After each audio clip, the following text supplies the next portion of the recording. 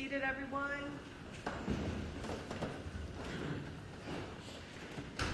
Good morning. I hope everyone had a nice evening.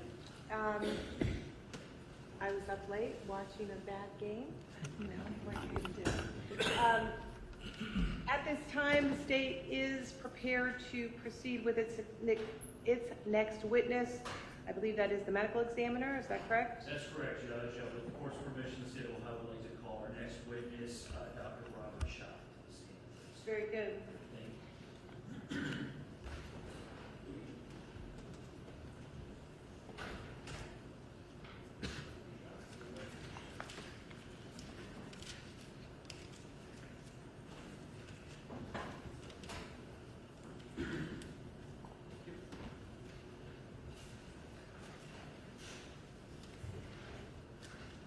Raise your right hand, doctor.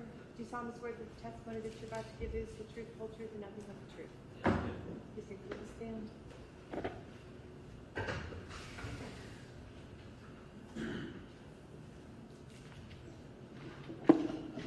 Good morning, sir. Can you please state your name and spell your last name for the record? Yes, my name is Dr. Robert Schott, S-H-O-T-T. And how are you doing today, sir? I'm doing fine, thank you. Good. Doctor, where do you work? I'm a forensic pathologist and the Chief Deputy Medical Examiner for the Summit County Medical Examiner's Office here in Akron, Ohio. And can you tell the jury what exactly that means? As a forensic pathologist, my job is to perform medical investigations into deaths that are typically unexpected or unnatural. Okay, and how long have you been a pathologist? I've been practicing as a forensic pathologist for 14 years. Okay, and has that 14 years been entirely with Summit County? No, the first 10 years of my employment were with the Montgomery County Coroner's Office in Dayton, Ohio, doing the same job. Okay, and do you happen to teach or present information on forensic pathology? I've had opportunities to teach medical students, pathology residents, and even some prosecutors at the Clark County Prosecutor's Office in Springfield, Ohio before. Okay. And can you tell the jury what sort of education you obtained to enable you to become a pathologist with the Summit County ME's office? Yes, after high school, I went to Columbus and spent 12 years at Ohio State. During the first 4 years, I obtained my Bachelor of Science degree in biology. The middle 4 years were at the OSU College of Medicine, where I obtained my medical degree. The final 4 years were at the OSU Medical Center, where I completed a 4-year residency in anatomic and clinical pathology. Following that, I went to the coroner's office in Dayton, Ohio, where I completed a 1-year fellowship, which is specialized training in forensic pathology. And I have maintained my certification in anatomic, clinical, and forensic pathology. Okay, and can you explain to the jury, if you're able to do so, what the Summit County Medical Examiner's Office does or what services they provide?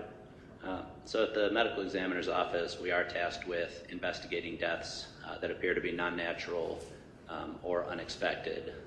We start by, the process starts when somebody dies in the community. They're pronounced dead by EMS or hospital staff. If the death meets certain criteria, they will report the death to our office. We have independent investigators associated with our office that will collect the background information about the circumstances of the case, any known medical history affecting the decedent, things like that. They triage the information for us, the pathologists. At that point, a decision is made whether or not to bring the body to our office to perform an autopsy, again, with the end goal of trying to determine why this person died. Okay, and is an autopsy conducted, in relation to every death? Not necessarily. It depends on the circumstances. Okay. And did you indicate that you are a licensed physician? I did not indicate that, but I am licensed in the state of Ohio. Okay, and do you have any other licensure? No, I do not. Okay, are you board certified? Yes, I am board certified in anatomic, clinical, and forensic pathology. Can you tell the jury what that means?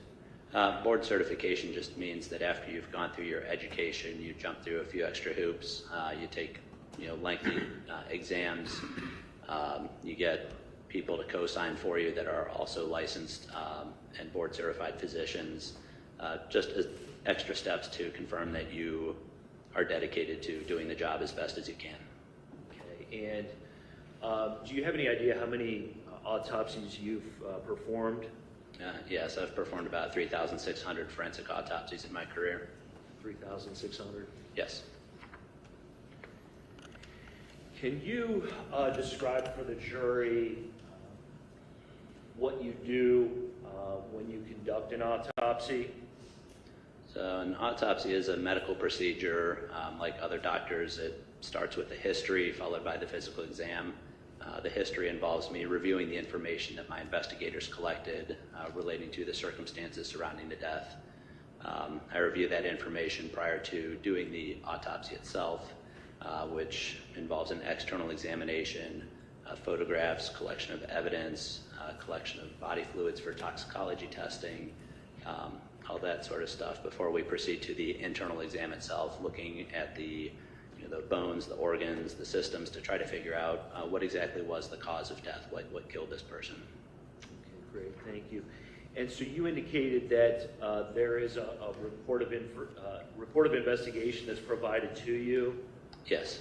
Can you explain what is entailed, or if there's staff that collects information to create that report for you? Can you repeat or rephrase that? Yes, I'm sorry, that was a confusing wording there. Can you tell the jury how that information is collected or provided to you? Okay, so we have investigators that staff the office 24 hours a day, 7 days a week.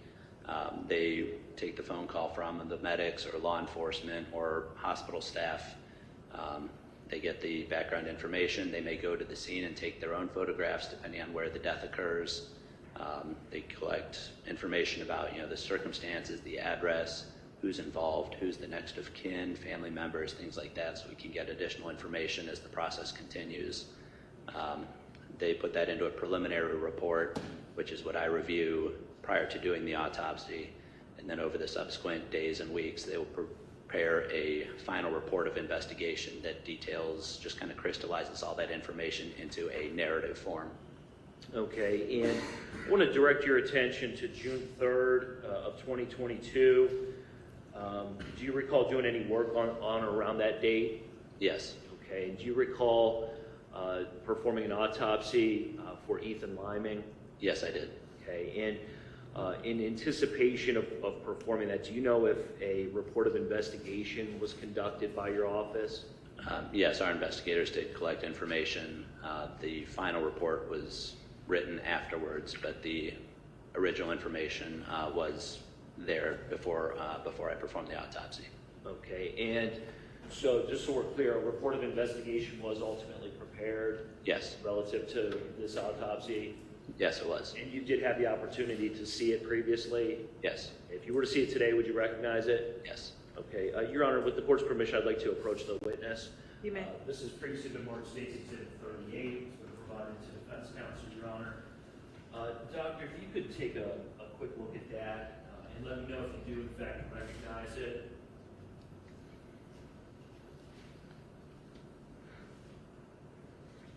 Yes, I do recognize this. Okay, and is that the report of investigation relative to the Ethan Liming investigation? Yes, it is.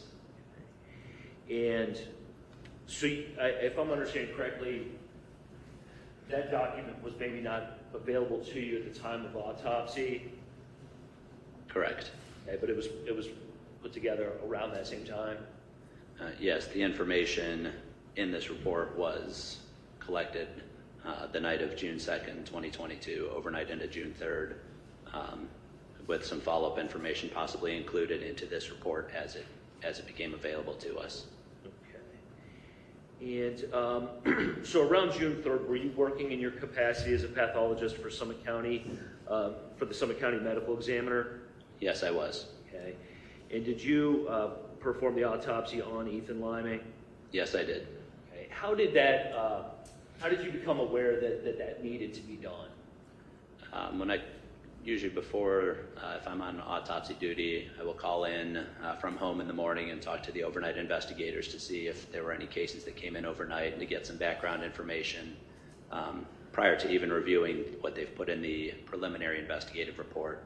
And at that point, I was made aware that there was a death, a 17-year-old who was deceased after an altercation. That was when I first heard of it, and then I came into the office and read additional information in their preliminary report, getting that background information. Okay, great. And did you then generate your own report of autopsy? Yes, I did. Okay, and in anticipation of testimony today, did you have a chance to review that document? Yes. If you were to see it today, would you recognize it? Yes. Okay, Your Honor, with the court's permission, I'd like to approach the witness. This has previously been marked State's Exhibit 39. It's been provided to defense counsel as well. You can take a look at that, sir, and identify the report if you are able to do so.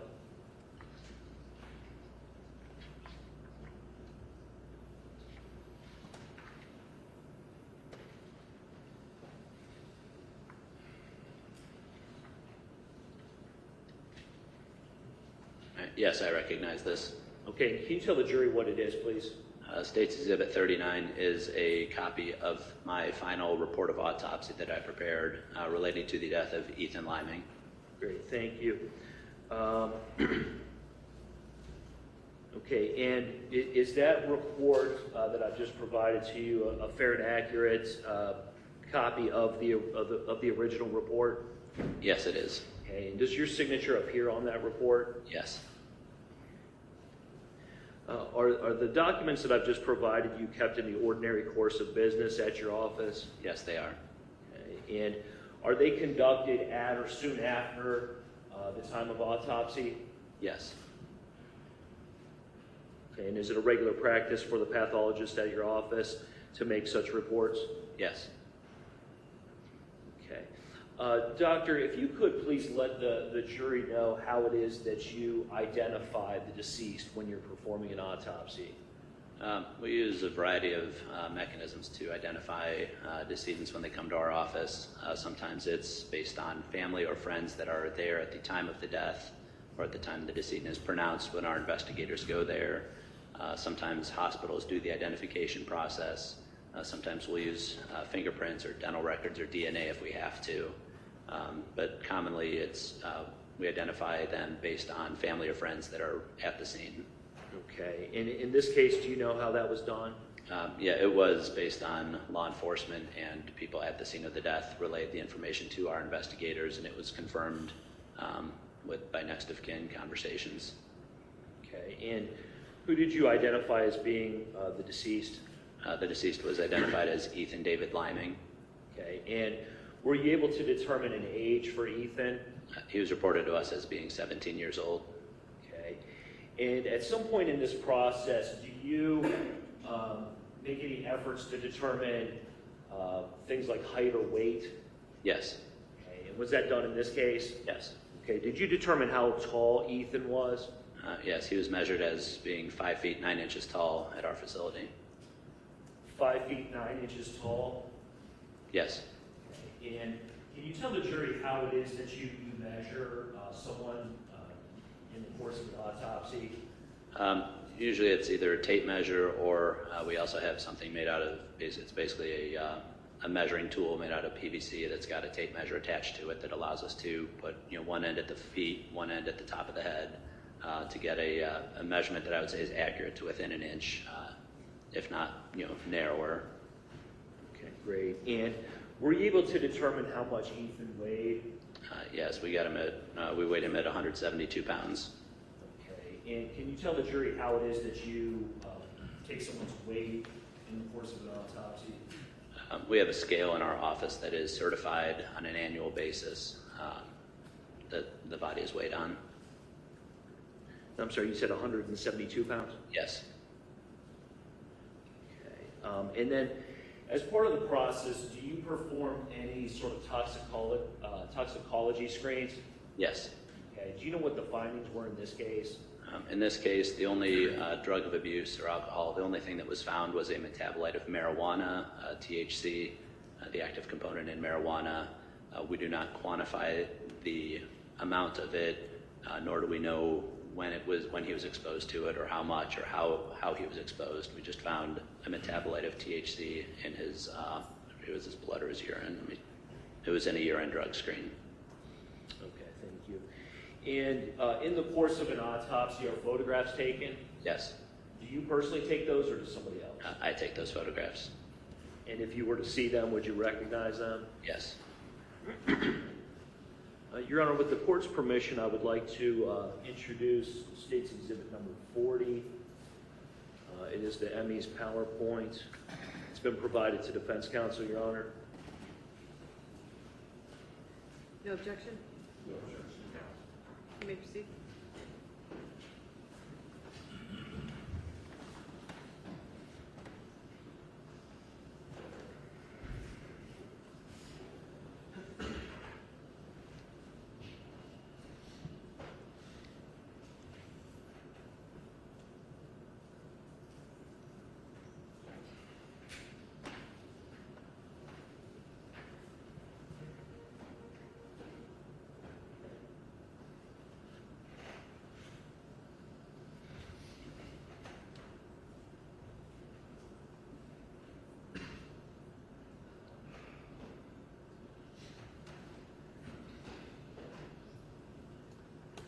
Okay, Doctor, if I could call your attention to the screen there. Do you recognize that image? Yes, I do. Okay, and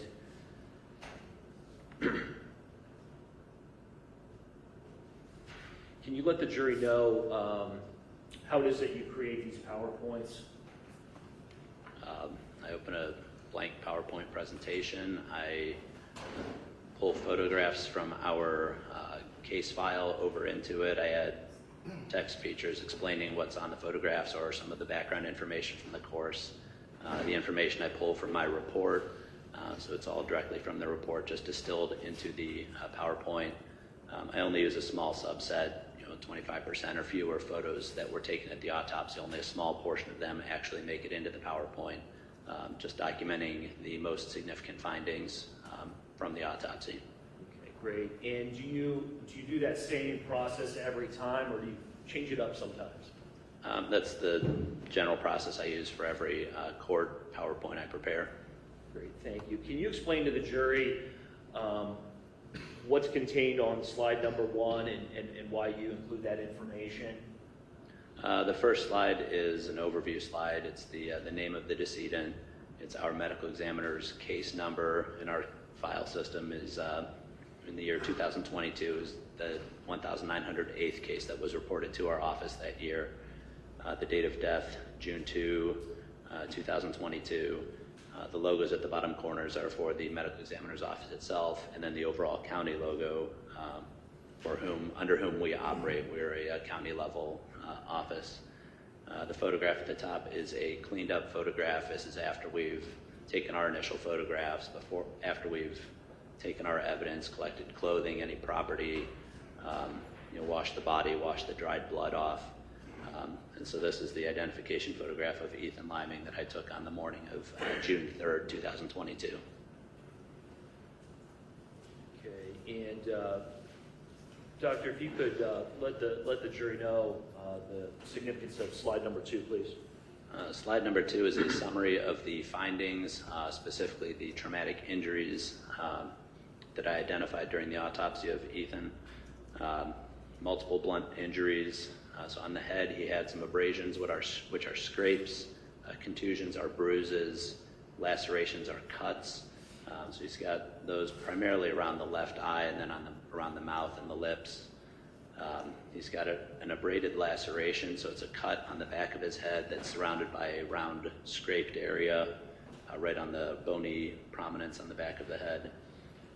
I identified during the internal examination a couple hairline fractures extending down the back of the skull towards the neck, towards the base of the skull. He had a small amount of subdural and subarachnoid hemorrhage that's bleeding inside the skull around the brain. There was an abrasion or a scrape on the left temple region. And then on the left forehead, I noticed in the photographs and during my examination a couple small abrasions that looked sort of curved, sort of patterned, very superficial, very faint, but they looked like they had some linear pattern to them that I tried to capture in photographs as well. Thank you. If you could let the jury know, please, the significance of, I think we're on slide number 3 now. Yeah, slide 3 has the additional injuries that I documented during the course of the autopsy. On the torso, there's bruising on the right chest wall, some patterned bruises over there as well, some superficial scratches or scrapes on the lower back as well. The upper extremities, the arms, we've got a faint bruise on the left shoulder. On the right shoulder, there's a curved linear abrasion or scratch basically on the right shoulder. On the left, second and third, so MCP, and the one below that where it's PIP on the knuckles of the hand.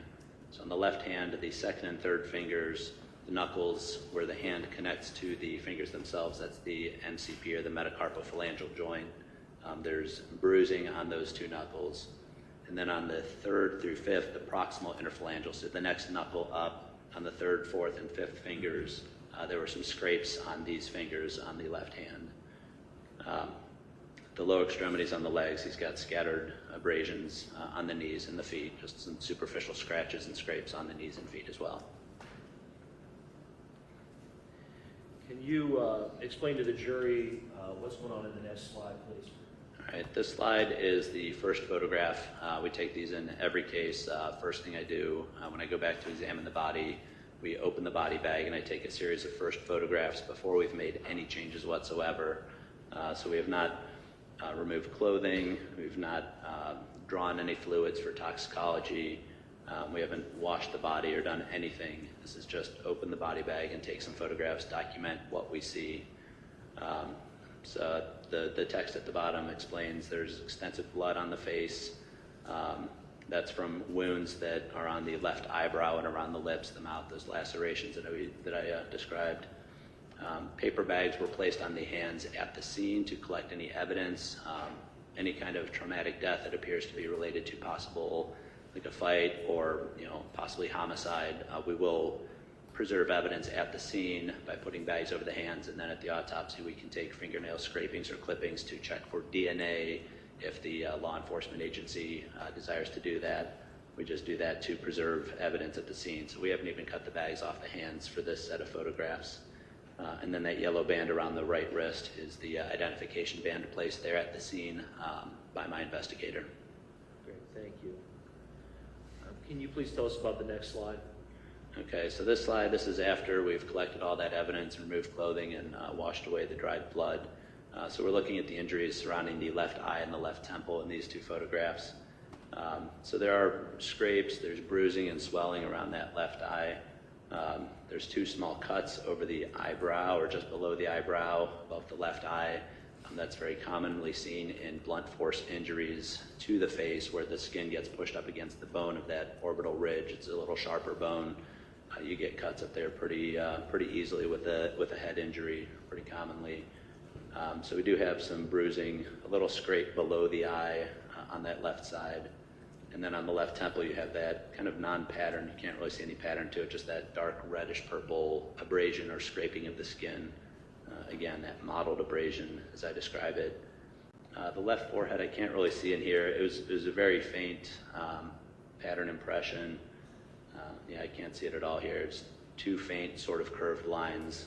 There's no real bruising or pattern to them on the skin or even under the surface of it when we reflect the scalp forward. And I did not identify any fractures in the nose, the facial bones, the skull, the front part of the skull, or around the eye. There were no fractures on the face. Great, thank you. Can you please explain to the jury the significance of this slide?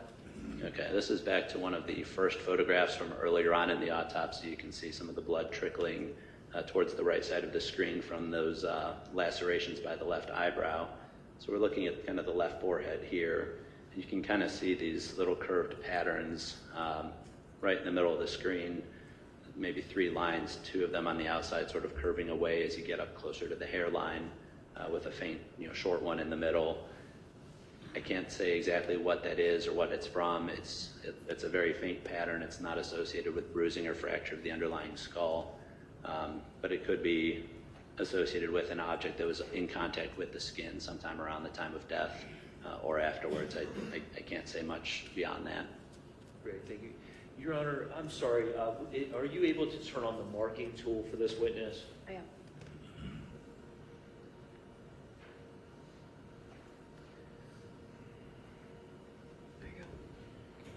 And Doctor, if you could please maybe hit the clear button if you are able to do so.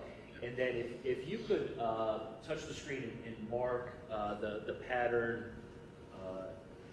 injuries that you were referring to, just in case maybe it's not clear to the jury here. All right.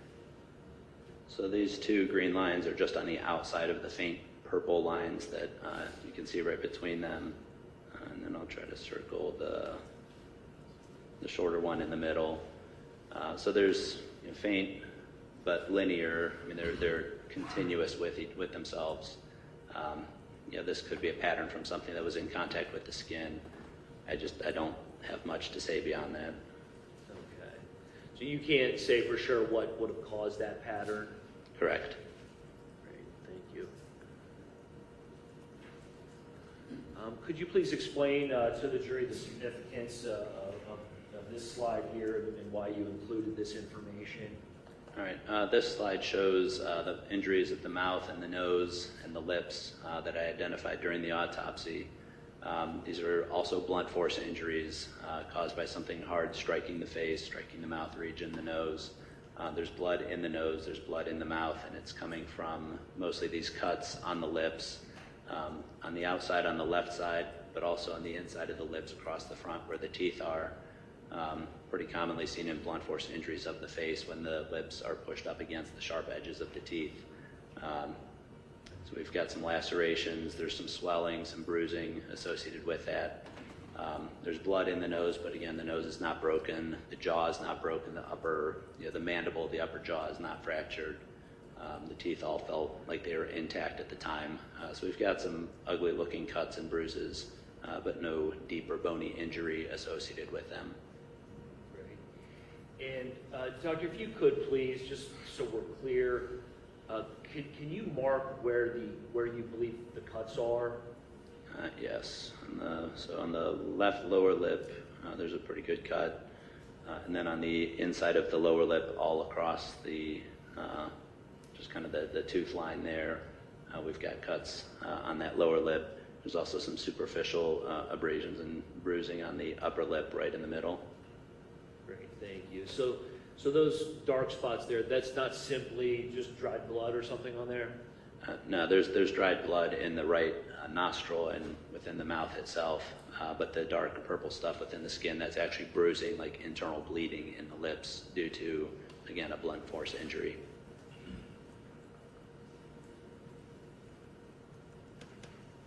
Okay. Explain the significance of this information, please. All right. On the back of the head, as I had said before, over the bony prominence, the occiput of the head, there's about a 1.5 inch abrasion or scrape.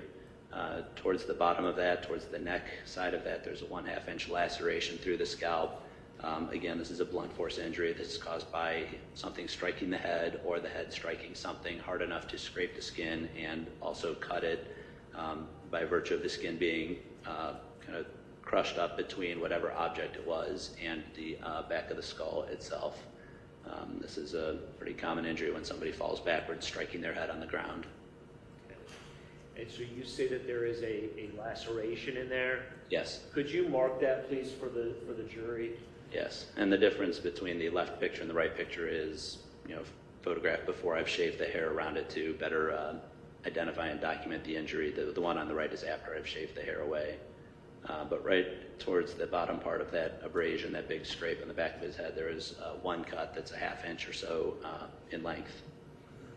And the reddish area surrounding that cut, is that an injury as well? Yes, that is scraping of the skin or abrasion. Okay. Is that different from a bruise? Yes. And if that injury were not there, would that skin color normally be kind of the whitish color in the outer edges of the shaved area? Yes, the whiter edges are what normal scalp skin looks like. Okay, so that entire area there that is red is an injury? Yes. And when you see something like that, Doc, are you able to tell if that's from striking something one time or multiple times? I can't really tell if it's one or multiple strikes.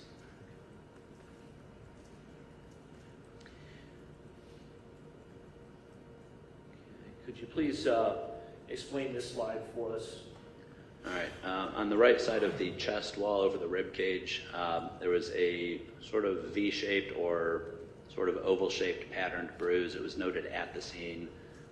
We also noted it at the autopsy. I can't tell exactly what it is. The outside margins, and I'm going to draw on them, they do appear sort of like they're coming together towards the lower parts. On the right of the screen is his hips, and his legs would be at the right. His head is up at the top at the left side of these pictures. But there does appear to be a somewhat oval but pinched at the end area that contains these just scattered kind of mottled small bruises. I don't see a clear pattern in them. Sometimes we can see patterns like from tires if somebody gets run over, things like that. We look for bruises that have patterns that may give me a clue as to what caused the bruises. The bruises themselves on this do not have any clear pattern to them, but the overall shape, could it be the sole or the toe of a shoe? It's possible. It could be something else. It's hard to say. The edge of the rib cage is rounded, and that changes how striking objects make an appearance on the skin. And did you indicate that you looked for broken bones within Ethan's chest area there? Yes, during the internal examination, we do check for rib fractures. We check for injuries of the underlying, the lungs, the liver, the spleen, the heart, anything contained within the chest and abdominal cavities. And the only injury I found was some bruising of the muscle between the bones of the ribs on the right side. The ribs themselves were not fractured. The underlying organs were all intact and normal appearing. Okay. Could you explain this slide to the jury, please? Yes, we're looking at the back of the left hand here. There are some injuries. There's some faint bruises. Again, those metacarpophalangeal joints where it goes between the bones of the hand and the fingers. Over those knuckles, there's faint bruises on the second and third fingers, the MCPs. And then over the middle, it's called the PIP, the proximal interphalangeal joint, over the knuckles of the third, fourth, and fifth fingers, we've got abrasion, so scraping of the skin on the 3 fingers, and then bruising over the knuckles on 2 other fingers. And again, that's Ethan's left hand? Correct. Okay. Did you find similar injuries to his right hand? No, we photographed the right hand as well. I did not include the photograph in the presentation. There were no injuries, though, on that right hand. And do you have the ability to know how he would have gotten these injuries?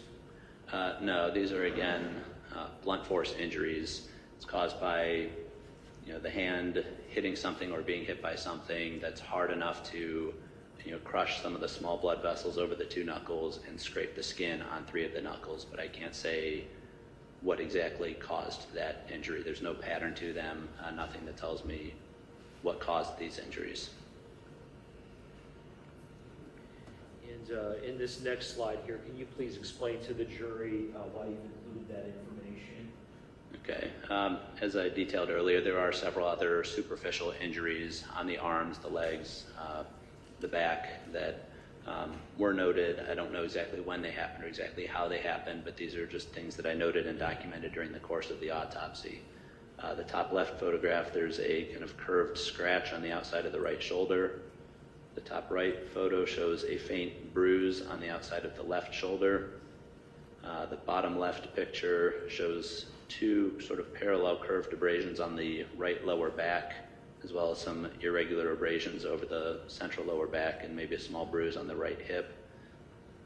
The bottom right picture shows some abrasions or scrapes, superficial scrapes on the top of the right foot and in the area where the foot bones get close to the toes, just superficial scrapes on that foot. So these are all superficial scrapes and bruises, but there's no deeper injury to the underlying bones or ribs or organs associated with any of these.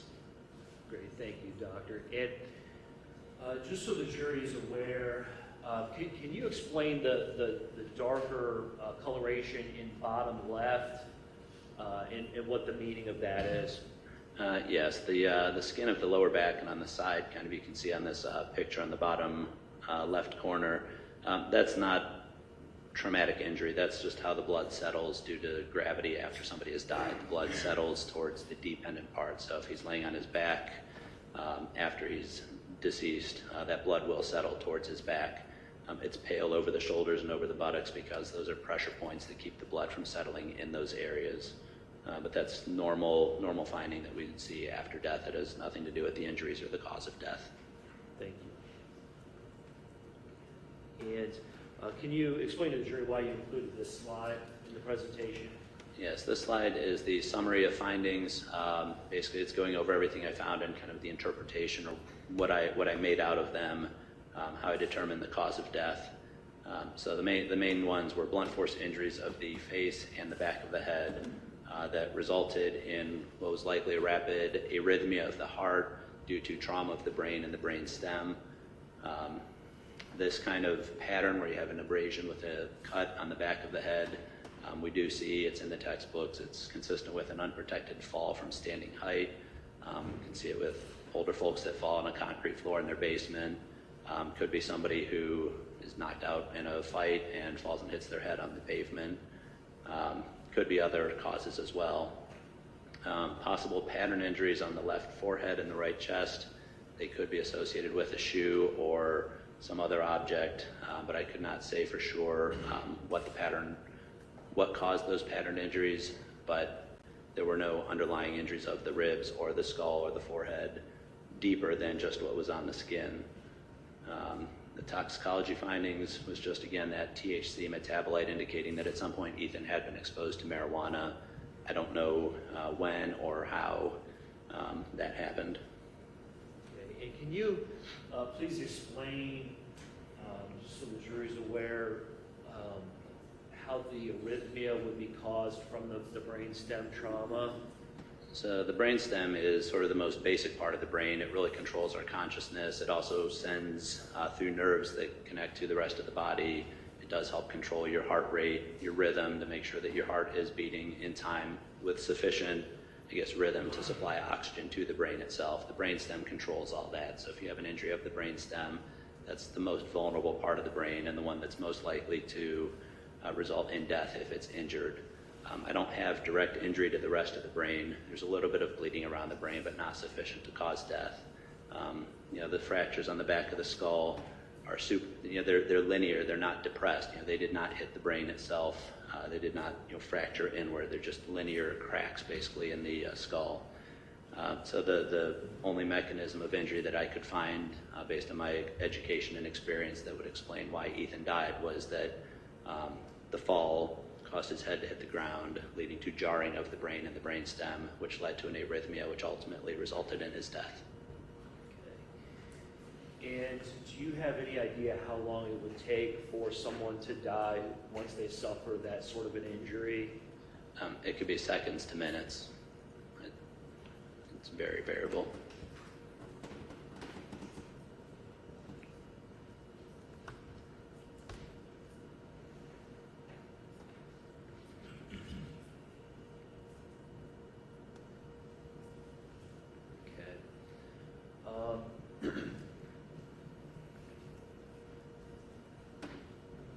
Was there any reason to believe that brain matter had somehow leaked out at the scene? No, I don't have any explanation for that. I don't think that's possible in this case.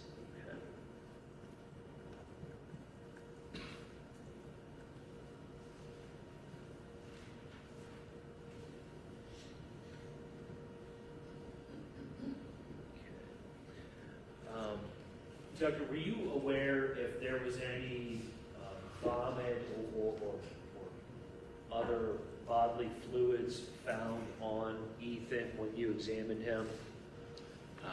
I think that was reported. I don't recall noting it in my report. It may show up in the photographs, but I did not.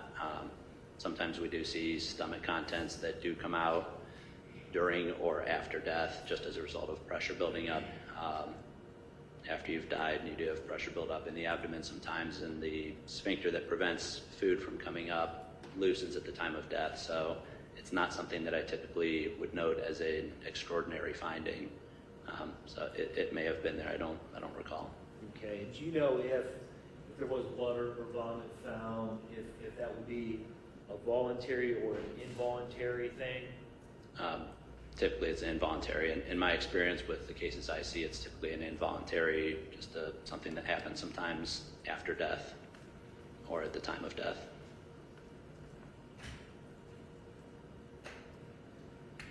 Okay. And were Ethan's injuries consistent with having been in some kind of a physical altercation? Yes.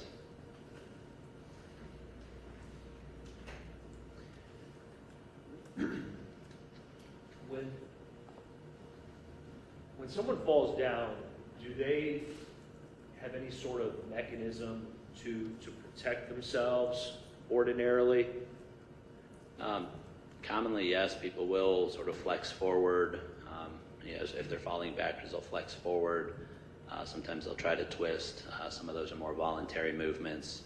But if somebody is basically unconscious, they may not be able to make those movements, and they may just fall flat back.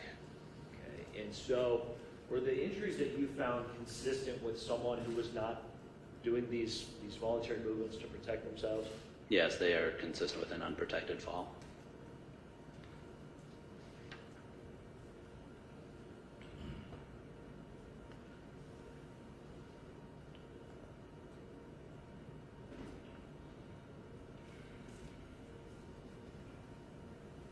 And Doctor, if you could please explain the difference between cause of death and manner of death for the jury. Yes, the cause of death is the injury or the disease process that sets off the cascade of events within the body that ultimately result in death. It could be trauma, it could be cancer, it could be heart disease, liver disease, things like that. Those are all different causes of death. The manner of death is how we classify those causes as far as is this an accidental death? Is this a homicidal death? Is this a natural death? Is this a suicidal death where somebody injured themselves with the end goal of death? Or if we can't determine based on all the other investigation, the autopsy, the other testing, if we can't determine what the cause was or which category it fits into, we can also call them undetermined. Okay. And in this case, what was the cause of Ethan's death? The cause of death I determined for Ethan Liming was blunt force head injury. And what was the manner of his death? Based on the information from the investigation, I determined the manner of death to be homicide. And the conclusions that you reached in this case, were they made with any reasonable degree of medical and scientific certainty? Yes.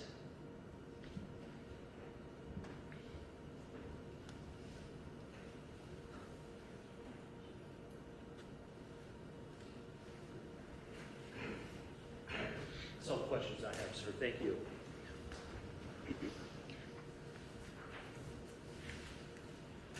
Cross-examination. Good morning, Doctor. Good morning. Thank you for being here, sir. Welcome. My name's John Sin, and I'm an attorney. In this case, I'm asking some questions. If I ask anything that doesn't make sense to you, just let me know, okay? Okay. I apologize in advance. I don't have medical training, but I'm going to ask you some questions to try and clear some things up for myself, okay? Sure. You used some terms I wanted to define. One of the terms you use is blunt force. What does blunt force mean? So blunt force, in terms of a blunt force injury, it's not something that's sharp or cuts cuts through the skin. It's not like a blade. It's just something that's hard or heavy enough to cause injury to the skin when it impacts. So typically we classify them as three different kinds of blunt force injuries: scrapes, cuts or bruises, or in our terms, abrasions are scrapes, lacerations are cuts, and contusions are the bruises. So, from my understanding, let's say that I have beams on my ceiling and they're little beams. I stand up and I crack my head on one and I just hit my head on the beam and it hurts. Would that be a blunt force injury? Yes. Okay. And you use some other terms, contusion, abrasions, and lacerations, so I want to talk about those. If I stand up and I hit my head on the beam and I get a goose egg on my head, is there a term for that goose egg? Goose egg, like a swelling caused by bruising, we would call that a hematoma. Okay, a hematoma, all right.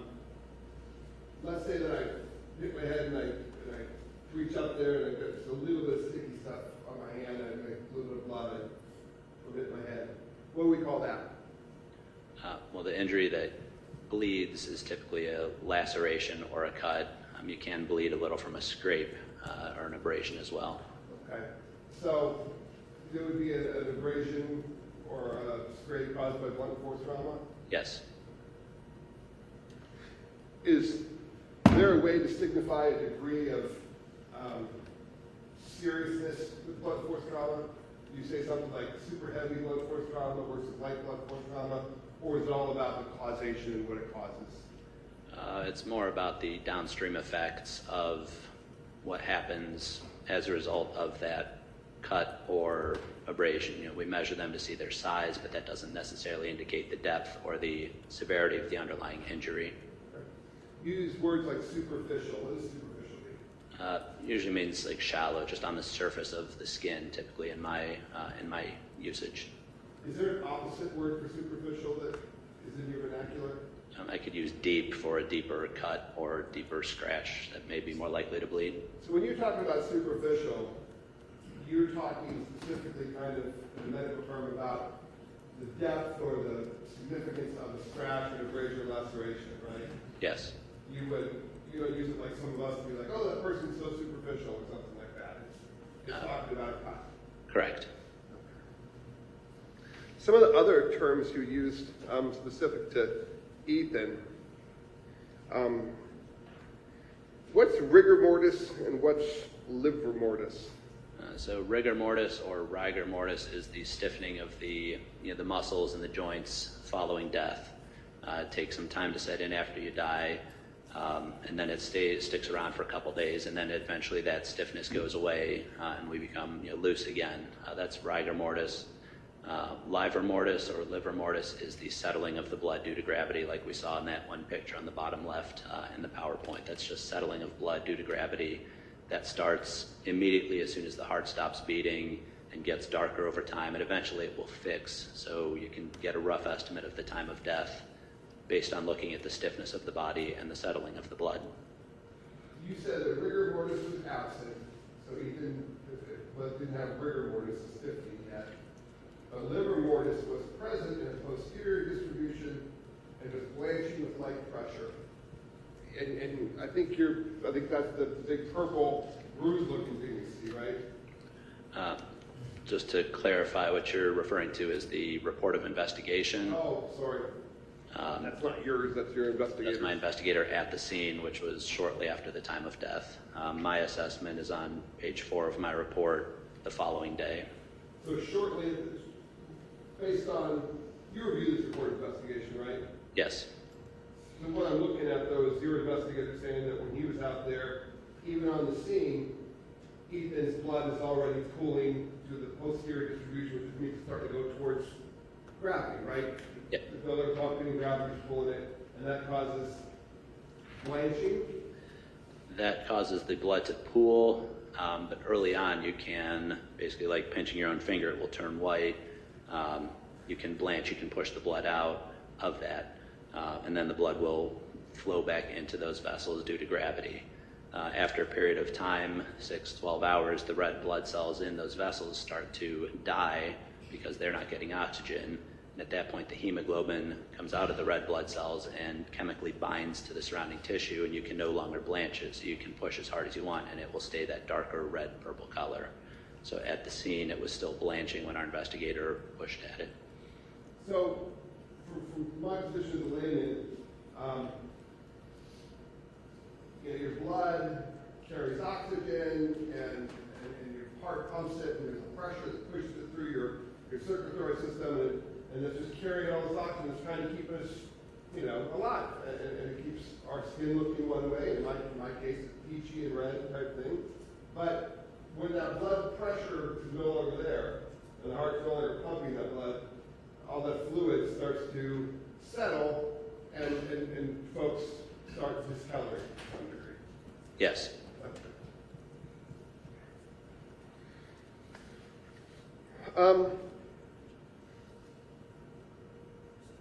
Ethan's listed in your report as being 5'9", 172, and that's from a medical professional. But we've got him as 6'1" on his driver's license and 6'1" on his football stats. Is there a medical explanation for that? As in, maybe people are taller when they're in control of their bodies and standing in a certain posture? Or is he just 5'9" and it was wrong on his license? We tend to measure you may have a little more height if you're standing as upright as possible. I would not expect a 4-inch discrepancy between our measurement and actual standing height. I would tend to trust ours, again, within an inch or so. So possibly it was 5'10", but we tend to stretch out the legs and try and get as accurate as we can with our measurements. Okay. There were injuries documented on Ethan's body, correct? Yes. And I guess I want to go over those injuries because I think the jury's going to want to know not only what killed Ethan, but what hit Ethan, how many times Ethan was struck, where he was struck, what you can say medically and what you can't. Did you count? Well, let me take you through your report if I could, okay? I'm going to try and see if I can get it up on the board for you. Go back to the original. Sorry. Okay. So, that's the summary. 1 second, doctor. Can you see what I'm doing here? How am I getting over here? Okay, I'll start here, I guess. Okay, I got it. Thank you very much, Mr. Prosecutor. So, 17-year-old man with multiple blood injuries. And now we're talking about his head. Ethan's got abrasions, contusions, and lacerations around his left eye and mouth and lips.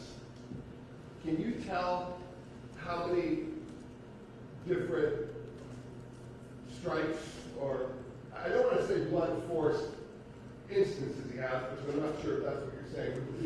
Did it have to be blunt force that caused abrasions, contusions, and lacerations? Yes, those are blunt force injuries. Can you tell how many different blunt force impacts Ethan had on his head? I can't say the exact number. There's at least one significant one to the region of the left eye and at least one significant one to the mouth and possibly the nose as well. There could be more, but I can't say that for sure. Okay. So, he's got a significant injury to his eye in the sense that he looks like a punch in the eye. He Yes. also looks like a punch in the mouth, right? That could explain, yes. But then you've got abrasion, laceration. We'll talk about lacerations and stuff. But the two significant injuries look like two punches, one to the mouth and one to the eye. I'm just going to cut to I want to talk more about those, but can we assume that one of those is the cause of, is the punch that put Ethan down? I mean, if the evidence kind of says Ethan locked up after being struck and fell back and hit his head, can you tell whether it was the punch in the eye or the punch in the mouth that got him? No, I cannot. Neither one of those punches neither one of them caused any type of fracturing, right? Correct. Not directly, correct. Okay. So Ethan doesn't have a broken eye socket. Correct. He doesn't have some of the injuries that you see when somebody is punched in the eye. A lot of things can happen. It can just swell up and bruise, or you can break bones. You can possibly get orbital fractures from being struck in the eye. Right. And that would probably be consistent with either how hard someone got hit or how delicate their structure is. That can offer clues, yes. Ethan didn't have any damage to his eye or his eye socket, no fractures to his eye or socket. He had bruising and injury that way. Correct. Okay. Same with his mouth. His lip was busted. Is that accurate? Yeah, it was lacerated, yes. But his teeth aren't knocked out or loose. His jaw's not fractured or anything like that. Correct. An abrasion on his left temple. Abrasion, what does that mean to you? An abrasion is a scraping of the skin caused by contact with something that's hard, not sharp, enough to scrape off some of the outer layer of the skin. So if you look at what I'm looking at abrasions, contusions, the first thing you wrote. I'm going to skip 2 and 3, abraded laceration, back of head, hairline fracture. Oh no, I'm going to go to those. Abrasion, contusion, laceration on left eyes, mouth, and lips. Did those cause Ethan's death? Directly, no, those would be unlikely to cause death. Okay. All the way to the bottom, a possible pattern impression on left forehead. Did that cause his death? Not directly, no. Okay. And an abrasion on left temple, did that cause his death? No. What caused his death, now we're going to move to the back of the head, I'm assuming. And those 3 in the middle where you say abraded laceration on the back of his head, what does that mean? It's a scrape with a cut in the middle of it, so it's got a cut and a scrape, 2 different types of blunt force injury, possibly from the same impact on the back of the head. That's probably the first area that hit cement the hardest and split his head right there. Yes. Hairline fractures through posterior skull base. Is that spreading out from the laceration and just kind of like an aqueous crack type thing? Yeah, I'd say they would radiate from that same impact point, radiating downward. And a subdural and subarachnoid hemorrhage, what does that mean? No, that's some bleeding around the brain, usually associated with a sudden jarring of the head or an impact to the head. Now your brain is encased in fluid, is that right? There's a thin layer of cerebrospinal fluid between the brain and the skull. And is it supposed to have? Is your brain supposed to move it all in your head? When you're younger, there's a little bit of shifting room for it. The older you get, your brain does shrink a little, and you have more room for it to move around. But in a 17-year-old, there's not a whole lot of space between the brain and the skull. So you fall down, you hit your head on the back, and you split the bone right there. But that in and of itself doesn't cause your death. The hairline fractures don't cause your death. What's the mechanism of death regarding the subdural and subarachnoid hemorrhage? It sounds like the brain hit the back of the head and broke. So there's not significant bleeding internally. There wasn't enough bleeding around the brain to explain his death. And same with the skull fractures. They were narrow. They were not, displaced significantly into the brain. So the injuries themselves are not fatal, but they indicate a rapid, significant change in force to the brain itself and to the brain stem as the head moves around and on the neck due to the forces that were hard enough to fracture the skull and cause some bleeding around the brain. So I have clues to the brain injury that ultimately resulted in his death, but I don't have direct evidence of the axons or the neurons themselves that were stretched or damaged due to that force that caused the death. Based on your training in the forensic sciences, you folks you're an investigator. I mean, you investigate the cause of death, right? Yes. So when you put science behind it, you'd be able to tell the difference between someone who died, say, from standing up too fast and hitting their head on something, as opposed to somebody probably wouldn't die from that, would they? Stand up and hit their head on something. They have to get off the arm. That would not be a common cause of death, no. Okay. this injury is textbook for falling from several feet straight down, right? Yes, something like this would be reported, and yes, it is consistent with that. And the amount of height you fall is consequential. You don't have the same injuries when your head's 6 inches off the ground as opposed to 6 feet. Correct. Just anything else, you drop it and, okay. Can you explain, well, I'll just tell you, we had some testimony that Ethan just kind of locked up for this. What would cause someone just to lock up? And I know boxers talking about, like, you know, punch in the chin or punch him on the button or whatever boxers say, but what happened here if someone just locks up after getting hit? The locking up can be sign of a brain injury. Different levels of the brain, depending on how they're injured, can result in different kind of posturing or, you know, defensing response or different kind of posing, depending on the level of brain injury. But if somebody locks up while they're still on their feet, that would indicate they've had a pretty significant jarring of the brain while they're still on their feet. But those in themselves can be recoverable, right? Yes. I mean, anytime we see a boxing match where someone gets knocked out cold and they just fall back like that, and then they take some 20 seconds to get up, that's the kind of injury you're talking about. They locked up and hit the mat. Yes. So that in and of itself doesn't cause death. It's the fact that you lock up. You better hope you're on something soft and not something hard. Yes, that would be better. Yes. Okay. Ethan got worked on by some medical personnel and moved around a little bit by his friends. So we're not 100% sure. I'm not 100% sure. I'd object to the form of the question, Judge. Can you tell if he hit like a post or a pole or like a light pole? Can you tell if he hit like a baseball light pole or the edge of something like this, or whether he hit flat on the concrete? I can't say for certain. I did not see a pattern in the abrasions or the cut on the back of his head, the laceration. I did not see a pattern that tells me he hit something other than a flat surface. It would be consistent with a flat surface. It's possible he could have hit the edge of something hard as well. And as we talk about Ethan's head, and we rule out the damage caused by, the concrete in the back of the head, we've got two significant injuries that both could have been caused by a fight, correct? These are like punch injuries, possibly? Are you referring to the punch or the injuries around the eye and around the mouth? Yeah. And obviously you weren't there, I was there, but piecing it together, looks like you got in a fight, you got punched out of the mouth.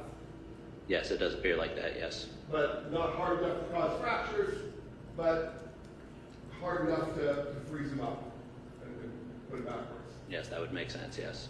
And none of those other injuries on his head, the scrapes and the bruises, scrapes and the cuts, those didn't play a part in his death. They did not play any physiologic role in his death, no.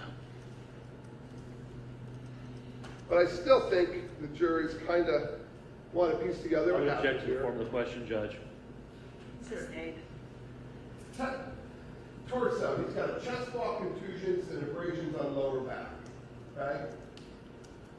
Abrasions on lower back, those are just scrapes again, right? Yes. And that can be consistent with a lot of things, one of which is maybe getting dragged. It's possible, yes. Someone tries to help you and drags you across the concrete. What is a chest wall contusion? What does contusion mean? It's bruising. Okay.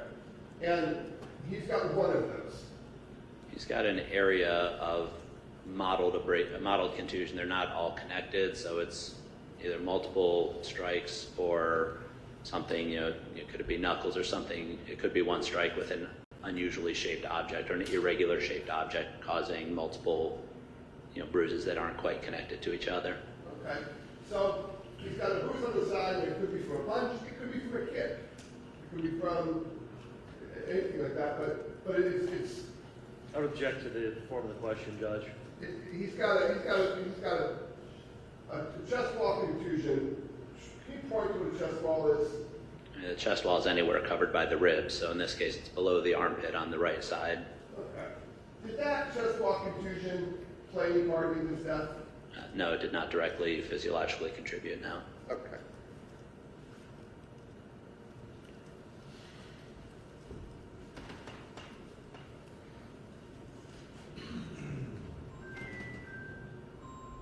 got me. I'm sorry if it is.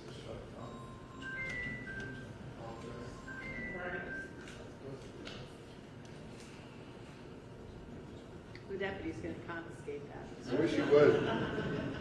Give me a break.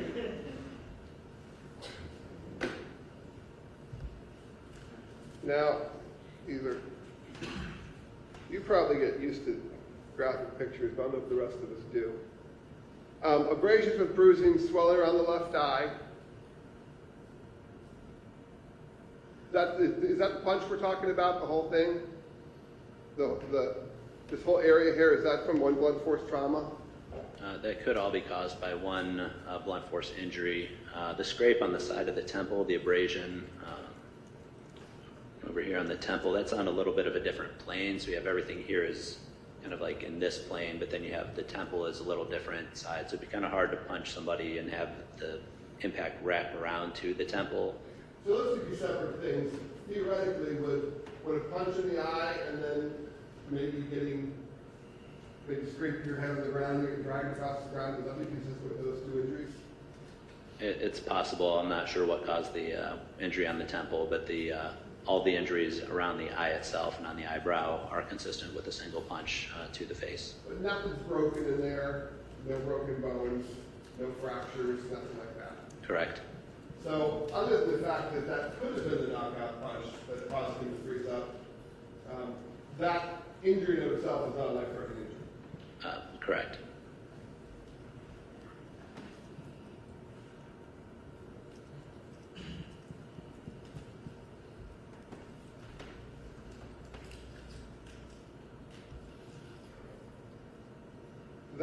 That's also not a faint possible contusion underlying scalp.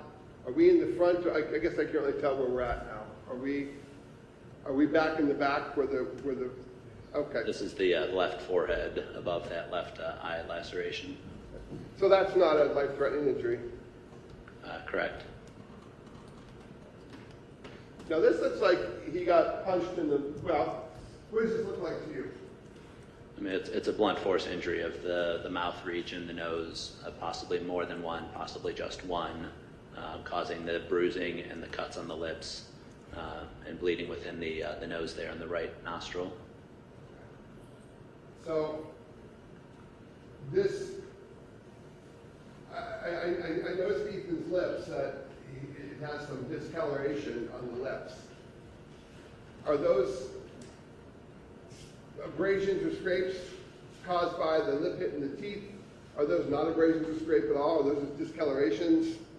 Are those, what are we looking at there? The sequence of questions. I apologize.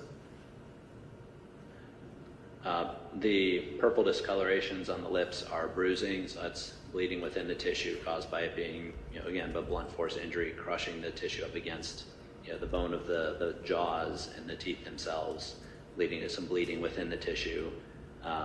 We also have cuts or lacerations on the lips themselves, again, from an outside blunt force hitting the lips up against the sharp teeth. And then the splitting of the lip on the left photograph here on the left lower lip, that's more likely not directly against the teeth, but that's caused by the tissue itself kind of tearing sideways when it's struck. And that's consistent with getting punched in the mouth? Yes. Is there anything about that just screams multiple punches to the mouth, or are those injuries consistent with one punch to the mouth? This could all be from one punch. His nose is bleeding. Is that a separate injury, or could that be a related injury? It could be related to the punch, depending on how the impact hit. It could be from one impact to the mouth and nose, or it could be a second impact. Would you agree with me that the nose has some fine, delicate bones in it? Yes. And a lot of times people get punched and break their nose? Yes, it happens, yes. Right. There's no indication that any of Ethan's nasal bones were damaged or broken in this case. Correct. So this punch in the mouth injury also is not a cause of death. Correct.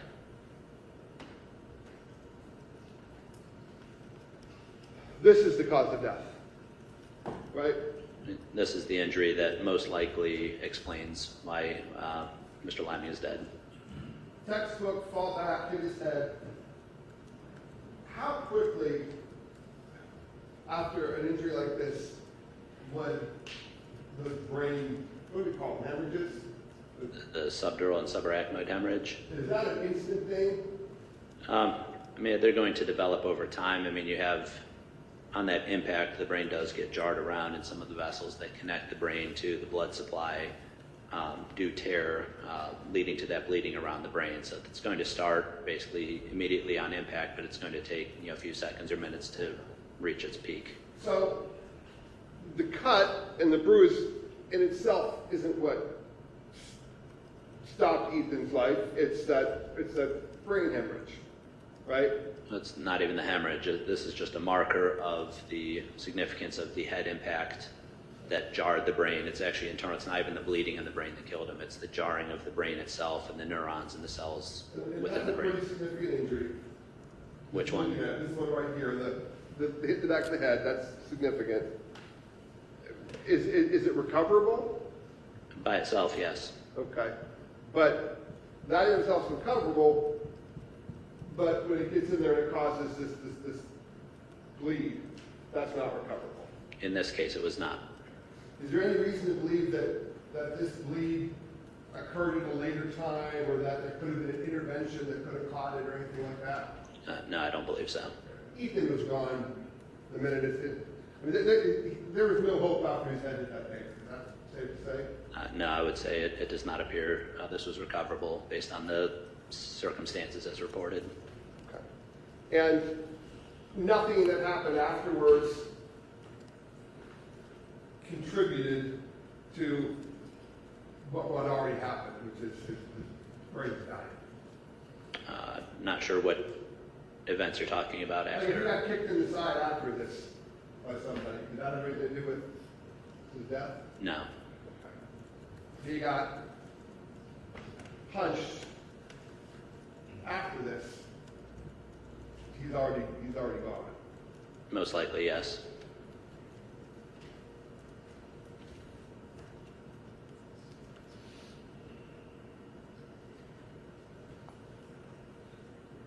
Oh, now, these injuries to Ethan's knuckles, why do you document those? Any case we have that looks suspicious, death during an altercation with somebody else, we take photographs of the hands to document injuries that may explain whether somebody was actively involved in the altercation, whether they're trying to defend themselves, just to collect any evidence that may be there to see if it makes sense given the circumstances as they reported. So we took photographs of the hands regardless, including the right hand that was uninjured, but in this case, I specifically wanted to document the bruises on the 2 knuckles and the scrapes on the other 3. Okay, so these injuries are consistent with Ethan striking something with his hand. Yes, it would be consistent with that. Okay, and you document them. You're not trying to say that somebody stepped on his hand or somebody attacked his hand. You document this because it shows that Ethan was punching something. I would object to that, Your Honor. Overruled, if that. I don't know how these injuries, these are blunt force injuries on the knuckles, could certainly be caused by somebody punching somebody else. Could it be caused by the hand backhanding something else or striking another object? It's possible as well. I don't know for sure whether this was during the act of punching or some other injury of the hand. But you choose to include that because it has potential evidentiary value for the police and for the people who report down the road because it may be consistent with mutual combat. Yes.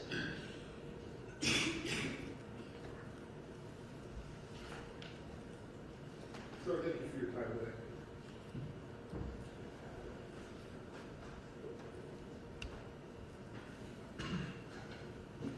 Good morning, Doctor. Morning. Donald Gallagher, I represent Tyler Stafford. I just have a few questions.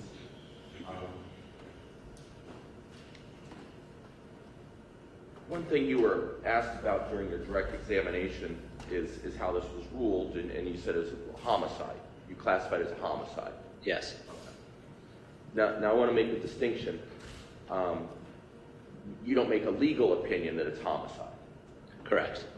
You're making a medical decision that it's homicide. Yes. Okay. And I think that you said that you have performed, what, 3,600 autopsies, somewhere around like that? Yes, forensic autopsies, yes. This is not the first autopsy where you concluded it was a homicide? Correct. Okay, I mean, hundreds, thousands? Yeah, about 400 at least. 400 homicides. So there have been, I'm guessing, many cases that you've ruled as a homicide, and then down the road legally, it's not a homicide. I do not tend to follow what the court's adjudication or whatever. I don't follow the results of the trials typically now. Okay. But if you found out that you ruled something a homicide... I would and then- object, Your Honor. Finish the question. Is it, if you found something to be a homicide, and then legally you found out, oh no, there was no criminal occurrence, that wouldn't surprise you? No, that would not. I'm guessing you're highly educated, right? Spent a lot of time at school, yes. But not in law school. Mr. Gallick, I think the operable thing here is his definition of homicide. I don't know that he has defined homicide from his standpoint. Tell us what you think homicide is. In the medical legal world, in the coroner system world or medical examiner system, homicide is death that results from the willful act by somebody else with the knowledge that they could be causing injury to the other person or possibly death. It's not a statement at all on whether it was self-defense, justifiable, non-justifiable.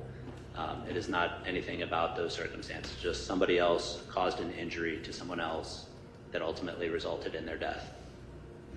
Thank you, appreciate that. Now, when you, and I'm bouncing around a bit, during the beginning of your PowerPoint, you talked about receiving the body and what you go through when you have a body to review, right? Yes.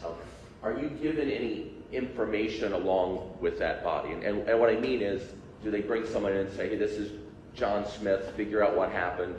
Or do they say, this is John Smith, he's got 2 wounds, he got stabbed with a butcher knife, do your autopsy?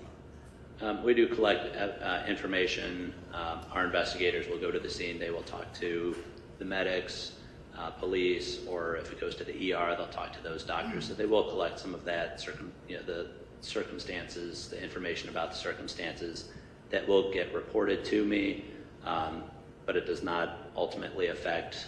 It helps maybe, I will take more pictures of the hands if this sounds like a death during a homicide or during a fight, but it doesn't change my actual interpretation of my findings. Now, if you recall, when you received this autopsy, you were told this person was killed in a fight, or they were killed in a fall, or they're killed, or what were you told, if you remember? It was told that he was found deceased after an altercation in the parking lot. I don't remember the specifics of what else was reported, though. And the facts of, well, the altercation started this way, or this person started it, that's outside your purview? Yeah, I don't take that into account when documenting my findings. Okay. Now, you were asked questions by 2 other lawyers about, a prosecutor and Mr. Sin, about these wounds on the decedent's left hand, and you said it could be consistent with him punching someone. Yes. I mean, you can't say 100%. Right. Okay. Now, you didn't see similar wounds on the right hand. Correct. Okay. But you don't know if the right hand was used to punch someone or not. That is correct. But it means that if he had been punching someone with his right hand, it had not done the damage that his left hand had done. Correct. There's no evidence of injury of the right hand, but that doesn't mean nothing happened with that hand. It's possible he hit someone with his right hand and it didn't cause a lot of impact. That's possible, yes. Okay. I appreciate that. You also said that there were some wounds on the top of one of his feet. Yes. I mean, is that possible that he was kicking someone? It's possible, yes. Okay. I think Mr. Sin asked you about the wound on the back of his head, the impact of him hitting the back of his head. That's really what we're talking about here as far as causation. Yes. Okay. I think you were asked if is that injury recoverable, and you said it could have been.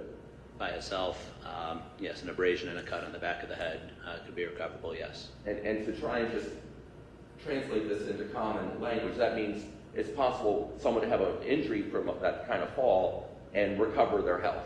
Yes. Okay. But now you also said, I think it was during your direct, that this injury could have caused death in seconds or minutes, right? Yes. Okay. So if this fall hits the back of his head, starting this chain of events, right? And that chain of events is leading to death. We don't know if that chain of events was seconds or minutes, correct? Correct. Okay. So let's just say it was seconds. I mean, you're saying it could have been recoverable had there been like EMS right there on the scene the moment he fell. I don't know. In this case, I doubt it. I think the injuries were so significant internally that for Ethan Liming, this was not a recoverable injury. For somebody else that falls and hits their head, they may be able to recover. And it's not a very scientific thing. You don't, it's not something you can study with, a whole number of people with impacts on their head and see who lives, who doesn't. I don't know the circumstances why it had the downstream effects here that it did. Okay. In this particular case, you don't think it would have mattered if emergency personnel had shown up 10 seconds later? I don't think so. Okay. Thank you very much for everything. Thank you. Thank you. Very briefly, thank you for your patience, Doctor. Following up on Attorney Gallup's questioning about the seconds versus the minutes, if someone were to live and survive that fall for minutes, would they be moving or doing anything to demonstrate that they are alive? They certainly could still be breathing. You have reflexive breathing. You don't do that consciously. You also have reflexes that could still cause the arms to move a little or the chest to rise and fall, called agonal breathing. You have some just reflexive movements that are not conscious. So it's possible certainly that there was a couple minutes of movement or shifting around of Ethan as his brain is going through its injuries. Okay. And you mentioned that certain information is provided to you in that investigation report. Did you get information from eyewitnesses that Ethan never moved or made an audible sound after falling? I don't recall if I got that information or not. It did not affect my findings as to the cause of death. Okay. If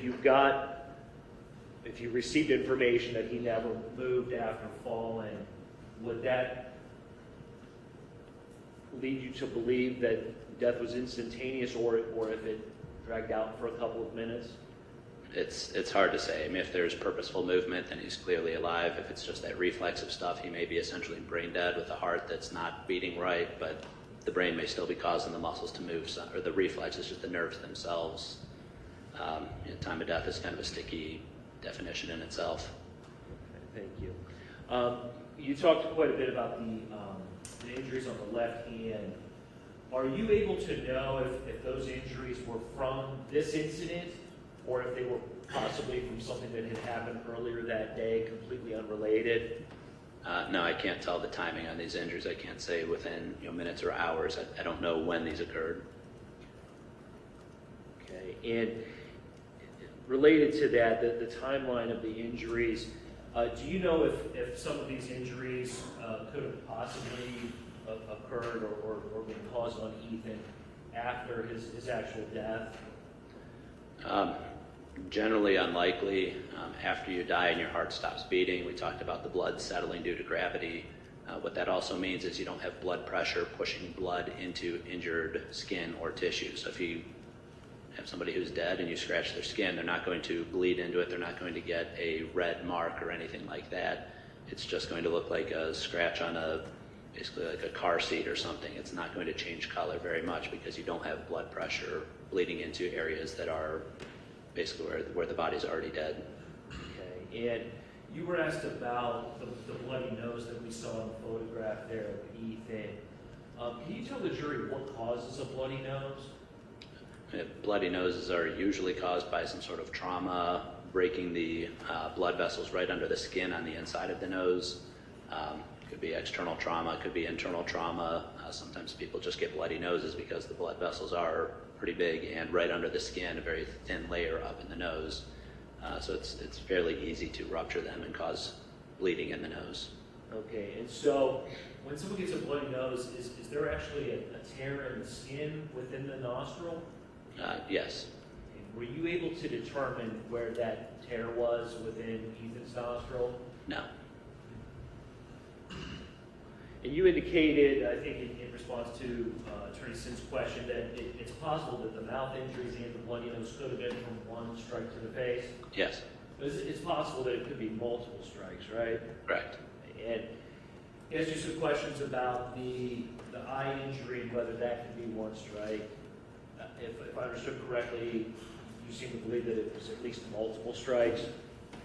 I think the ones around the eye could have been one, or it could have been more. The one on the temple indicates a separate injury, but it's a scrape. It's not necessarily a direct impact to the temple. It could be a scraping against it as well. Okay. And the two lacerations on Ethan's eyelid, eyebrow area there, is that a common thing to see the two lacerations like that? We do see multiple lacerations over the eyelids in other cases with blunt force facial injuries, things like car accidents where somebody's not wearing their seatbelt. Sometimes you can see multiple lacerations near each other. It could be one incident, it could be multiple impacts. Okay. And then there's some questions about the causation, and Attorney Sin asked you if the punches caused the death, and I think you said not directly and not active and not physiologically. Is that right? Yes. Okay. But that's not a complete answer. It means it did play a role in it. Is that right? I think given the entirety of the scenario, it makes sense that one of the punches, or possibly both of the punches to the head, led to the upright unconsciousness, which led to the unprotected fall, which led to the head strike and the brain injury.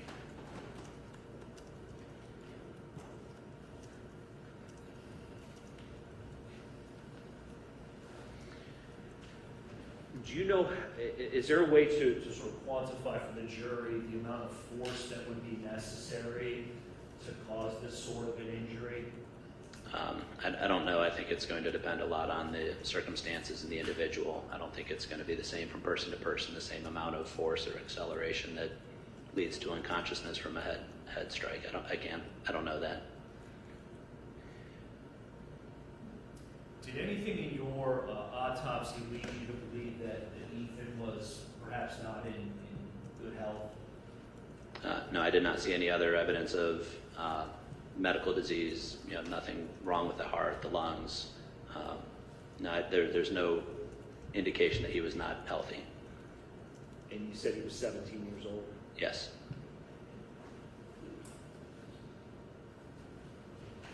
That's all. Thank you. Doctor, the prosecutor was talking about, and I was talking about the bloody nose and that type of stuff, and the picture we saw of Ethan's bloody nose, that was after he was cleaned up, correct? The one close-up showing the lip injuries, yes, that was after the body had been washed, yes. In evidence, there's a picture from the scene, and it's an awful picture because it's basically Ethan with blood. It looks like it's coming out of both his eyes and his nose, and it looks like he's throwing up blood. Are those injuries, is all that, where's all that blood coming from? Is there something significant I about object to the form of this series of questions, Judge. Does blood tend to leak out of different orifices upon death or upon a traumatic brain injury like this? Blood leaks from injured tissue, so if you have cuts and lacerations, blood will flow through that as long as there's blood pressure or gravity helping it move that direction, but it doesn't just come out of the eyes or the mouth, typically right after death. Okay. So, what we see on Ethan's shirt is it vomit or blood? If someone said he vomited, if someone said he threw up blood, would that be consistent with the internal findings?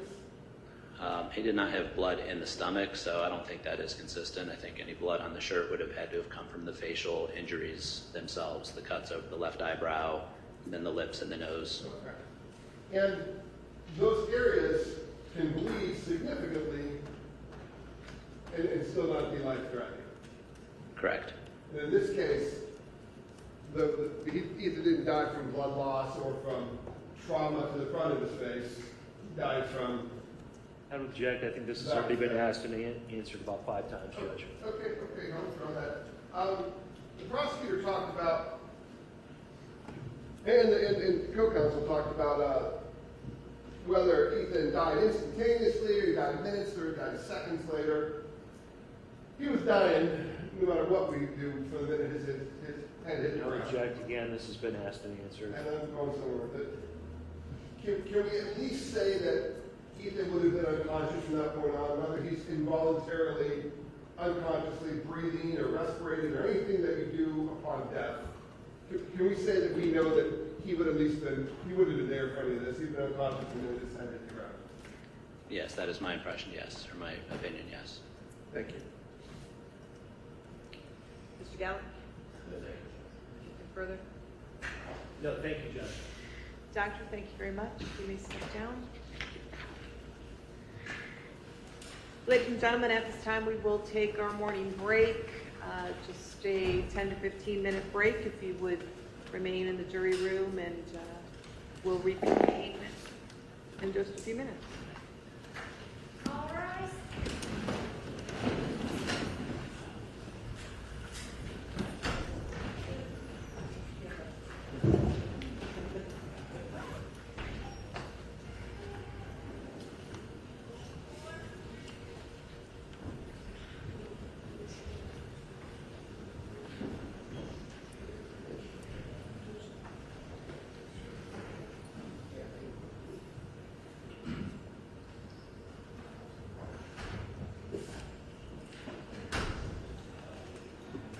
Jury's been in the jury room, so you might have to go back. We don't have a lot of time, we have 10 minutes. Please be careful.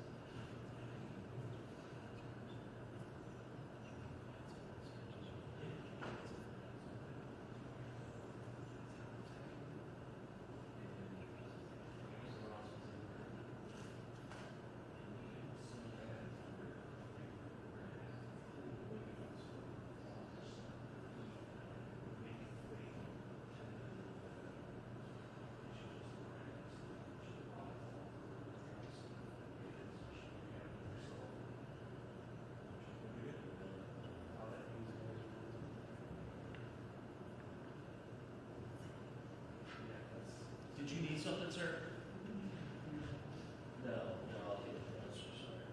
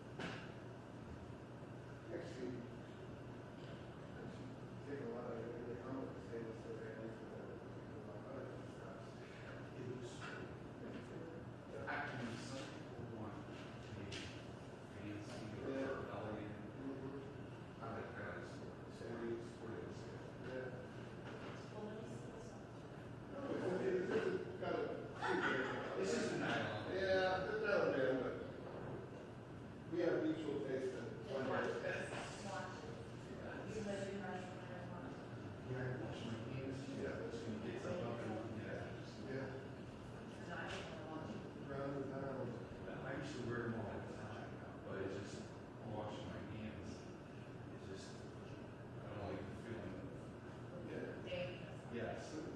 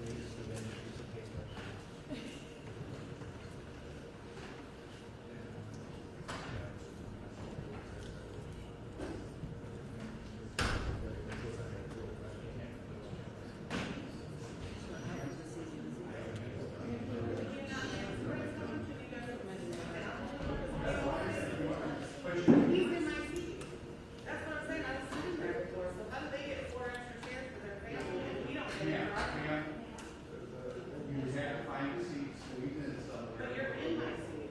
No, I'm his deputy, ma'am. So you're discriminating against our side, because we don't have no chairs for us. They have 4 chairs for overflow for their family, that's discrimination. We're Excuse here to see me. this child. Excuse me, ma'am. That's discrimination. I only have so many seats. If there are more people, then they need to go in the overflow room. There are only so many seats for fire purposes, security purposes. If you can't sit, you need to go to the overflow room. Hey, folks, if you would remember, turn your cell phones off. Please don't have them off. All right.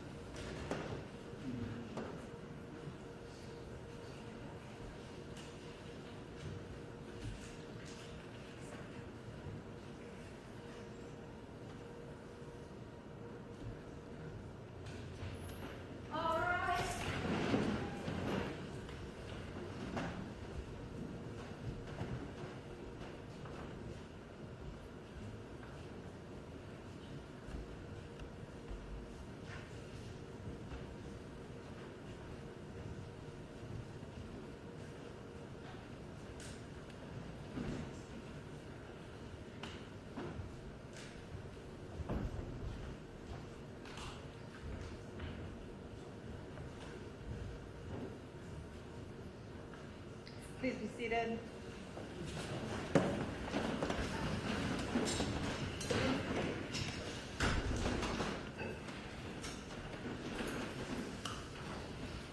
Mr. Kuhn, I assume that Ms. Shuki is getting your next witness? I believe so, Your Honor. With the court's permission, we'd like to call our next witness, Mr. Makai Shadie, to the stand, please.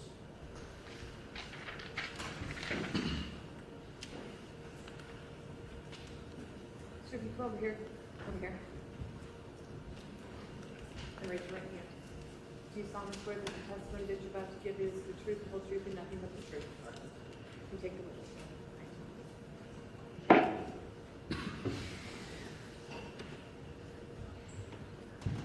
Good morning. Can you give us your name and spell your first and last name for the court reporter, please? Makai Shadie, MYCHAISHADIE,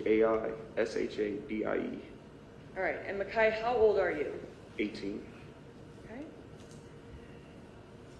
Did you graduate high school this year? Not yet. Okay. Where are you going to school? Akron Alternative. Okay. Before going to that school, did you go to Firestone? Yes. And what years would that have been? Or 20 ages? 2021 and 2022. Oh, freshman through junior year. Freshman through junior. Okay. You live in the Akron area? Yes.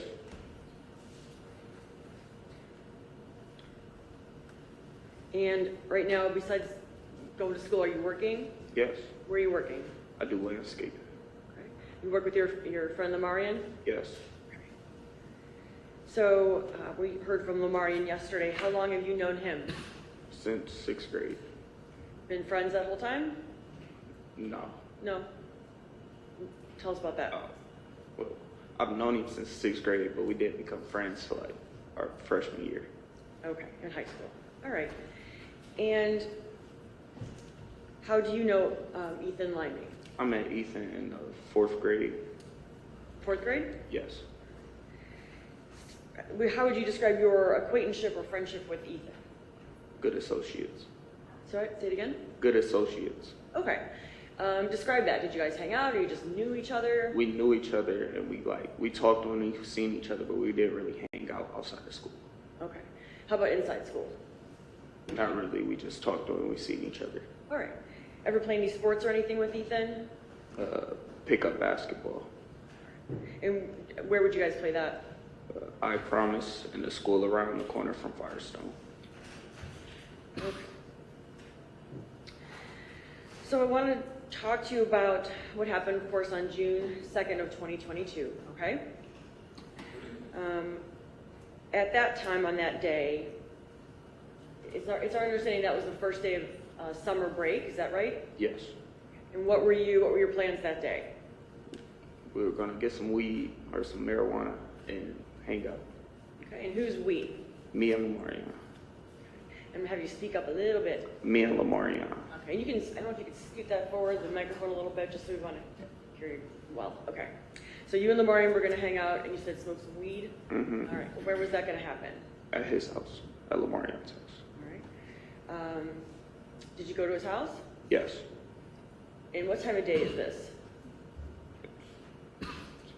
I went to his house in the, like, 5-ish, like around 5 o'clock. PM? Yes. All right. At some point, Ethan Liming and Ephraim Stefanko come over to Lamarion's house, right? Yes. About what time of day was that? Around, like, maybe, I don't remember. Was it still daylight out or night out? No, it was nighttime. Nighttime? Yes. And did you expect them to come over? Were you expecting them? Yes. Okay. When they got there, what was the plan, I guess? Why were they coming over? We were getting marijuana off Ethan. Okay. Had you smoked some marijuana earlier in the day too, or is this the first time? This will be the first time. Okay. All right. So they come over and tell us what happens when Ethan and Ephraim get there. Me and Lamarion walk outside, and they shoot us with the splat guns. And then we get in the car, and we park somewhere, start rolling up the weed. Okay. Let me stop you there real quick. So they get out of the car, and Ephraim and Ethan both have the splat guns. Yes. And had you seen those before? Yes. Did you ever have one? No. Was this something that like kids do to each other at that time in your high school? Shoot each other with these splat guns? Yes. So that wasn't the first time you had been shot by them? No. And what did it feel like? Getting popped by a rubber band. Right. So you drive a little bit away from the Marion's house, and you said you parked the car? Yes. Okay. About how far from his house? Like, up the street and around the corner. Okay, so close to his house. Yes. All right. What happens after that?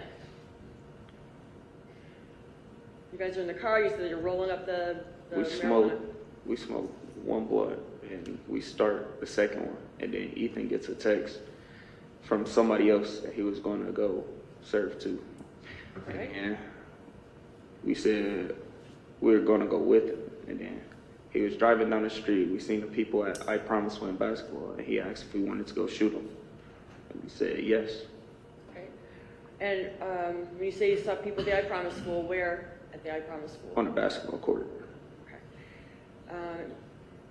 Is that something anybody in your group there had ever done before, like shot at people at the basketball court? No. Had you ever been shot at the basketball court? No. Okay. All right, so tell us what happens then. You say, yeah, we're going to go do that, and what happens? I get the gun from, no, at this point I have already had the splat gun in the back seat from Ethan. And then he drives up, he parks it, and we hop out and we start shooting him. And then Okay, who's we? me and Ephraim. Okay, so you're the ones who get out and run with the two splat guns and shoot into the basketball court. Yes. Okay. I guess what was the intention there? Why do that?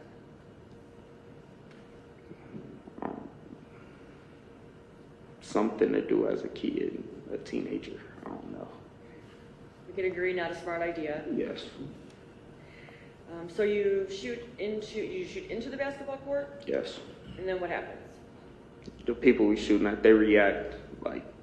They start running. Then one guy realizes it's not a real gun. He's just standing there, and then me and Ephraim run back to the car.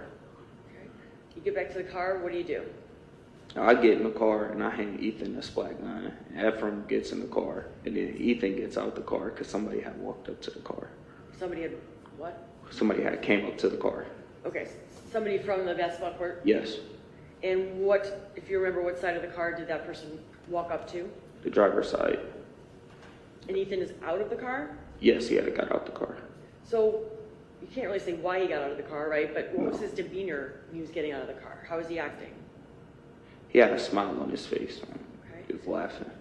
Laughing? Yes.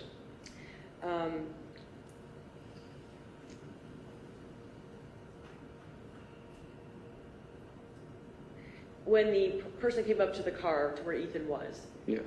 did you see that person? Yes. Were you able to, at the time, describe his appearance? He didn't have a shirt on. He was like big and had short hair. Okay. And what occurs next? He has him and Ethan are talking. I can't hear what they're saying because my door is shut. They're talking, and then he throws the basketball at Ethan, and then Ethan starts shooting somewhere in the upper torso face area, and then he punches Ethan, and then they start fighting. And you are where in the car again? You're behind the driver's seat? Yes. So they're on your side, like right next to the car? Yes. So they start fighting. What happens to the SPLAT gun?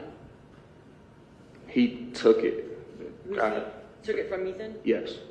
Okay, and does what with it? I don't know. Okay.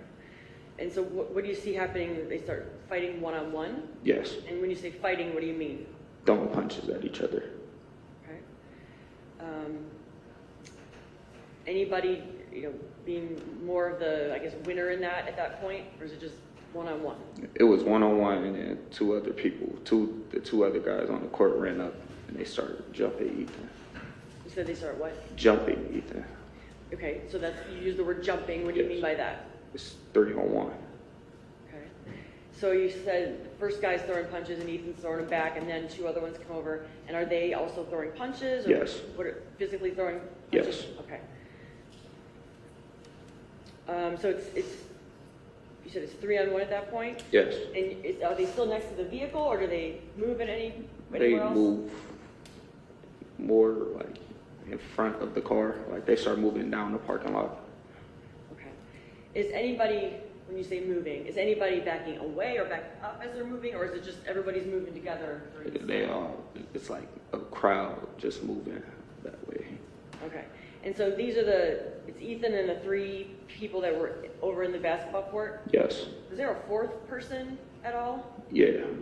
And did that person come over? Who was that? She stayed on the basketball court. Okay, you didn't see her being involved in the fight? No. So the fight's kind of moving, or the four of them are now moving away from the car. Yes. What do you see then? Lamarion gets out the car, and then we hear Ethan get knocked out, and then he's like right next to Ethan. And Lamarion is? yes. And then I get in the driver's seat of the car, of Ethan's car, and pull it up next to Ethan. And where are the guys who were in the fight with Ethan? Where are they now? They had walked away. Okay. And you said you heard Ethan go down, or did you Yes. see it? You didn't. I heard it and seen it. Like you heard the punch that knocked him out. You actually heard the punch? Yes. And you're still at the vehicle, and they're how many feet away from you now when that punch is thrown? Maybe like 15 feet. Okay. And you actually hear that? Yes. And you see Ethan go down? Yes. After he goes down, what do the three people there in the fight with him do? One of them kicks him. I seen. One of them kicks him, and then they just walk away. So those three together start walking back over to the basketball court? Yes. And you said that Lamarion's already over there, and why do you do what you do in getting in the car? Or I'm sorry, getting in the driver's seat? Because we were gonna get Ethan in the car and drive him to the hospital. Okay. So you pull the car up to where Lamarion and Ethan are? Yes. And what do you do then? I get out the car and I grab Ethan's legs, and Lamarion has his arm, but we trying to lift him up, but we can't lift him up. And then one guy comes back after we can't get him in. He comes back to us and like he's talking to us like he said he wants to fight us, and like we don't want to fight you. Yeah. And what's Efren doing? Ephraim's in the passenger seat calling the police at this point. Okay. So someone is saying, is it you or Lamarion? Or I told him to call the police. Okay. So you can't get Ethan in the car. Are you able to move his body at all? A little bit, yes. Okay. And how does he appear to you at that point how does Ethan appear to you when you're trying to move him? Right before we moved him, right before we picked him up, he had just coughed up blood. After we picked him up, he was just unconscious. He wasn't moving. Did you see, could you tell when you're trying to move him, you said he coughed up blood, could you tell if he was breathing at all? It looked like it. So, one of the guys comes back and wants to fight you guys one-on-one. Yes. You know, at this point, what's happening with Ethan? You couldn't move him and now you're dealing with this other guy? Yes. Tell us what happens after that. I'm in the car. I'm back in the car. I tried to shut the door. He wouldn't let me shut the door. Me and him are tussling over the door. And then he opens the door, and he starts kicking inside the door at me and Ephraim. And then the other two people, they run to Ephraim's side, and they start trying to get into the door. Stop you there really quick. So the other two that started going back to the court come back to where you guys are? Yes. Did you see how they got back to where you were? No. All right. So you're in the driver's side, Yes. and Ephraim's in the passenger front seat, Yes. and you have one of the guys opening the door and hitting you guys while you're seated there. Yeah. Is that during the time period that Ephraim's calling 911? Yes.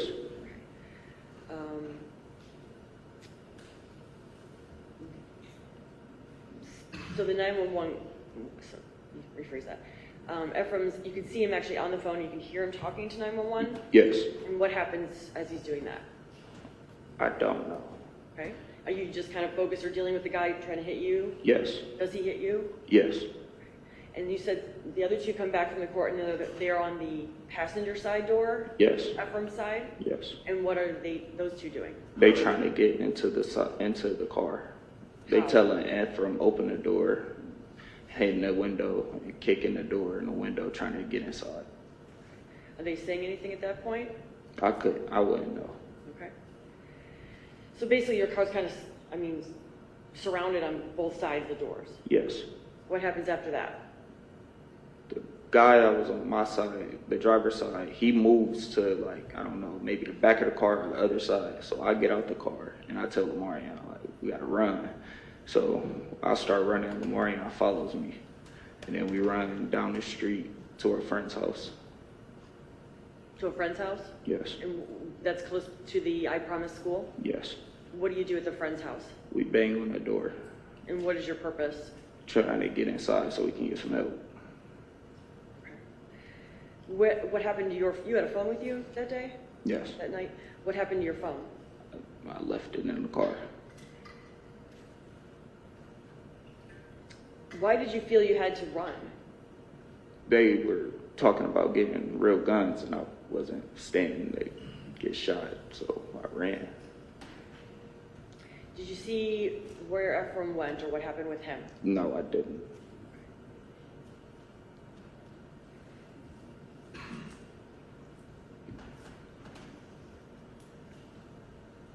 You go to the friend's home, you're trying to get help, you're knocking on the door, what happens?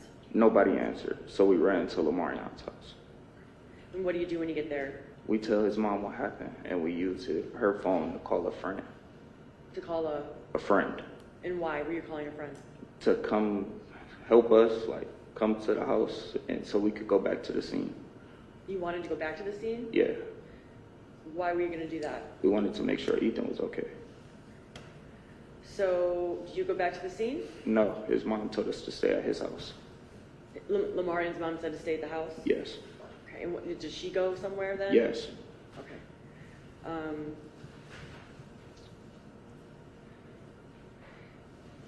So Lamarion's mom, do you know where she went? She went to the I Promise school. What's sort of the next thing that happened with you and Lamarion at his house? The police come, and they pick us up, and we go down to the station and tell them what happened. Did you give descriptions of the three individuals involved to the police during your interview with them? Yes. Did you ever see the three individuals before? Yes. Tell me about that. I've seen them at I Promise before playing basketball. All three of them? Yes. Did you know their names or anything? No. Did you ever play basketball with them? No.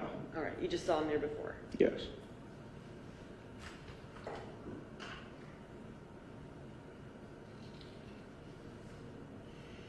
Was there any way for you to distinguish the 3 men on the basketball court that night, like in terms of their height, their build, what they were wearing, what their hair was, anything like that?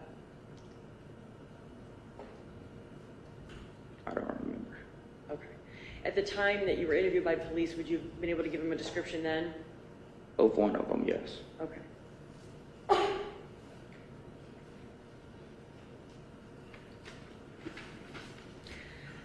When was it that you learned that Ethan had died? Before the police came and got us, Lamarion's mom came back, and a friend we called that she was with, he came in our house and told us that he died.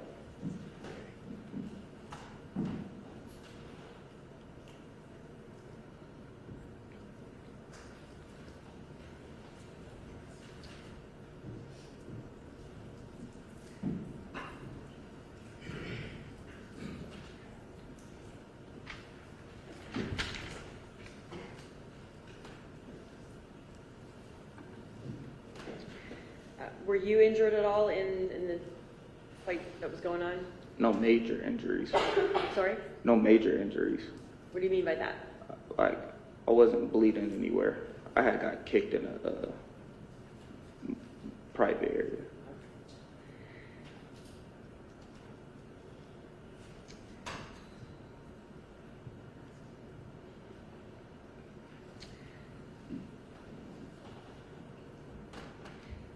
The video in this case of the I Promise School, have you seen that video since this occurred? Yes. Okay.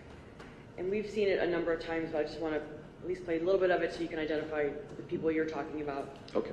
This is it 33?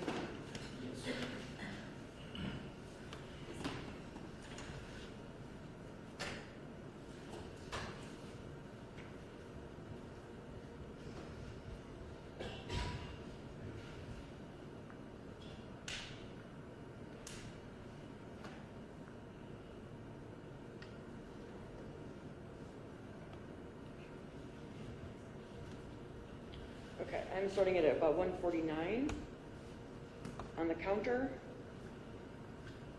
This is you guys pulling up in Ethan's car. Yes.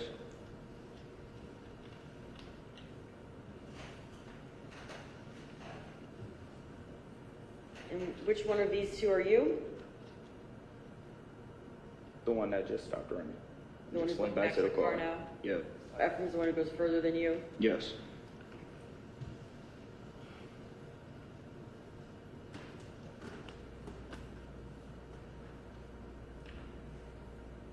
So as you're coming back, you said you get into the car, and does Ethan immediately get out when you come No. back?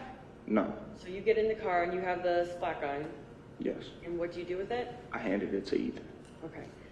It appears, let me back it up a little bit, that, and then one person runs over it right away from the court, back it up to about 2:08.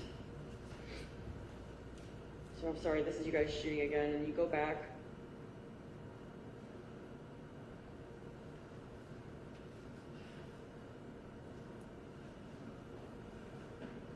So now you two are back, and there's somebody running over. Does it appear that they were carrying anything? Yes.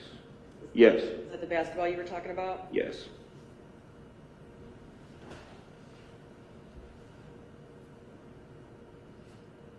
Now we see the second person come over. And now a third person, correct? Yes. And are you still inside the car at this point? Yes. I'm gonna stop at 2:53. So it looks like Ephraim's out, but you're still in the car? Yes. And is Lamarian still in the car? No. He actually gets out then pretty quickly after Ethan, after Yes. the fight starts? Yes. We saw a second person run over. Does that person just immediately jump into the fight with Ethan? Yes. So they're fighting one-on-one, and the second person comes over and jumps in right away. Yes. And how about when the third person comes over? Right away. Sorry? Right away. Like the third person jumps in right away. Yes. So it's pretty much, in this couple seconds we've been watching, an immediate 3-on-1 fight. Yes.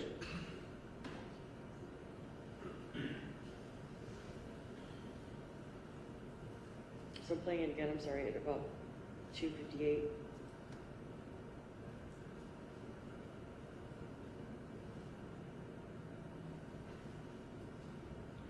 So it appeared that, are you getting out of the car there? Yes, I just got into the driver's seat. Okay. And we see the three walking back to the court. Is that fair? Yes, And this is where you said, you know, Ethan's down and you're going to drive over to him. yes.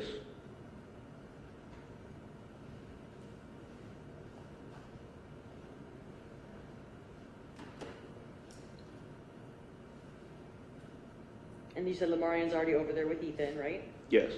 Okay. Now we see a figure kind of around your car. Is that the one that starts kind of going at you guys in the car? I think you just walked away though, sorry. Okay, we see, is that like a door opening? Are you guys actively trying to get Ethan in the car? Yes.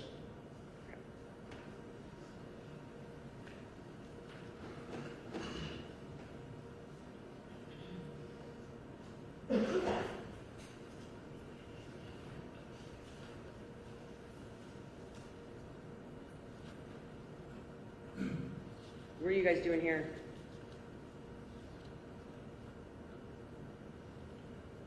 Let me stop it there for a second. There's some movement kind of outside the car door there. What were you guys doing? I think we just put Ethan down. Okay, so you took like hands or feet and Yes. Lamarian did the same and you were trying to carry him? Yes. All right, and we just saw like one of the other people from the basketball court walking back to the car. Are you guys still outside the car when that person comes over? Yes. Play it again. I just got back in the car. Okay. And you need to put more timestamps on Yes. that. No one knows where So, you're so at about 4:30, let me back it up a tiny bit. 4:29, play it from there. You said you were right about now getting back in the car. Yep. I just,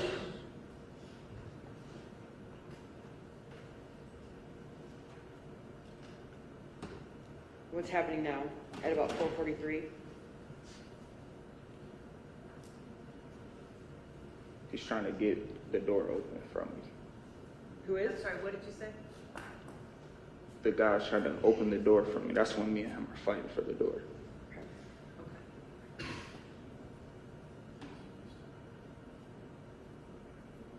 So all three of you are back in the car, or is Lamarian still out? Lamarian is still out. With Ethan? Yes.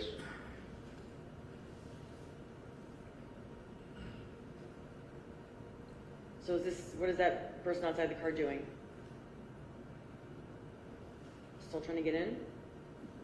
Not at this point. I Okay, don't know. what's happening now? We stop it at about 5:22. What was happening? You tried to get Ethan in, you couldn't get him in. That guy comes over from the basketball court, he's trying to get in your door. What happens? I don't remember. Okay, it's all right, I'm gonna play it from here. This is 5:22. Do you see another like a silver or white car coming over? Right here. Yeah. Do you see that? I didn't see it when this was happening. Okay. So what do you recall about what's happening now? They just got my door open. He got my door open. And what's going on? He's kicking. This is the same first guy that was there first? Yes. And now we have, I'm gonna stop it at 5:50. You see a figure on the now passenger side of the car? Yes. And what's happening with that person? He's trying to get Ephraim to open the door. So you guys got in and locked the doors? My door wasn't locked. No, I don't know if Ephraim's door was locked. Okay. And what do we see there? It looks like it maybe a door open or, Yes. I think that's the back passenger door that got open. okay. And the two people at the side there, what are they doing to the passenger side? They're trying to kick the window out on Ephraim's door.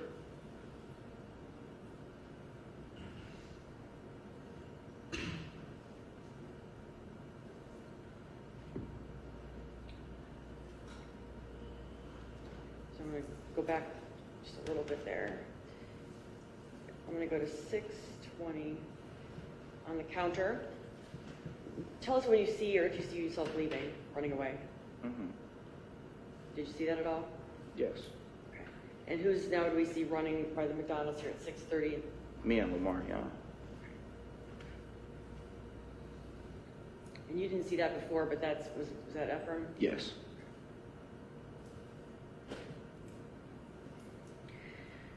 After you and Lamarian run, I'm gonna stop it at 6:50. After you and Lamarian are running away, you never, straight that, you never saw, like we did in the video, the vehicle, the silver or white vehicle come and park near where you guys were? Did you No. not see that happening?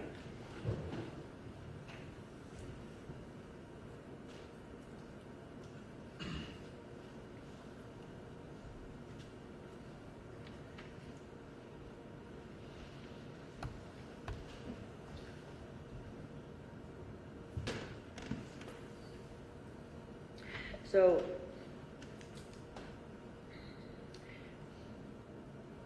you described Ethan's demeanor when he got out of the car as what? He was laughing. When you say laughing, what type of laughing? Tell us. Can you describe that? A joking, like chuckle, like he was laughing. All right. So think of this flat gun thing as a funny thing. Yes. When the first individual approaches Ethan, what was his demeanor? He had a grin on his face too. Okay. How did it get from a grin on both their faces to this fight? I don't know.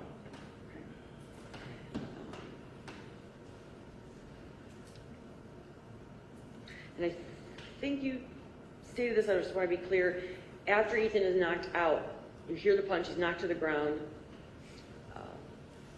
Is it one, two, or all three of them who are still attacking him? All three. All three? Yes. And how is that happening? With kicks, punches, what? Punches. And then one guy kicks him after he's knocked out.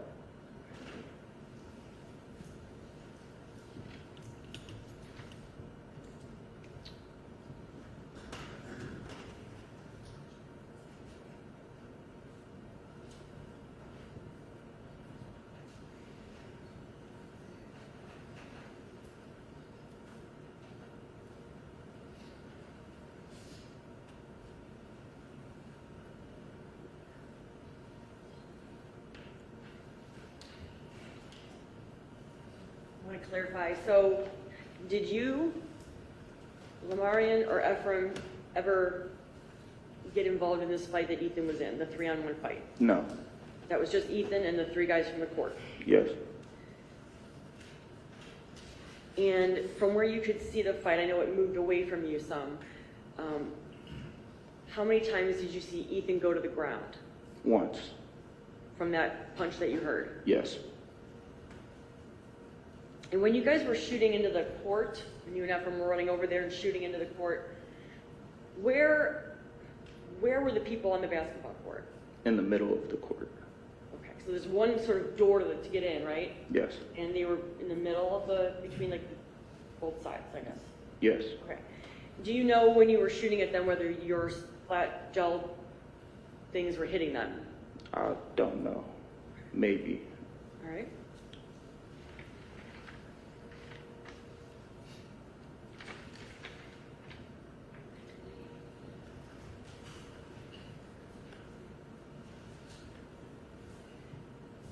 All right, thank you, Makai. These gentlemen are going to have some questions for you. Good morning, young man. How are you today? Good. Your name's Makai? Yes. Okay, Makai. My name is John Sin, and I'm going to ask you some questions, okay? If I ask anything that isn't clear, you can just ask me to try and make myself clearer. Fair? Yes. You've seen these boys before, the boys of the basketball court. Yes. And over the course of the year that this has been going on, have you come to learn who's who? No. Do you know who the Stafford brothers are? The two right here. Right. And you know there's another dude, Yes. Donovan Jones? Yes. Right. Was it Donovan Jones that we just saw in the video chasing you guys? Yes. Right. Who walked up to the vehicle right after you guys did the stunt on the basketball court? who walked up with the vehicle with the basketball in his hand? Pretty sure it was Donovan. Okay. So if Ephraim testified that it was Donovan that walked up, he'd be telling the truth. Mm-hmm. But if Amarian testified that it was Deshawn that walked up, he'd be wrong? I would believe so. Okay. In all fairness, you guys have been smoking a little bit. Yes. And you smoked a blunt and a half. Yes. And I take it the purpose of smoking weed, and I don't take it, I know it. The purpose of smoking weed is to get high. Yes. Is a blunt enough for 4 people to get high? Yes. Okay. So, Donovan walks up, and Ethan gets out, and he is shooting Donovan with his shotgun. Yes. And you testified at the grand jury, and the grand jury prosecutor asked you where he was shooting them, and you said in the face. You stand by that? The upper torso face area. All right. And I get upper torso face area. You said face, so face is included? Yes. And then those two are fighting, Donovan and Ethan are fighting, and then other dudes jump in, right? Yes. And you, I think, said that they were just throwing punches at each other. Yes. Okay. So, you don't see the punch that knocks Ethan down. Is that accurate? I seen it and heard it. Okay. Who threw the punch that knocked Ethan down? I don't know. Okay. Is there a reason? You can say distance, you can say my vision was blurred, you can say or blocking me. It was a lot of punches being thrown. Okay, there was a lot being thrown. Yeah.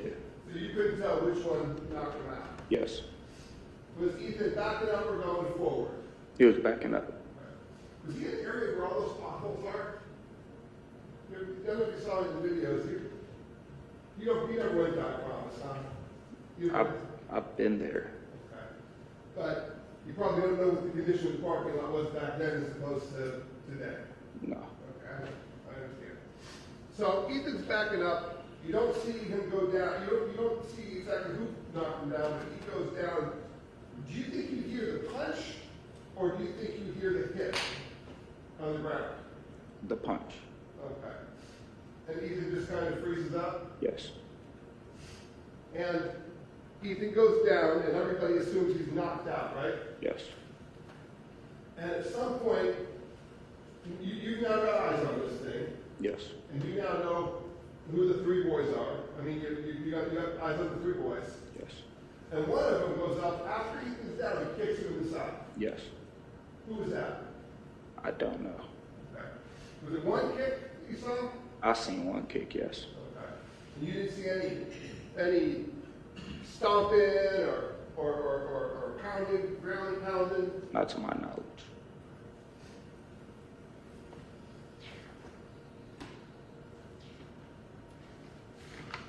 Thank you. Good morning. Can I call you Tom? Yes. Tom Cal, I represent Tyler Stafford. Just a few questions here. I mean, I want to go back to the beginning on this. We've heard that there was talk of just when the night started of sort of like simulating a drive-by shooting. Yes. Just as a joke, right?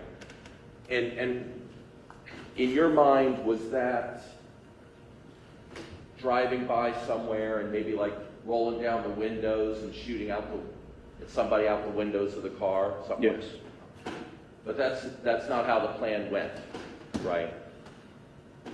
And at some point, Ethan gives you his splatter gun. Yes. Okay. And he tells you and your friend to get out and start shooting these guys. Yes. Okay. I mean, you could have told him no, right? Yeah. But you said, okay, well, and you go out and we saw you in the video running with the other young man doing those shootings. And so you come back, and as you heard, there's only one way in and out of this basketball court. right? There's fence all around it. Yes. And one gate that's open. So really, the basketball players are, except for that one entrance, they're trapped in there. Yes. Right? I mean, they're like in a cage and you're shooting at them. So they run out, and I think you said you think the first guy to run out was Donovan Jones. Yes. Okay. And you were asked a question, I think on direct examination. The question was, well, first you said that Ethan had a smile on his face, and Donovan Jones looked like he had a smile on his face. Yes. Right?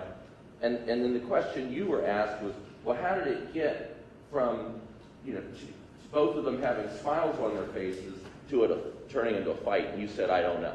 Yes. Right. I mean, is it possible that what turned from two guys smiling at each other to a fight is when Ethan pulled the gun out and shot the guy in the face? Yes. Okay. I mean, there was no apology like, oh, sorry, we scared you. You didn't hear anything like that. And you're saying Donovan Jones, you think it was Donovan Jones coming out there like basically saying, hey, what's going on? Did you hear what he was saying? No. Okay. But apparently it wasn't very long they were standing face to face before someone gets shot in the face with one of these guns. Now you're saying tough upper torso or face. Yes. Okay. And now it's a fight. Yes. It's a fist fight. Mutual fist fight. Yes. And then, and I know you said you're not 100% sure on identities, but you think that's when the Stafford brothers run up and join in. Yes.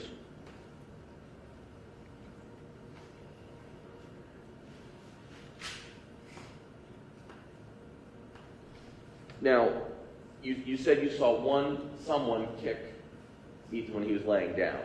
You said you saw one kick of that. I seen one kick, yes. Did you see anybody else kicking anyone before that?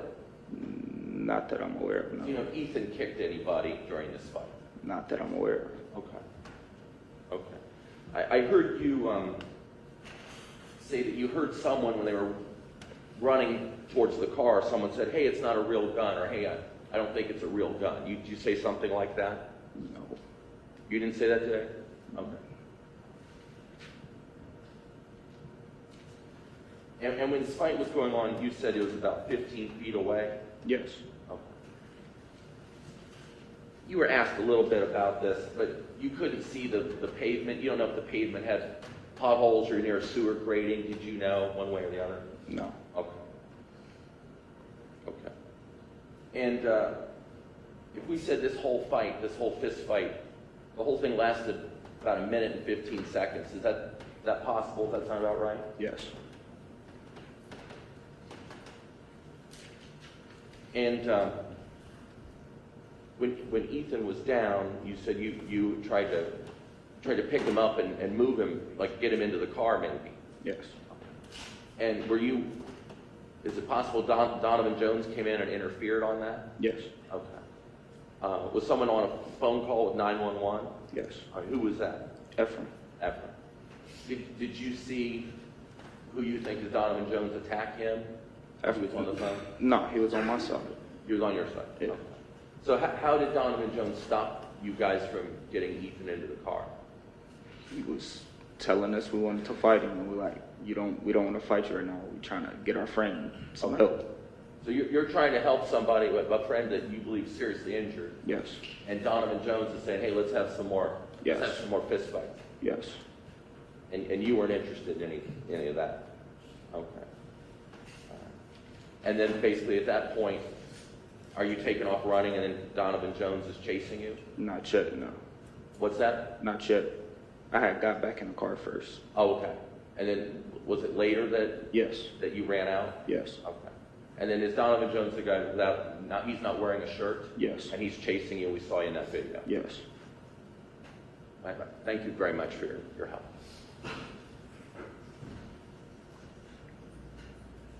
Makai, After you saw Ethan go down, was it clear to you that he was not getting back up, that he was knocked out? Yes.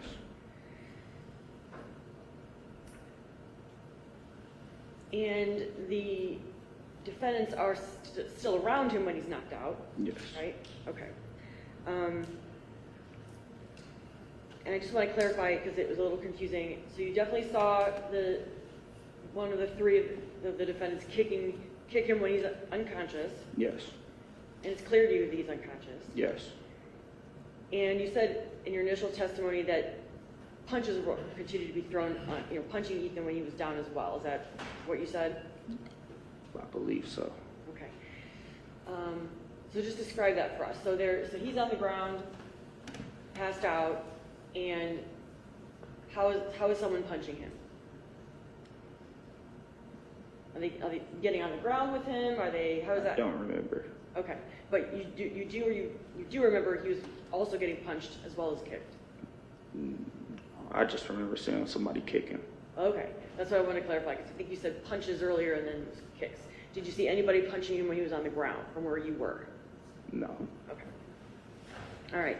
And when you were trying to help Ethan, get him into the car, did you see the injuries to his face at that time? No. Okay. Were you by his feet then? I was by his feet. Yes. And the Marion was by his face? Yeah. Okay.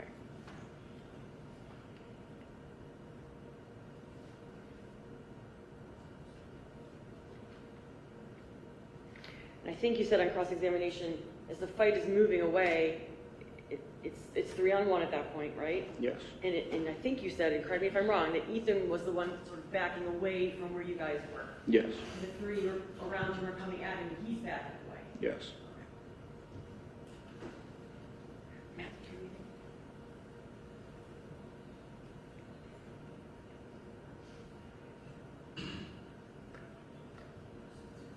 So just to clarify too, you didn't know the names of the three people there in the scene, Donovan Jones or Deshawn or Tyler Stafford at the time. No. And you're using the names now, where did you learn them or how? After the incident. Okay, so after the investigation or on the news or Yes. what? Yes. On the news. Okay. Yes. All right, thank you. Nothing further. Okay, thank you, Makai, you may step down.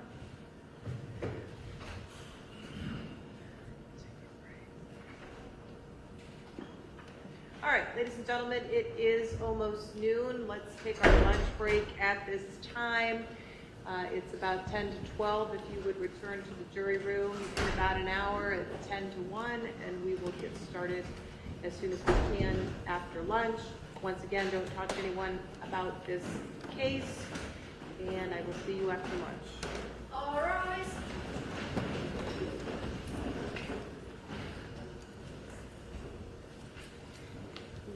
Counsel, can I see?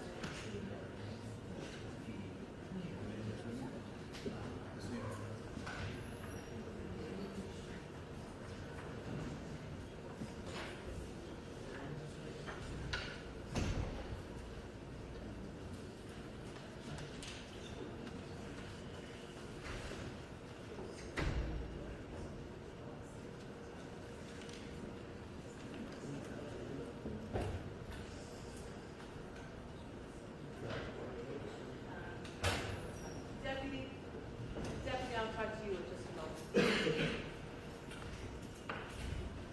And, sir, you're from Channel 19, is that correct? That's correct. Can I talk to you for just a second? You're fine.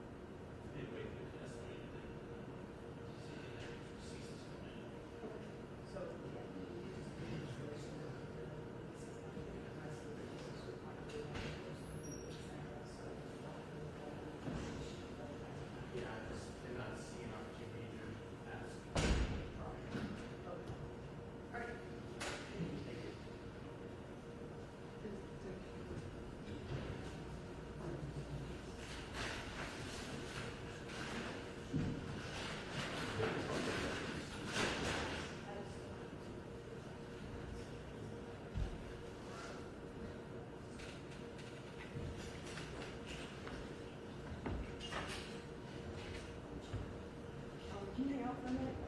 I'm not going, I was gonna go meet with you in like. Okay, we're gonna chat and then we'll. Yeah.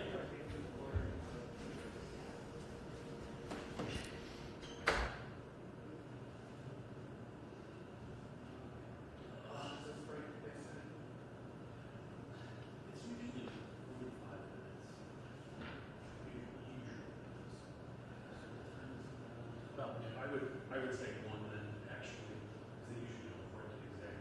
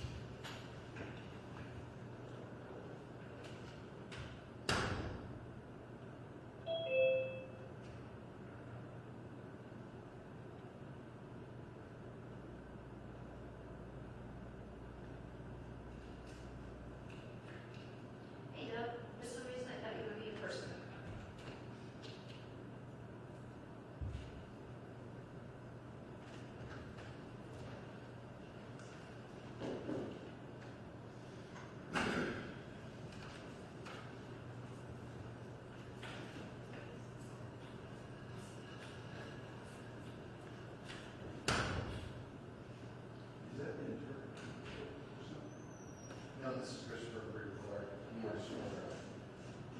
He works with those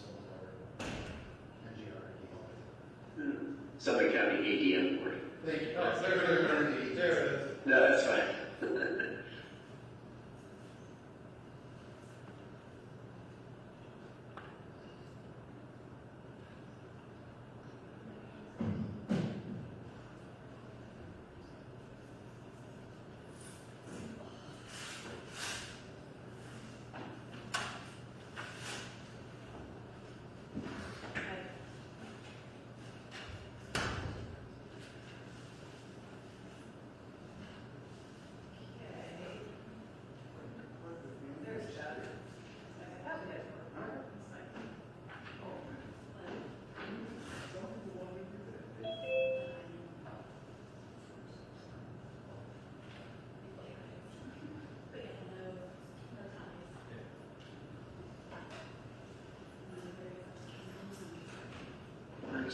Okay.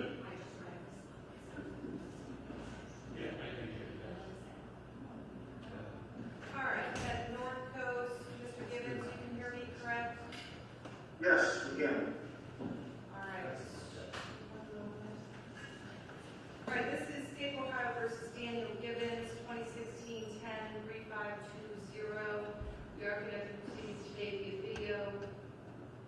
I do have Mr. Gibbons present via video from North Coast Behavioral Health Care. I also have his counsel, Walt Benson, present via video. President Court is Prosecutor Joe Manfredi's on behalf of the state. Mr. Gibbons, if you need to speak with your counsel, let me know that, and I will give you that opportunity. Otherwise, are you waiving your right to be physically present in court today? Absolutely, yes, ma'am. All right, very good. All right, we are set for a continued commitment hearing. I do have a letter dated July 26th. The letter is signed by Dr. Joy Stankowski at North Coast.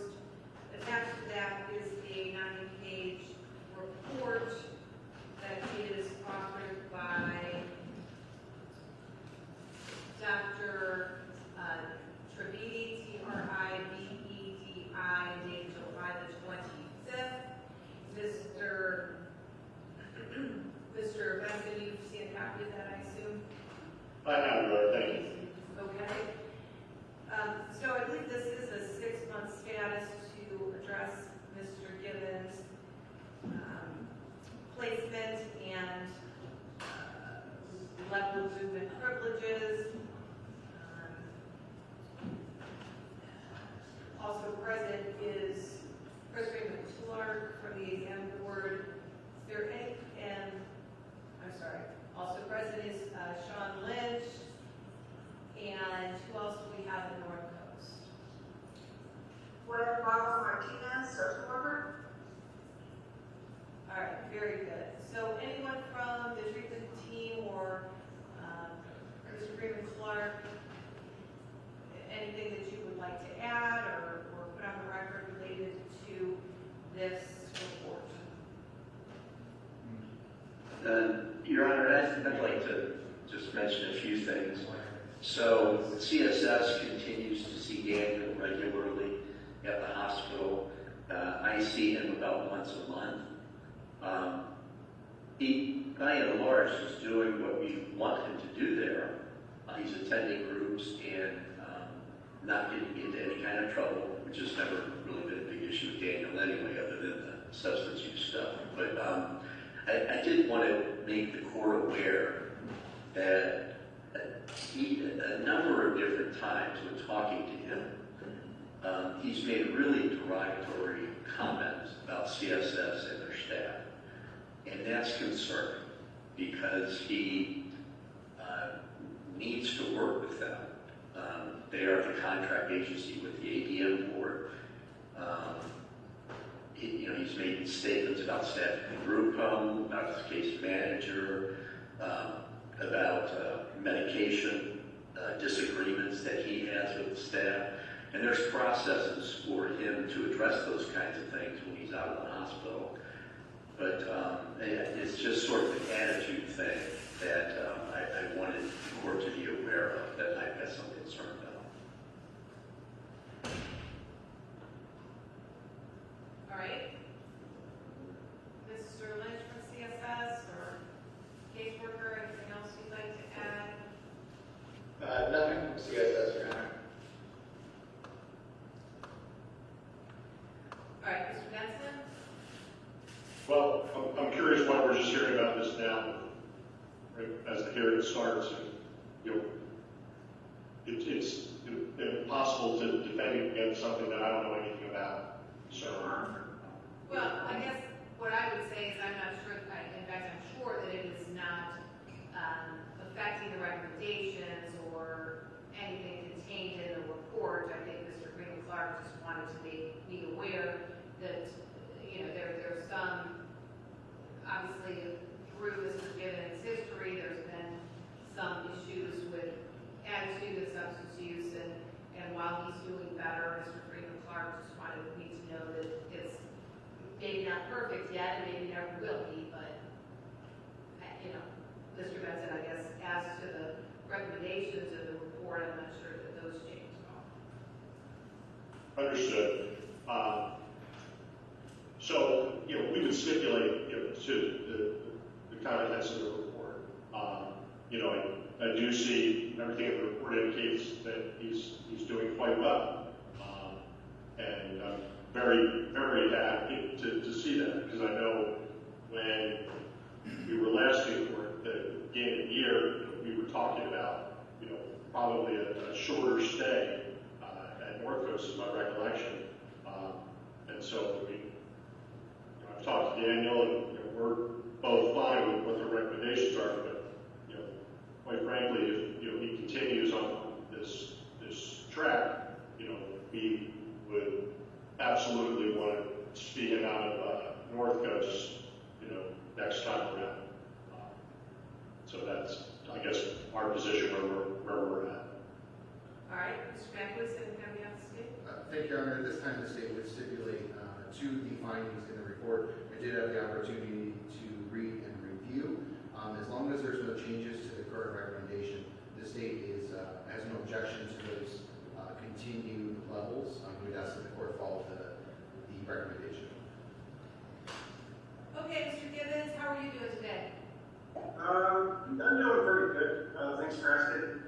I try to stay as busy as I can here, going to groups, and I don't want to say I need friends, but I've got some associates that I talk to on a daily basis, so it's going okay. I've got to find another sponsor. I'm working on that. It's not easy trying to find a guy who will accept your call at 2 o'clock in the morning, but everything's okay. Everything's okay. It's not too bad. That's about all I got. I'm doing okay. I've been trying to move forward as much as I can and learn as much as I can, so I'm not going to sit back and see it. And I don't want to let go and then just turn around and come right back. I can't do that again. I'm not going to do it. I'm not going to leave until I'm ready. You know, if they go let me go and I'm not ready, I would obviously say something. I'm going to learn as much as I can, as quick as I can, and do the best I can to make sure we're not sitting there. Okay. All right, sounds good, Mr. Gibbons. I'm glad that you're doing well. And according to this report, you are, by and large, making progress, so that's good. Based upon this report and the stipulations of the parties, the court would find that Mr. Gibbons is a mentally ill person subject to continued civil commitment by the court order. Would find that the least restrictive treatment setting consistent with Mr. Gibbons' treatment needs and community safety is continued hospitalization at North Coast in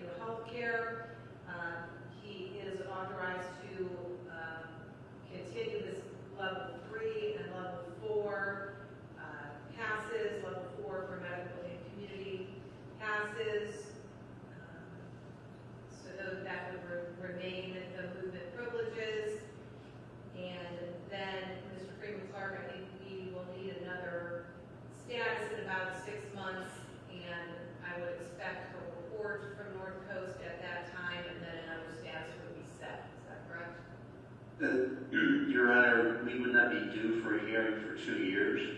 Okay. But I would anticipate that during the next 6 months that North Coast would contact the community for us to set up a pre-discharge meeting and to kind of go from there.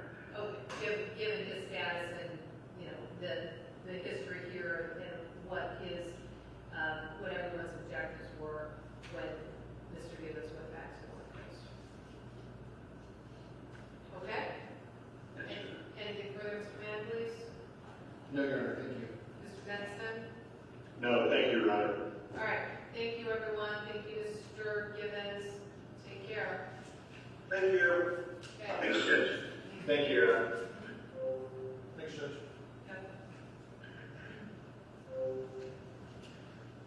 Yeah, we're done. Oh, Yeah, I I just- don't like it. Thank you. It was done. Oh, I did hear you say hi, Doug. All right. Yeah, I see. Thank you, Judge. Yep.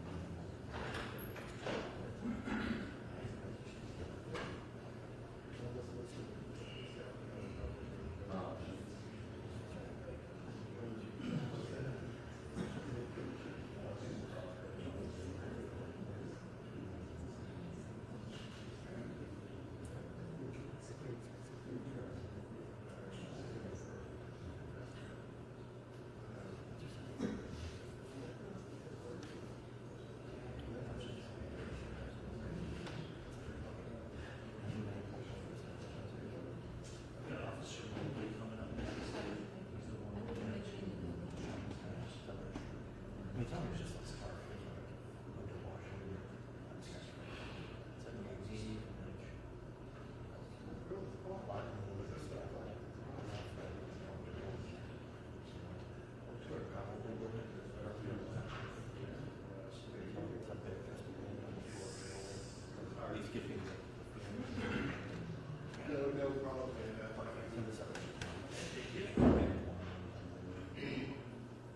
So that's stuff you can do as fast as you're comfortable doing for more stipulation.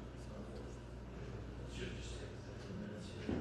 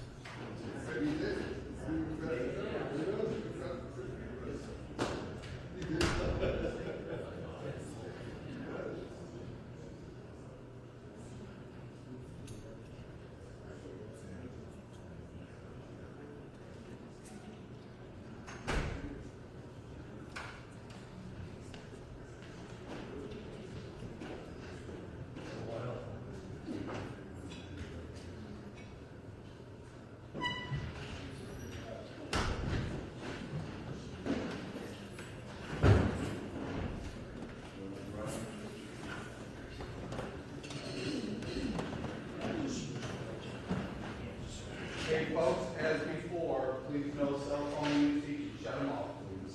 Thank you.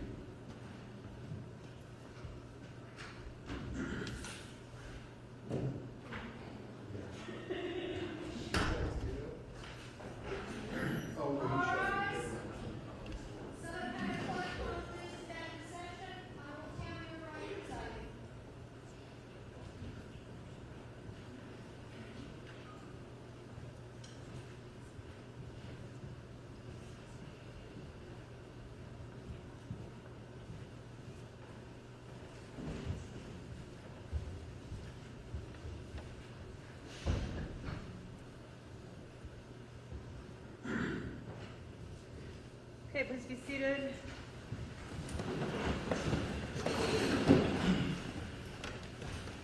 Okay, Mr. Chairman, on behalf of the state. Thank you very much, Your Honor. With the board's permission, we would like to call our next witness, Akron PD Officer Patrick Mosley, to the stand.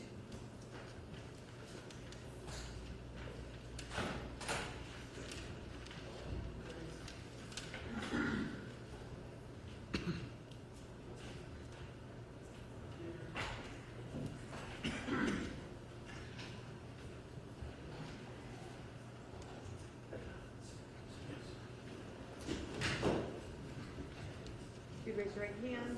Do you solemnly swear the testimony to give is the truth, whole truth, and nothing but the truth?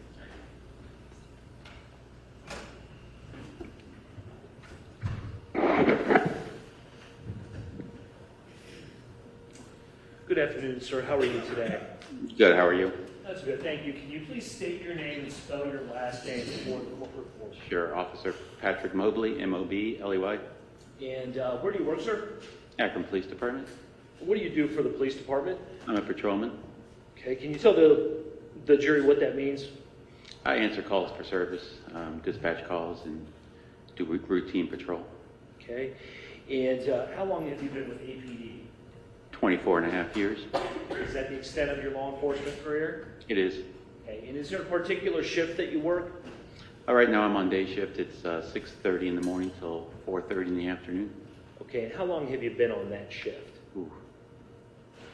Approximately 9 years. Okay, so you would have been working that shift last summer? Correct. Okay, last June in particular? I would. Okay, and when you work, do you normally have a partner with you? I do not. I work alone. Okay, and you said you go out on patrol? I do. How do you get around when you're doing that? I have a cruiser, car 2 and car 5. I work a jump car, so I cover people's days off if you want to look at it that way, so either car 2 or car 5. Okay, and that's a marked police cruiser? Yes, it is. Okay, and do you know if you happen to be working on June 11th of last year? I was. Okay, and were you wearing a uniform like you have on today? Yes, sir. And were you in that marked cruiser? I was. Okay, and did you get directed to go out to 515 North Howard here in Akron? Yes. Okay, do you recall what the purpose of going out there was? I was dispatched to retrieve a gun, a plastic gun, as evidence. Okay, and did you know whose house you were going to? No.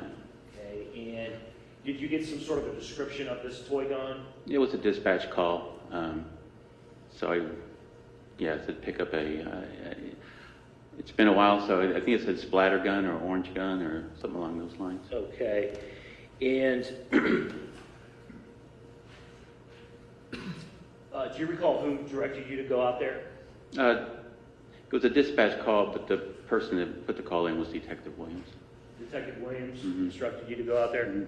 Okay, and when you got to that address, can you describe if that was a house or an apartment or what? It looks like one big house, but once you get inside the front door, I would say it's more like rooms, if you will. Maybe, I won't say rooming house, but there's rooms. And I went upstairs and knocked on the apartment door on top of the steps. Okay, and do you remember who answered the door? It was a lady. Okay, and did you go inside? Yeah, she let me in and I went inside. Okay, did you see any other people in there? I think there were like 4 other people in there. Okay, do you remember what they were doing? Crying. And did someone assist you in your collection of evidence that day? I was by myself. Okay, when you got to that address, did somebody at the house help you out? Yeah, Tabitha opened the door, and I think her name was Tabitha, and directed me to a back room where the gun was. Okay, and in anticipation of your testimony today, did you have the opportunity to review a still shot from your body cam of that day? Yeah, I watched the video and did see a still shot. Okay, would you recognize it if you were to see it today? I would.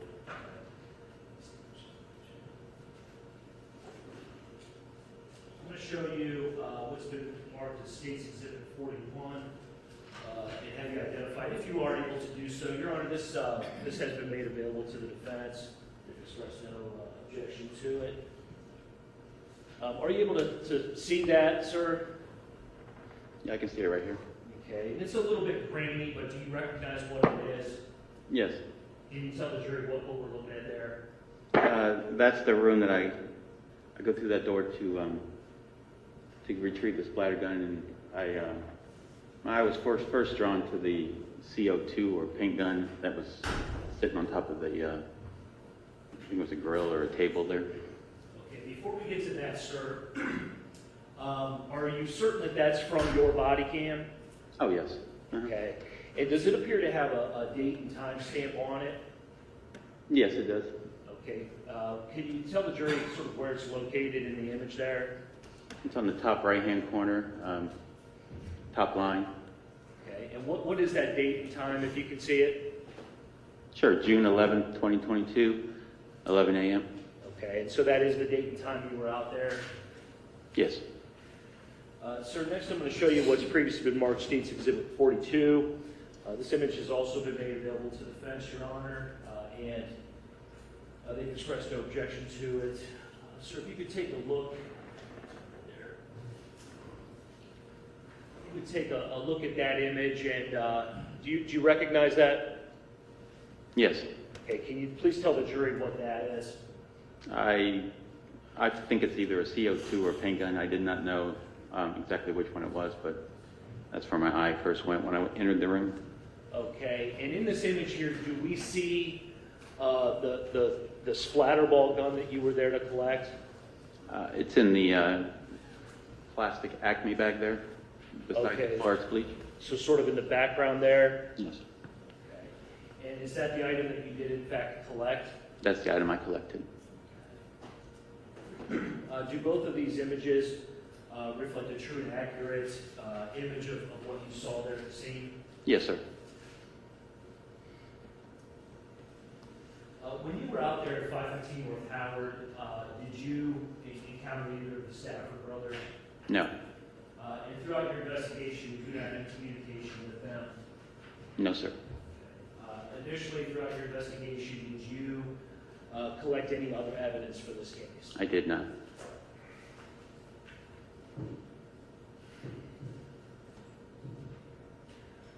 Were you provided, I'm sorry, let me back up. Did you ask if the paintball gun there was related to this incident? I believe I asked if I was to get that too. I did not know, and the splatter gun is what I ended up taking with me. Okay. Were you advised that that gun was not part of this incident? Yeah, I believe she said it was her brother's or friends or was someone else's, not related to the case. Okay, thank you. That's all the questions. Good afternoon, officer. Hello. So, there's a whole bunch of cops investigating this, and your involvement happens to be limited to going out and getting a piece of evidence and bringing it back to the detectives. Yes, sir. You're on shift, and they need someone to run out there and run out there. Correct. Did this seem like you were surprising the people that were in the home that you were collecting the evidence from? Was Dave surprised by me? Like, it wasn't a search warrant, was it? Kicking the door, where's the guy? No search warrant, no kicking any doors. Knocked on the door and she answered it, and I said I was there to get the splatter gun. She was very nice and directed me to the back of the room. And when we're talking about the young lady, is it your understanding that it's Deshawn's fiance and Sheldon's mother? You were at Deshawn Stafford's house? If you don't know, you don't know. I didn't know whose house I was at, no. But it seemed to you like some other police officer before you in the chain had made an appointment for you to go pick something up, and those people were waiting to give you something. No appointment. I didn't talk to any officer before being dispatched. It was a dispatch call for me. I was dispatched, went out there, and got it. Didn't speak to anyone. But you knocked on the door, right? Yes, sir. And you said to someone, I'm here for the splatter gun. Correct. So that information that there was a splatter gun there and that you were going to be picking it up. It was in the call notes. Okay. And do you know how that came down? I mean, this wasn't a search for a splatter gun in a home. Do I know? Oh, sorry. Oh, go ahead. Someone told you, hey, go to this house, we're going to give you something, bring it back to the detective bureau. The notes of the call, like, I don't know if you understand, but we're really extremely busy. We're shorthanded, so I go call to call to call to call for 10 hours straight. So yes, I read the call notes, said pick up a splatter gun, went to the house, knocked on the door. Nice lady answered, young girl answered the door. Was very nice. Directed me to the splatter gun. I get the splatter gun, probably there less than 2 minutes, I'm guessing, and take it outside. Call a person that made the call was Detective Williams. Took it down there, handed Detective Williams the gun, and that's my extent in the whole thing. So one of the detectives involved asked you to go out there and get this thing? He did not ask me to go out there and get it. He put a call in the dispatch, I'm assuming, and I was dispatched from a dispatcher to get the gun. So, and I know this is commonplace to you, and I apologize if I don't quite understand. It's fine. trouble out there, you wouldn't go by yourself, right? No, I wouldn't go. No, I'm safe. This is a situation where someone says, go to this address, some nice person's going to answer the door, they're going to show you what there is, and take it and bring it back. That's what I was dispatched, went out and got it, and took it to. And when you get there, somebody who, maybe we can assume had talked to one of the detectives involved, had organized a bunch of stuff for you and showed you to this corner and said, those are them. I can't speak on any of that. I wasn't part of the investigation. I was just sent out there to get a gun. It's that simple. And I picked the gun up and Right, but no one was trying to hide a gun from you. The nice young lady just walked No, in no, and showed you where stuff was. she directed me right to it. Yes. And you didn't know very much about the situation involving Ethan Lyman, exactly what happened and what was important and wasn't, right? Correct. And you don't know whether those people did. They just lined some things up for you to look at and you took the one that you were told to take. I just went to the place, got the gun, and left. As far as you know, this paintball gun that's there, it looks kind of scary, but you don't know that it has anything whatsoever to do with this except for somebody put it there for you to look at while you were looking at other stuff. I went back there and I asked a young lady, and she said no, it was her brothers or whoever's. Okay. Everybody was open with you and showing you everything. And I didn't talk to anyone but the young lady. thank you. Thank you, sir.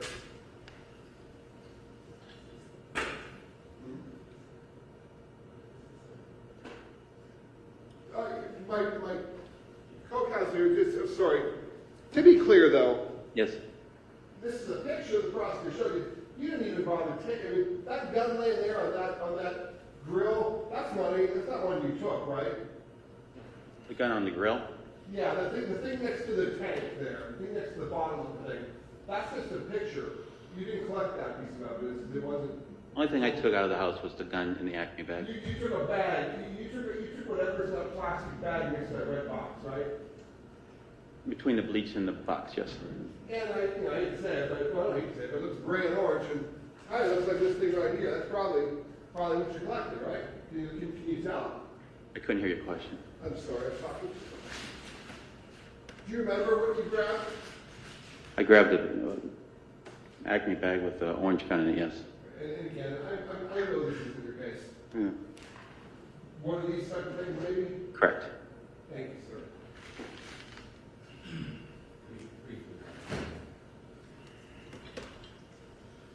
Officer Mosley. Yes, sir. Attorney Donald Gallagher. I represent Tyler Stafford here. I knew you didn't have a major involvement in this case. This will be fairly quick, I believe. All right. This photo we're looking at, what does it say here? What is it, 40? 42? Okay. So you were in this room? I was. Okay. And Detective, you said Detective Williams directed you there? I was dispatched. He put the call in for service, yes. And just so we leave no stone unturned, what is Detective Williams' first name? Mike. Mike Williams. So Detective Mike Williams says, go out there and collect a splatter gun or something like that. That's what the call note said, yes, sir. Okay. And the splatter gun is this thing I'm pointing at right here in this plastic bag? Yes, sir. Okay. Did you take this photograph? Did I take a photograph? Yeah. It's my body cam, but I didn't. Oh, you said that. I apologize. So, and I'm guessing that the still from the body cam, I mean, the camera is taking pictures all the time, right? Correct. It's recording, yes. And I mean, there's some rate of frames per second. All right. So I'm guessing you're walking all through this room. No, it's really not that. Well, let's try this. It looks like if this is from your body camera, you're standing, I don't know, 3 doorway? inches from that table? Very smaller room. I'm standing right in the doorway, basically. Okay. So did you not move? Did you just reach over the table with your arms and get that bag and retrieve it? I stood, like I say, this is not a proper representation, I guess, of the room. It's a small room. I stood there for a second. My eye was drawn to the gun first. Sure. I asked the young lady if it was involved, and she said it was her brothers, her friends, and she said, no, you want to get that? And I picked up the gun in the Acme bag. You picked up the gun and you, walked around this table to get to it? I think I might have just reached over it. That's a small, I mean, it's not like that's a huge grill, outdoor grill or anything. It's just... I guess my question is this. I'm looking at this still frame that was chosen. Okay. Right? And Okay. not chosen by you, No. was it? Mm. But all that data was downloaded by someone, and this photo was produced from that body camera. Yes, sir. It probably, I don't know, takes 20 shots a second or 10, whatever it takes. Sure. Okay. Mhm.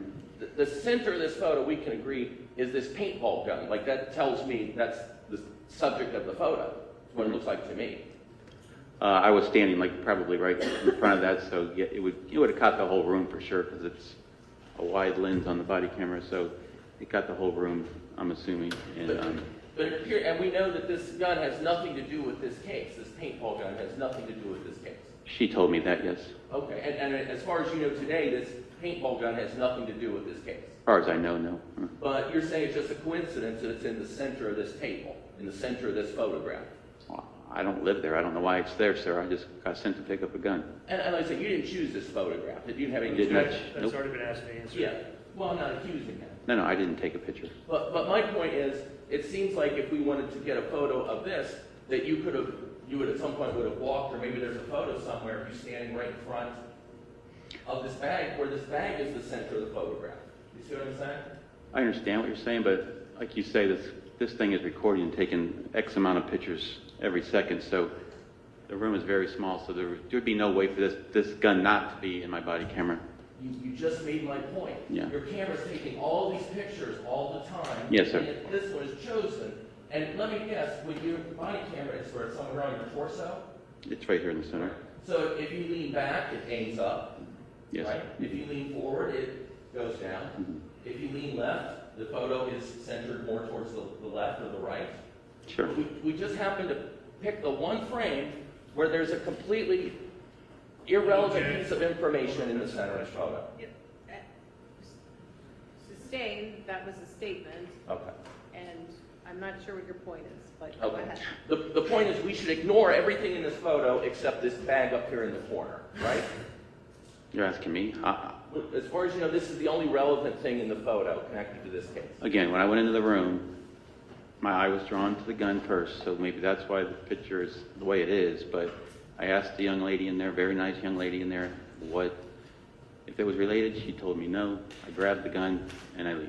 Did anyone consult with you and say which photos do you think we should take for your body camera? No, sir. It was all done without your knowledge or consent? Yes, sir. Thank you very much. Sir, if you were to see the lady you dealt with that day in the courtroom, would you recognize her? It's been a long time, but yes. Do you know if it was her?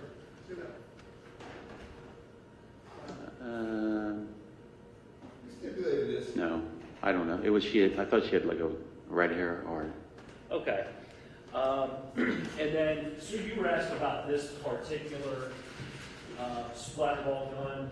Did you happen to ever see the gun outside of that plastic bag? No, it was evidence. I actually put latex gloves on, left it in the bag, and handed it over to Detective Williams. Okay, so you never laid eyes on the gun without a bag? No, Okay.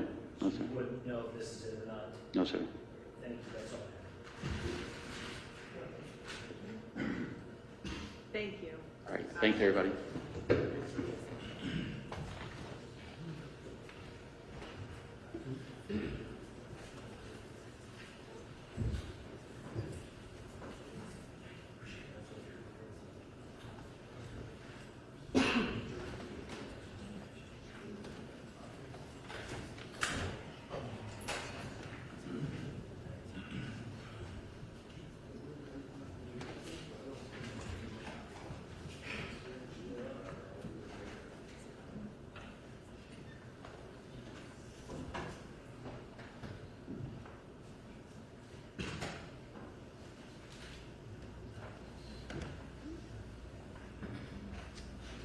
Do you solemnly swear that the testimony that you're about to give is the truth, the whole truth, and nothing but the truth? I do.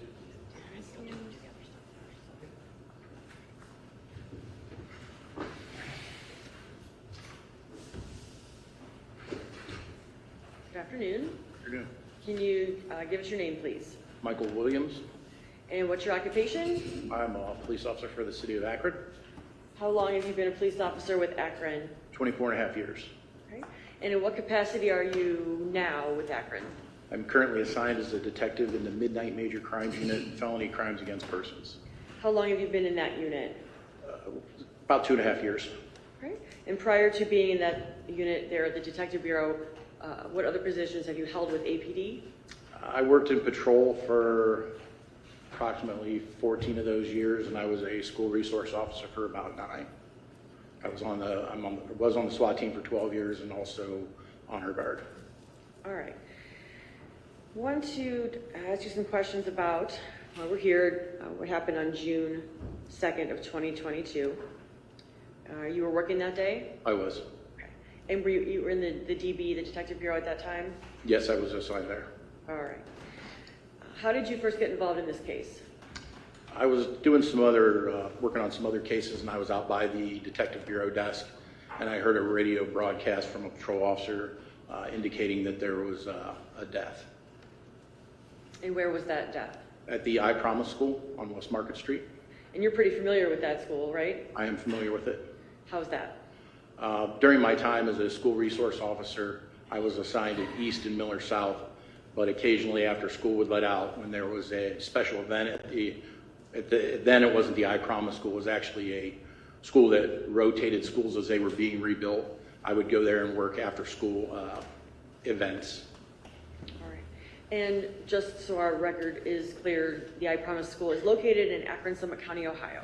Yes, it is. All right. So you get a call regarding a death at the I Promise School. What do you do? At that point, I confer with the other detectives on duty that night, and I respond to the scene. What other detectives, were there a number of detectives responding? Yes. Okay. All from your unit there, the night shift? Correct. All right, tell us what happens when you get on scene. When we arrive on scene, speak briefly with the original responding officers. They briefed us on what they had. At that point, I didn't even know what the original call was. I found out later that it was a fight call, and kind of walked around the scene with some of the other detectives. All right, and what is the scene like when you get there? It's fairly dark. It's an empty parking lot. There's a car that's left unattended up towards the mouth of the parking lot going towards Market Street. Mr. Liming was in laid out by a light pole towards the middle to eastern part of the lot. And I guess in relationship to where Ethan Liming was found, what else are you seeing? What are the other signs of what happened there? There was several broken cell phones. There was a broken, what appeared to be toy gun laying in the parking lot. There was a T-shirt that was neon yellow in color on the basketball court. And there was a wallet. I may be missing some of the things that were there, but that's... All right. And would you agree with me they're kind of spread out around where Ethan was found? Yes, the crime scene was fairly large. All right. So what is your next, I guess, step, or what else do you, what do you do when you get there? At some point in time, I become aware through one of the other detectives that a lady had showed up and stated that her son was there when this occurred, and there had been a plan made between one of the detectives and patrol to go pick up other witnesses that were at the scene when it occurred. All right. And later, did you determine who those witnesses were? Yes. Who were they? They were Ephraim Stefanko, Makai Shadie, and Lamarion Dancy.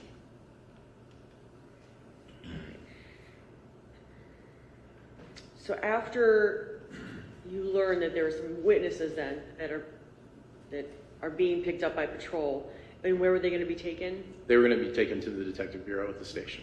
All right. What do you do with that information? Meet with the other detectives on scene and decided that myself and Detective Aber would go back to the station to interview the witnesses so that we could get some information, possibly to put some information out about suspects. And Detective Hornacek and Detective Keith Williams would remain at the scene. All right. So you go back to the DB. Correct. Are you involved in interviewing all three of the boys? Yes. Through those interviews, were you able to get any names of the suspects? No. How about descriptions? Yes. All right, could you go through, I guess, the descriptions that they were given? The descriptions from all 3 boys were fairly consistent. They described a black male, 5'9", skinnier but cut, braids with colors on the tips. The second description given was... Well, let me stop you there. So that first description, you were obviously actively involved in this investigation. Yes. You watched the I Promise video and other videos, right? Correct. And then later you were involved in interviewing the 2 defendants, correct? Yes, Okay. 2 of the 3. So that first description that was given to you, who did that? Did you determine who that was? We later determined that to be Deshawn Stafford. Okay, so go ahead then. The second description was physically similar with braids. I believe Mr. Dancy actually stated that they looked very much alike and thought that they may be brothers. We later determined that to be Tyler Stafford. Okay. The third description was of a larger male, 6 foot, that had I believe they called it a close cut, but he was definitely bigger and had his shirt off. And all 3 also stated that there was a female on scene, but couldn't give no further description than she had something over her hair. Okay, so that third male with the short haircut and no shirt, who did you determine that to be? Donovan Jones. All right. And the female who was on scene, that was described to be on scene, did you ever get a name for that person? We did figure out who it was, yes. All right. And who did you determine she was? Driana Blair, I believe was her name. And what was her relation to anybody on scene? She was Tyler Stafford's girlfriend. All right.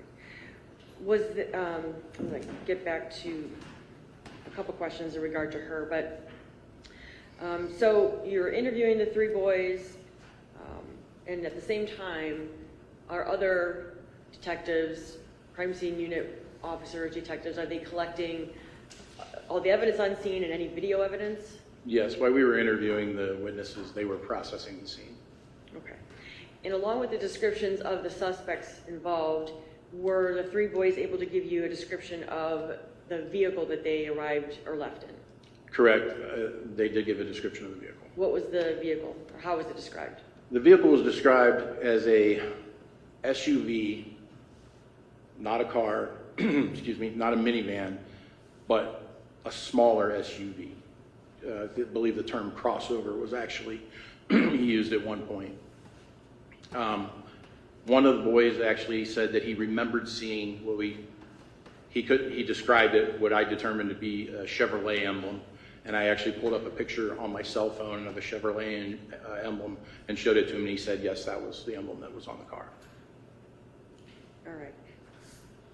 And photographs, or sorry, video, did you obtain videos of that car? Because you're trying to determine who's driving that car, right? We're trying to determine all the occupants of the car, yes. Okay. So did video surveillance assist in determining what type of car and later whose was it? When we got the video, it definitely was a smaller SUV as they had described, and it was one that I didn't know off the top of my head. Through the video, we had several pictures of it coming and going, and it was silver in color.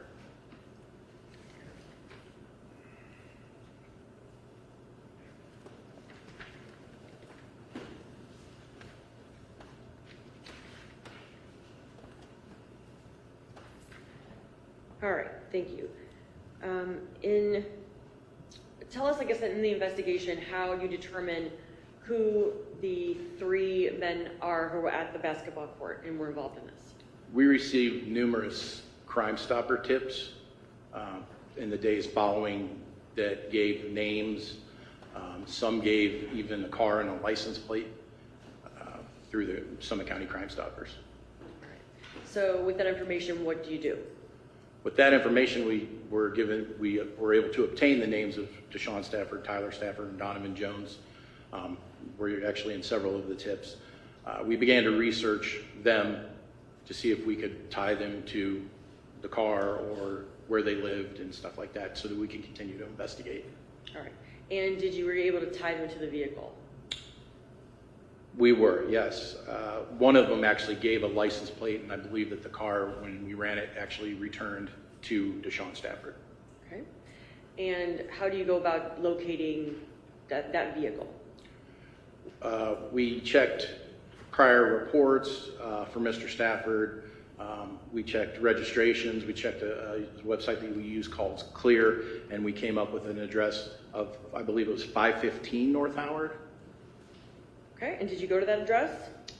We did, actually, Detective Hornacek, the first night that we got it, went and drove by that address and did not see the car there. Okay, and what about you? In the course of a personal errand, I had to go through that area, and so I purposefully drove by the house when I was off duty, running my errand, and observed the vehicle that I saw in the video sitting on the north side of 515 North Howard Street, and at the time it did not have a license plate on the back of it. Right. What do you do with that information? Well, when I'm driving to my errand, I see a male coming down the steps of 515 North Howard. The male matched the physical description. He had a hoodie up, and he had dreads sticking out of the front of the hoodie that were tipped in a different color. So that person coming out of the house matched the description of which of the three suspects that were given? Deshawn Stafford. All right. Do you have any interaction with him at that point? No. Okay.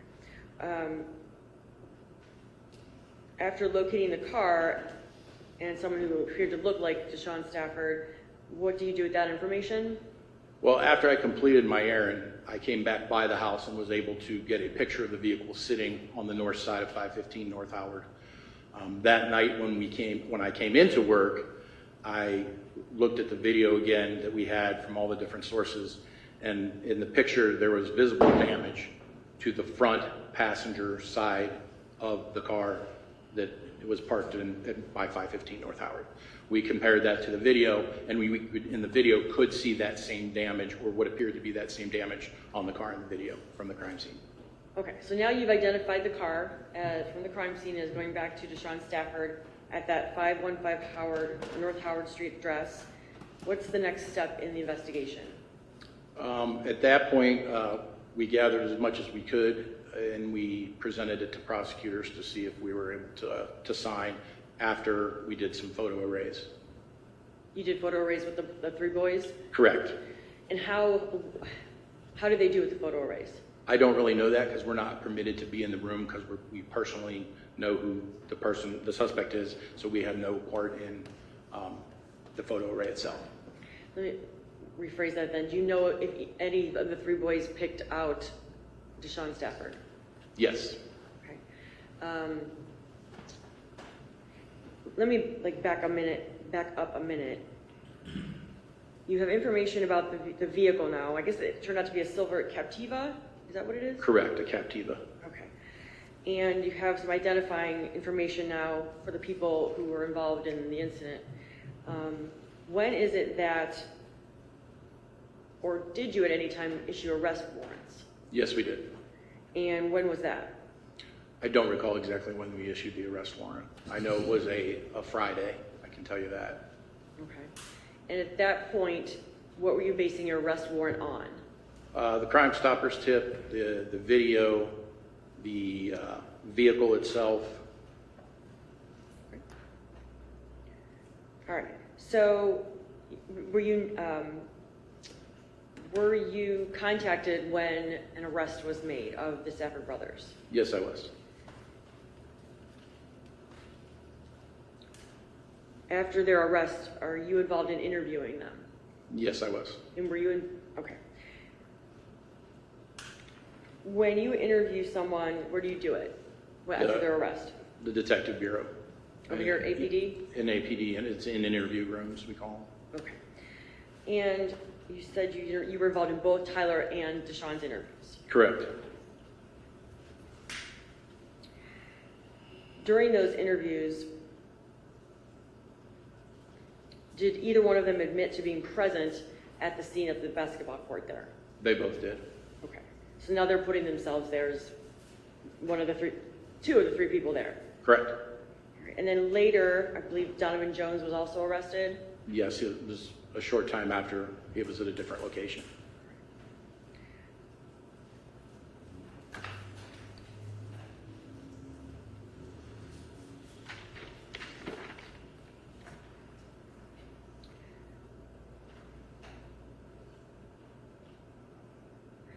you were just, or I'm sorry, you were not in the room. We just had a witness testify to locating and taking into custody basically one of the Orbeez guns, and that person testified it was located at Deshawn Stafford's home. Were you aware of that? Yes. And how did you become aware of that? During my interview with Deshawn, he stated that he had one of the Orbeez guns that he had removed from Mr. Liming's car and that it was at his house. And then so you were involved in asking Officer Mobley to go pick that up? Correct. I called our dispatch, created a call for service with the information that I just needed them to go to that residence and pick up the Orbeez gun from the occupant that was left inside the house. Okay. What number are we on? Is it 44? 43. Okay. The interview that you conducted with Deshawn Stafford, after you conduct such an interview, do you go back in your investigation and review it? Yes, And obviously you've done that in this particular case. I have. I'm going to then play for you what we've marked as State's Exhibit 43, that interview with Mr. Deshawn Stafford.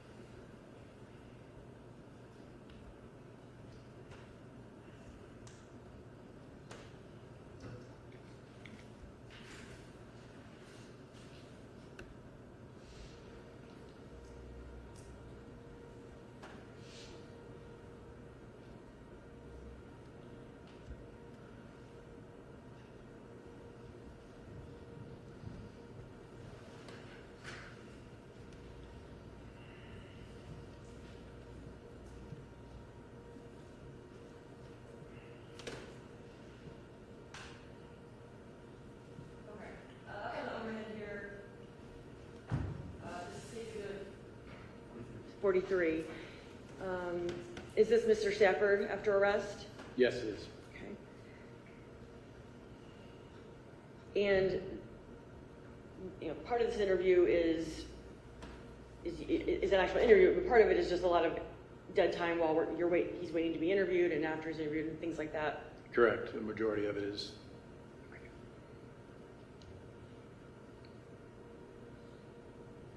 All right, I have a notation of where your interview started, and I believe that begins at 1:27:44.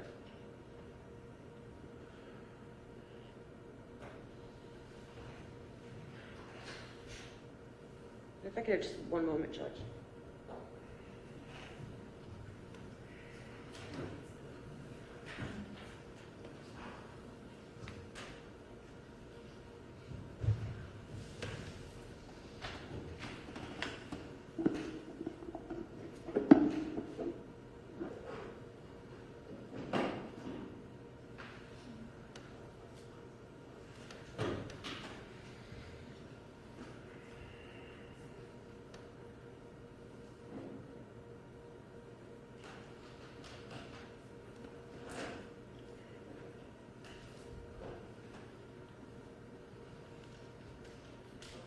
I'm going to go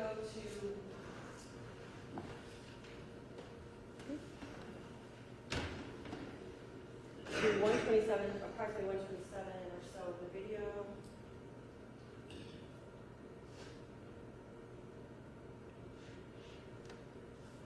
Starts at 1:27:13.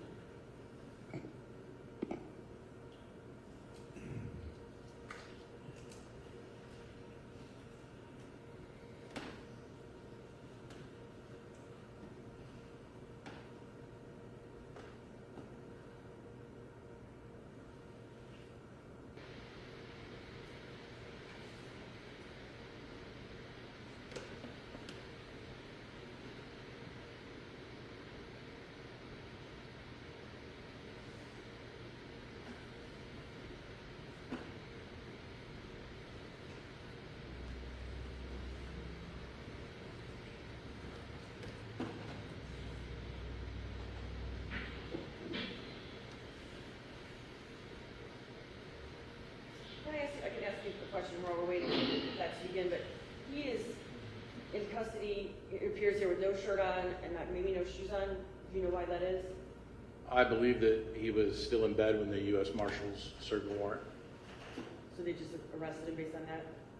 I believe so. Yeah, I was not on scene when the And I arrest think, actually was made. sorry, and later you actually get people to go get him some clothing? Correct.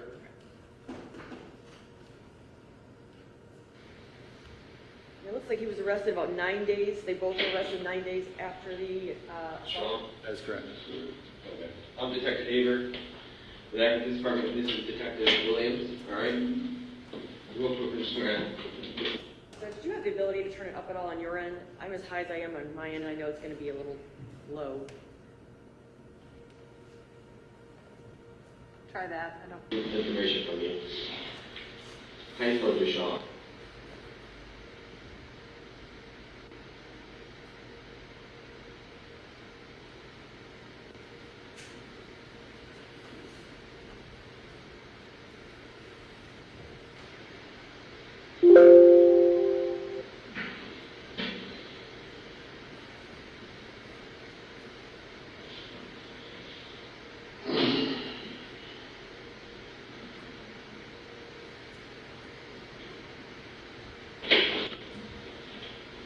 Sean? Okay. I'm Detective Haber. With Akron Police Department, this is Detective Williams. All right. Real quick, we're just going to get some information from you. How do you spell Deshawn? D-E-S-H-A-W. And your last name? Stafford. S-T-A-F-F-O-R-D. And the date of birth? 10/23/01. And do you know your social? 289-06-5534. And where do you live at? 244 Cosby. Who do you live there with? My mom. Your mom? Mm-hmm. And good phone number for you? 330-396-8979.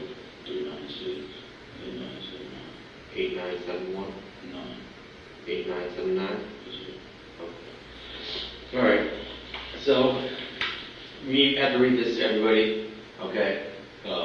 Just it's part of our policy, okay? You have the right to remain silent. Do you understand that? Just say yes or no. Yes, sir.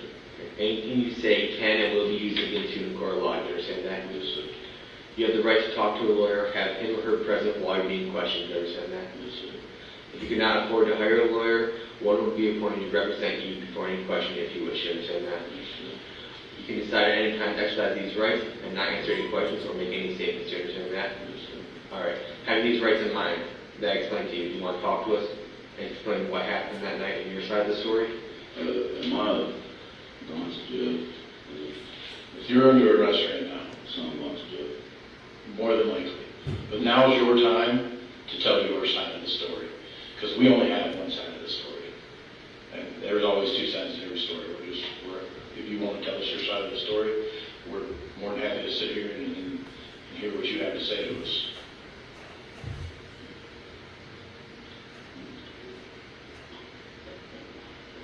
It is kind of crazy, and that's kind of why we want to. I ain't even want to say y'all seen for yourselves. Well, the video isn't that good, so we can't see everything, and we don't know what you were thinking at that time.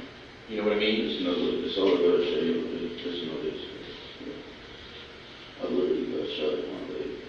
The gunshot came out this way. Okay, so just tell us what happened, man. Stop there for a second. You should be seeing the video, and it's unfortunately kind of hard to hear Mr. Stafford, but he's rolling up his pant leg and he's showing you something. What was that? It was a gunshot wound.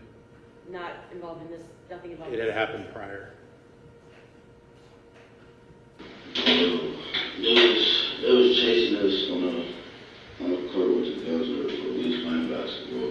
They did not come here to play basketball. They did not come do none of that, bro. They literally pulled up fast as fuck. I thought it was people getting out the car to shoot at us like real guns. I was going to do it. I didn't look at the car. I didn't do nothing. I ran away. Okay, again, it's pretty hard to understand. What is being communicated there? He states that he was playing basketball and a car pulled up very fast and people jumped out and he thought that they were going to shoot at him. My brother was still in the court, and they was running after us.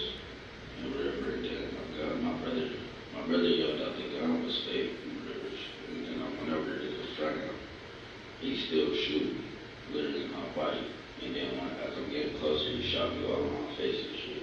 Can you pull your hair up? All right, again, what is he saying there? He's saying that he took off running. His brother stayed on the court and yelled to him at some point that it was a fake gun. It appears that he was talking about then getting shot again. Well, yeah, he's, after viewing the video, fast forwards a little bit to getting shot in the face as he's approaching Ethan at his car. And I think you just asked him, or about to ask him to show you where he was hit. Yeah, he said he was shot all in his face, so I asked him if he could lift up his hairline so I could see if there were any injury present. And he does that for you? Yes, he does. Do you see any injury on his head? There was an injury in his hairline that he later clarified was from hitting his head on the pavement, but I didn't see anything that looked like a circular gel bead mark. All right. Continue playing at 131.09. Where did he get you? Right here. All right here. Sure. Okay. When you say you guys were on the court, who was on the court? Just me and my brother. Some other dude. Do you know who that other dude is? You never seen him before, nothing like that? Okay. So you were just... Stopping it again there, 131.27. You're asking him, there was he and his brother and some other dude on the court, and who does he say the other dude is? Well, I asked him who was on the court. He said him and his brother, and then some other dude that he did not know. And did that turn out to be the correct statement? Donovan Jones is his cousin. So he's telling you he doesn't know who Donovan Jones is? Correct. He doesn't know who that third person is? Correct. Starting again at 131.27. Was he there when you got there? The other dude. Okay. And who was the girl? You don't know her either? Was she there when you got there? You don't know? Okay. All right, go ahead. So, continue. Whatever, he shot me in my face, whatever the fuck. So I hit him, and then this man got out the car and tried to help him, whatever the fuck. And as that was happening, my brother came and tried to help me and shit. And he got him off me. That's why I got all this right here. What's that from? That's from the road. He hit my head, like literally he slammed me. So you and the guy. This is Ethan. Ethan had the gun. Ethan Okay. shot me in the face. Okay, so and then you go up and you punch Ethan? Yeah, after he shot me in my face. Okay. And then what happened? You guys grabbed each other? Was there a tussle? He grabbed me, he literally grabbed me, and then I slammed him. So you slammed him onto the ground? Yeah. And then what happened when he fell? He literally, we let him back up, and my brother was helping me where the fuck. Yeah, I hit him a couple times, we let him back up, and then he started following my brother wherever, because we was about. I'm going to stop it there. It's, again, hard to hear. Can you kind of go through what, I know you've reviewed this many, many times, so could you kind of go through what he's saying there? So Mr. Stafford stated that as he approached, he was getting hit in the face with the Orbeez. He punched Ethan and took the gun off of him, and they began to tussle.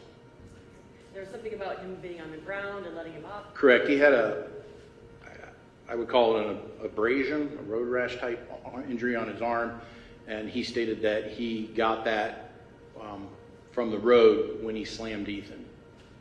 Okay. And he slammed Ethan, and then what happened? He said that his brother came up to help. After, it's unclear the time, that they let Ethan up. From there, 132.37. Okay, so you guys are walking away from the situation. Yeah, she literally walked away, bro. And he came back toward you? He was following my brother.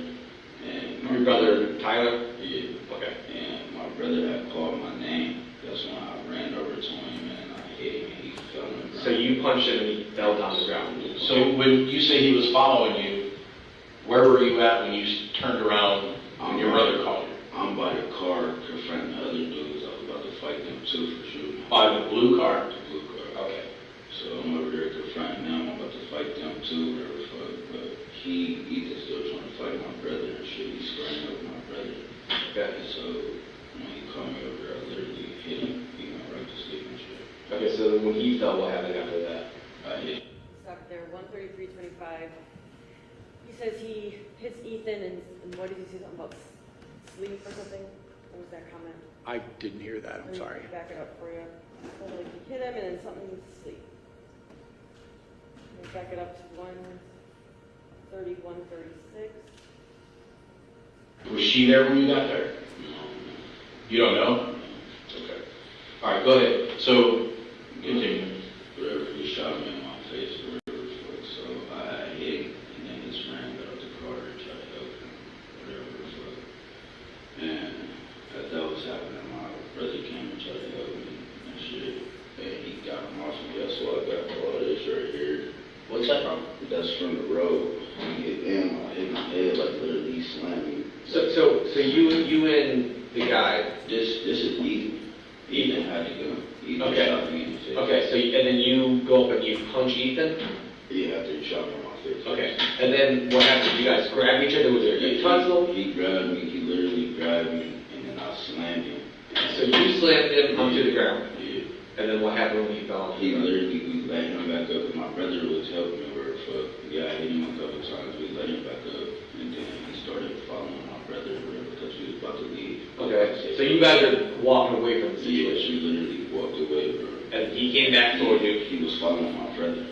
And Your brother, Tyler? Yeah. Okay. And my brother had called my name. That's when I ran over to him and I hit him and he fell on the ground. So you punched him and he fell down the ground? So when you say he was following you, where were you at when you turned around and your brother called you? I'm by the car confronting the other dudes. I was about to fight them too for shooting. By the blue car? The blue car. Okay. So I'm over there confronting them. I'm about to fight them too, whatever the fuck. But Ethan's still trying to fight my brother and shit. He's squaring up my brother. Okay. And so when he called me over there, I literally hit him. He went right to sleep and shit. Okay, so when he fell? He was right there. I literally hit him and he went right to sleep. Correct, he said, I hit him and he went right to sleep. What happened after that? I hit him 2 times. When he was on the ground? Yeah. Okay. Then what happened? None after that, I'm gonna pause there real quick and take you back just a couple seconds.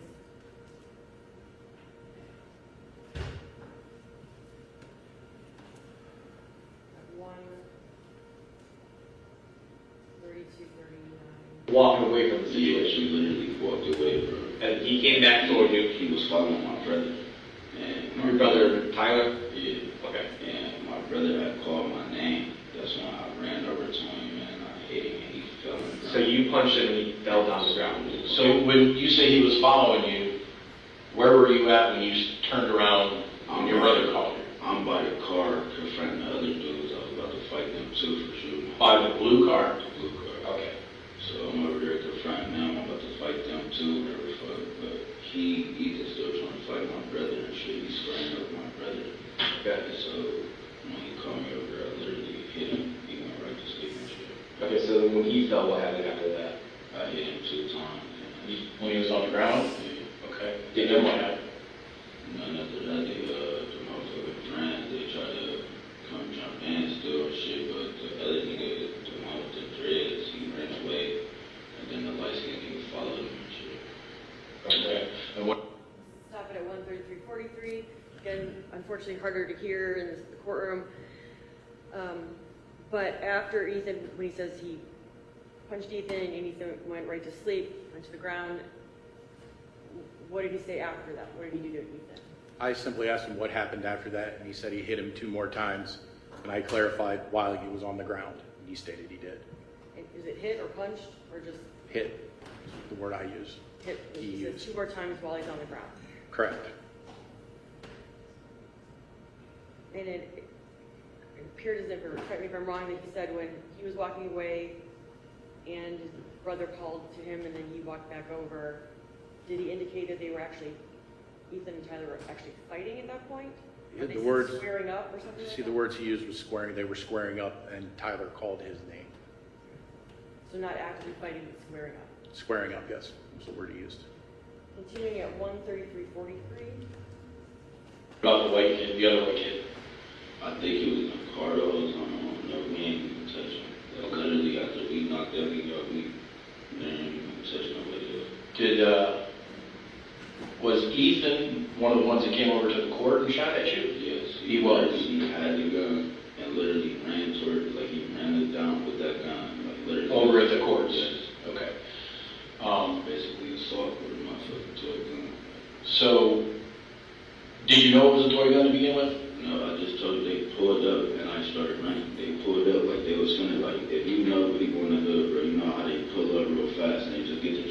shooting, bro. Okay. That's how it was. Like, When did you realize that it wasn't real, I guess? I told you, my brother yelled out the gun was fake. It's a fake gun. So were you still on the court at that time? I was like literally over in the back, off the court, going to the back. So you came out and you ran away? Yes. Okay. So who ran towards them? Who ran towards who? Who ran towards the blue car originally? I walked, like you talked about, after they chased So this. when you're on the court Yeah. and they're shooting at you and you realize it's a toy gun, you're running the other way. Who towards the blue car? Because the video showed somebody running towards the blue car, not running away. I'm trying to, they ran. I'll leave there for a second, little buffer and not be skipping, but, is it, from his statement to you, is Mr. Deshawn Stafford saying that Ethan was one of the ones that got out of the car originally and ran to the court shooting? Correct. He stated that Ethan was one of the ones that was shooting at him on the court and chased him. And obviously he must have been mistaken or something, right? Because we know that's not true. I know that not to be true. I'm gonna bump it back just a couple seconds to try to get it. Buffer.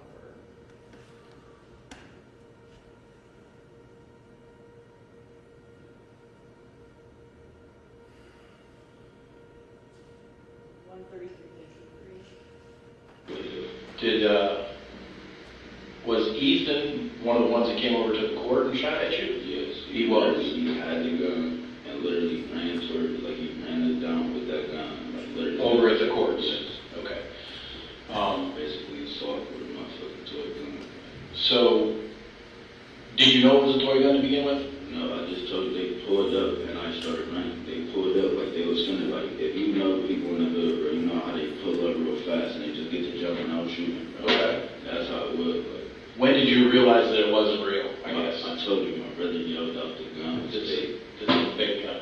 So were you still on the court at that time? I was like literally over in the back, off the court, going to the back. So you're saying you came out and you ran away? Yes. Okay. So who ran towards them? Who ran towards who? Who ran towards the blue car originally? I walked, like you talked about, after they chased this. When you're on the court Yeah. and they're shooting at you and you realize it's a toy gun, you're running the other way. Who ran towards the blue car? Because the video showed somebody running towards the blue car, not running away. I'm trying to, they ran back to the car. That's correct. Nobody ran directly towards the car. Somebody followed him.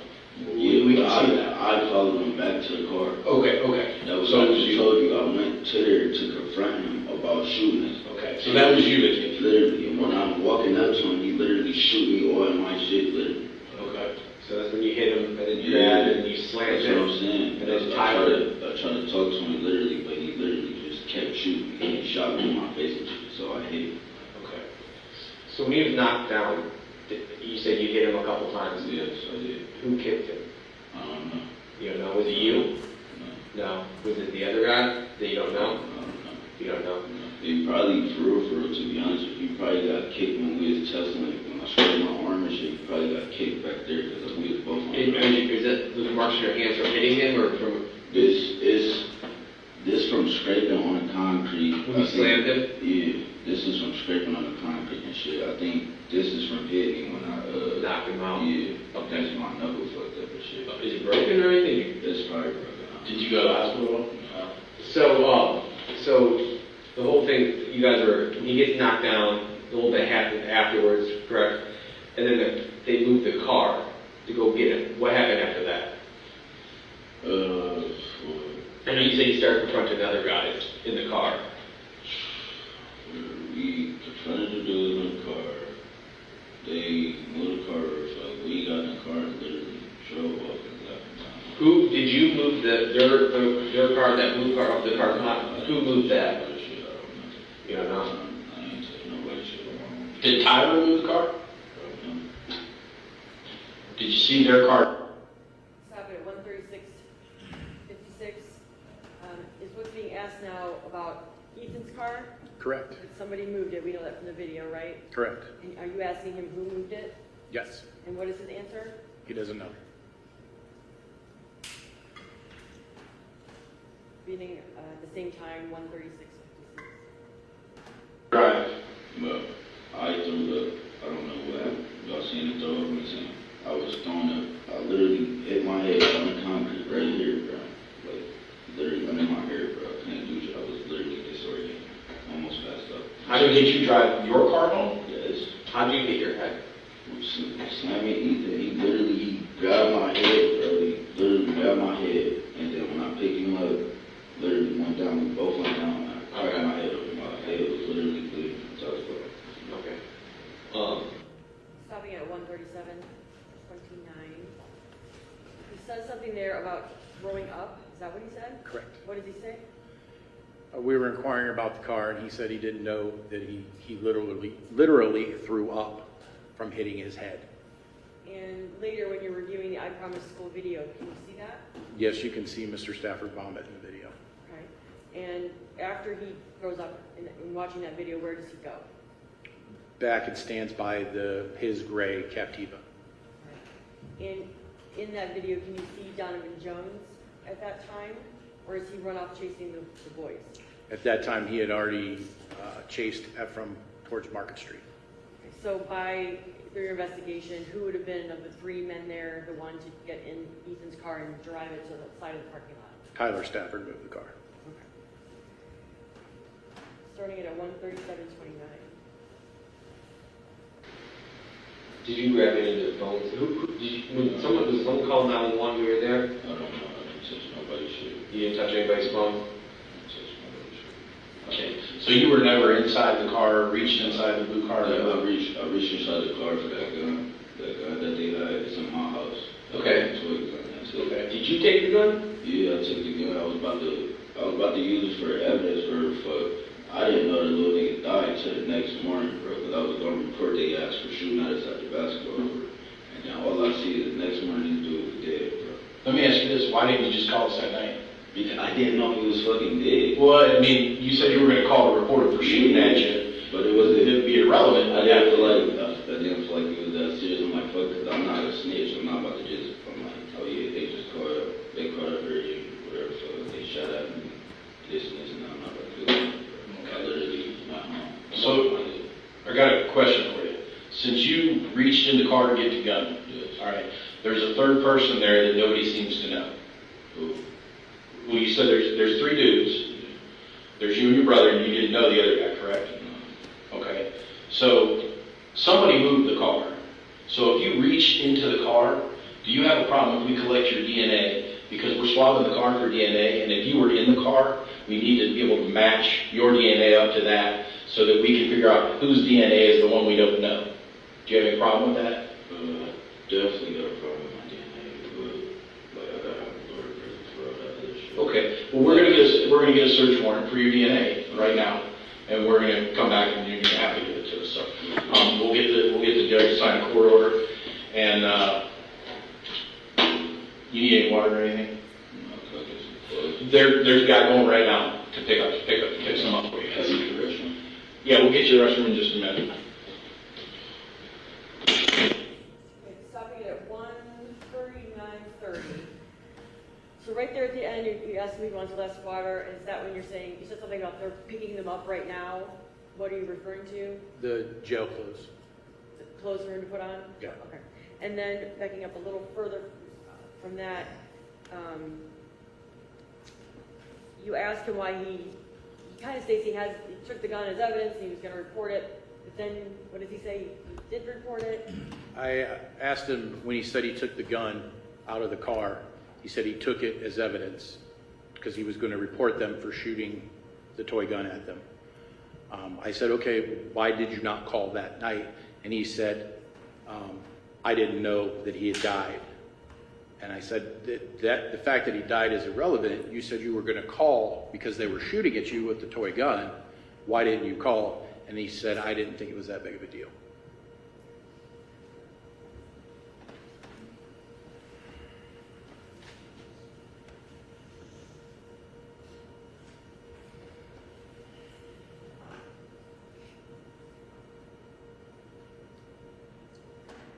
All right, so at this point, there's really no other, is there any other discussion of the events after this? Not to my recollection. Okay. So I'm going to end it at 139.30.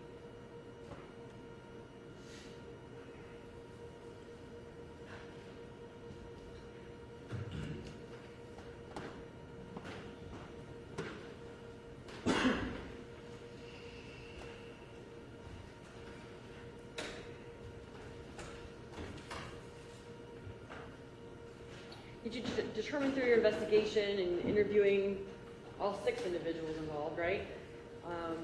After interviewing everybody and watching the different videos, the I Promise video, were you able to identify who was the one who was kicking at the windows on Efren's side of the car there? I believe there was a statement made that it was one of the Staffords.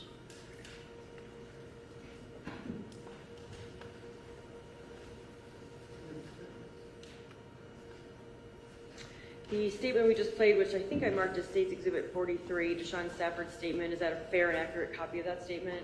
It is, yes.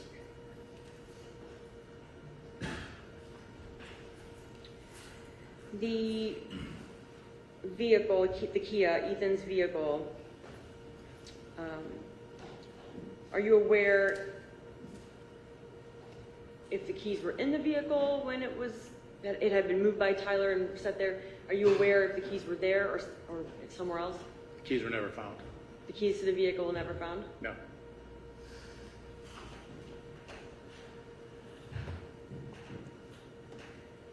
All right, did you attend the autopsy, Ethan Liming's autopsy?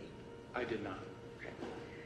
Did you review the autopsy photographs and learn about what the injuries were? I did. Okay. Are you aware of injuries to Ethan's hand? I think it was the left hand? Yes.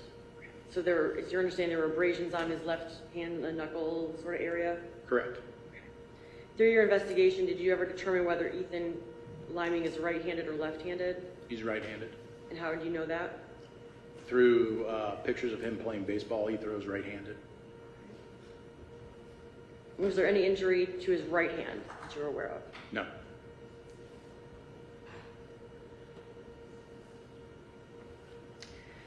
So the 2 Orbeez guns we're talking about, we have them both in evidence. Is your understanding one's recovered from Deshawn Stafford's home, right? Correct. And the other is the one that's on scene, kind of broken at the scene of the incident? Yes. Okay. And we had previously seen a bottle, like a water bottle with the little Orbeez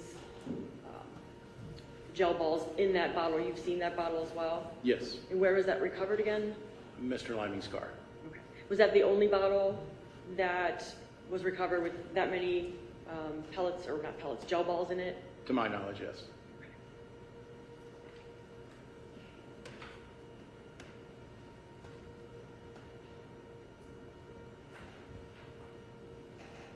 In any of the interviews involved in this case, the interviews of the 3 kids in the car and the interviews of the 3 men on the court, did any of them say that anybody was recording any of this incident? No. Earlier you said you did identify the girl that's in the video as, is Driana Blair? Is that correct? What relation was she to anybody involved here? Tyler Stafford's girlfriend. And was there an attempt to, well, first of all, when did you even learn that was her name and who she was? I don't recall the exact course of how we learned her name. Were you trying to find her to interview her? Correct, yes. And at one point, did you attempt to interview her? I did not. Yeah, who did? Detective Hornacek did. Okay. And what was the outcome of that? She said she didn't have anything to say to us.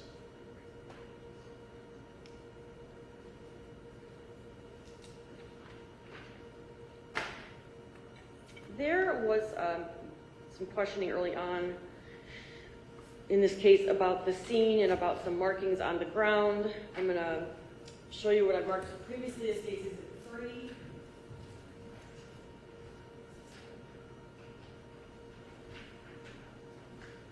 Do you recognize what's pictured there? Yes, it's the crime scene, the I Promise parking lot. Okay. And in the picture, I'm not going to put it up on the overhead now, but they've seen it before. There's some like darker sort of black marks there. Do you see that? I do. And there was the question whether those were potholes in the parking lot. Are you aware of what they are? They appear to be potholes that have been filled with coal patch. And from the crime scene video that we saw earlier, but you reviewed the crime scene video? Correct. I mean, were there indeed these big potholes in the road at that time, or in the parking lot at that time? No, the coal patch made the almost level with the regular surface of the parking lot. Okay, so the picture's kind of deceiving, is that a fair? It is. And when you look at the crime scene video, can you see the parking lot surface better there? Yes.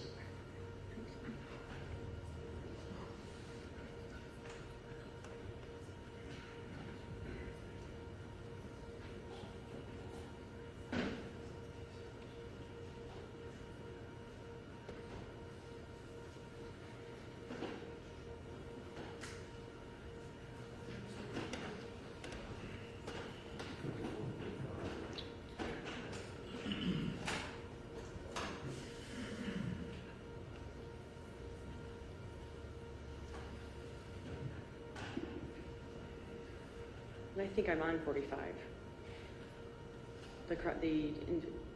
Video is 44? 43, sorry. Okay.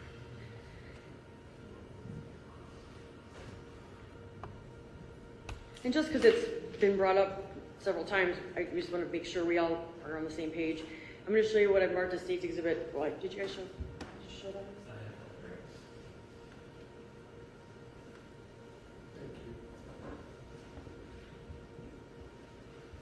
So this is State's Exhibit 44. I'm going to zoom in a little bit, but again, the picture is not all that great. But do you see what we were just talking about there? What you were just talking about an area that's filled in kind of with blacktop? Yes, that's what used to be a pothole near the drain that's been filled by coal patch, is what I call it, what they patch potholes with. Okay.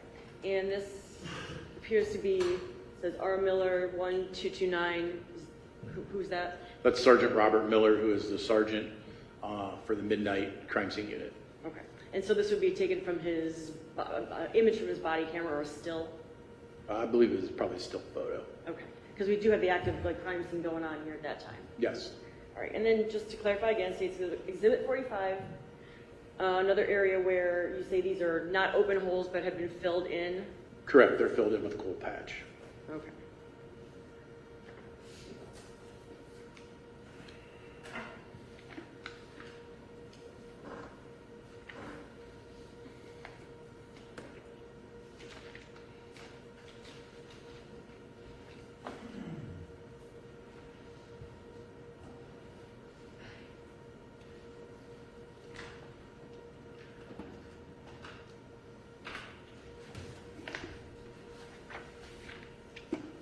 If I could have 1 minute.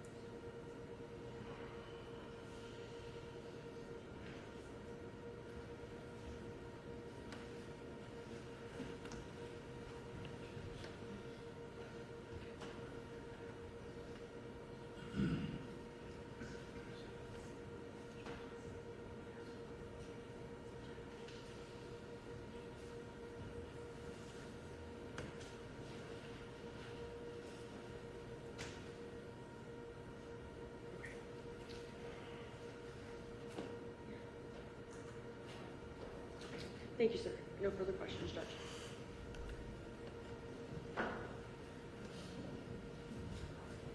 Hey, Detective, how you doing? Good. How are you, sir? I'm good, Detective Williams. Good for 2:30 in the afternoon. So you got 24 and a half years with APD? Yes, sir.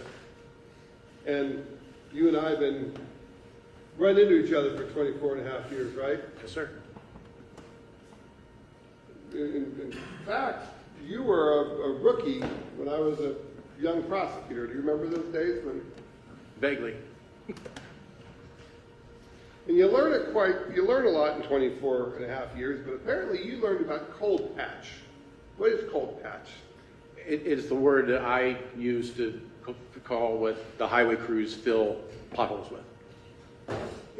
And I appreciate that. What you're telling this jury is that the holes you saw seem to be repaired. Yes. But this isn't something where you go out and you confirm with LeBron and his people that the holes are filled in with a certain product.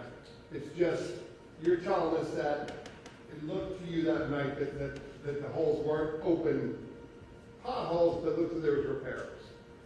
Yes. Well, we could agree that you kind of don't need to start patching up perfectly good parking lots. Somebody was trying to band-aid a problem, could we say? Yes. Winters are hard in Ohio and things happen. Okay. I mean, certainly the parking lot was functional. People still park their cars there. I would assume. I work at night, so there's usually not cars there. We went out there the other night and it looks all brand new. So obviously it had exhausted its lifespan. Okay. You didn't arrest my client, Deshawn, did you? Physically, no. Who decided to drag him in there without any clothes on? Whose choice is that? The U.S. Marshals Fugitive Task Force were the people that made that arrest. So this is 9 days later. Is that accurate? I'm not sure on that. I believe it was 9, yes. All right, so 9 days later, this thing's been all over the news, and you guys have the U.S. Marshals, which are really a task force of local agencies assigned to the marshals. Yes. They go out and they collect people on warrants. Yes. And somehow they go out there and do you know they drag? I mean, am I correct? They dragged him out of his bed? I don't know that for a fact. I know that he was in the house. I believe one of the detectives said he was sleeping. Okay. And you know, some of the news channels and stuff, they have pictures of him up as if he walks around like this, shirtless, with hair all crazy all the time. They didn't really get a chance to clean themselves up. The U.S. Marshal doesn't give you a chance to clean yourself up before you go into custody, do they? I wouldn't know that. I've never been on that task force.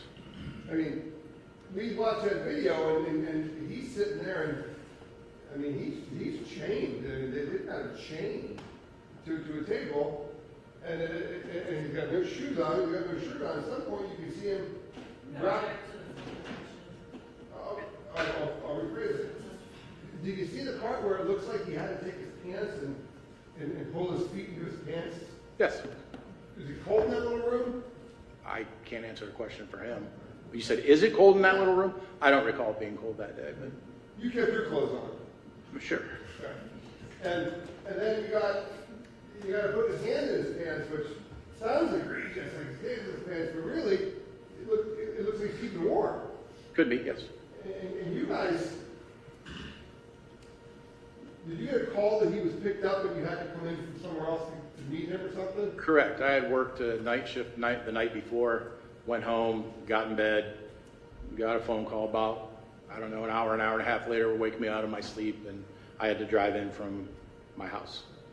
So not counting the time that it took for the U.S. Marshals to get him and go into the house, we don't really know how it happened, but we can assume.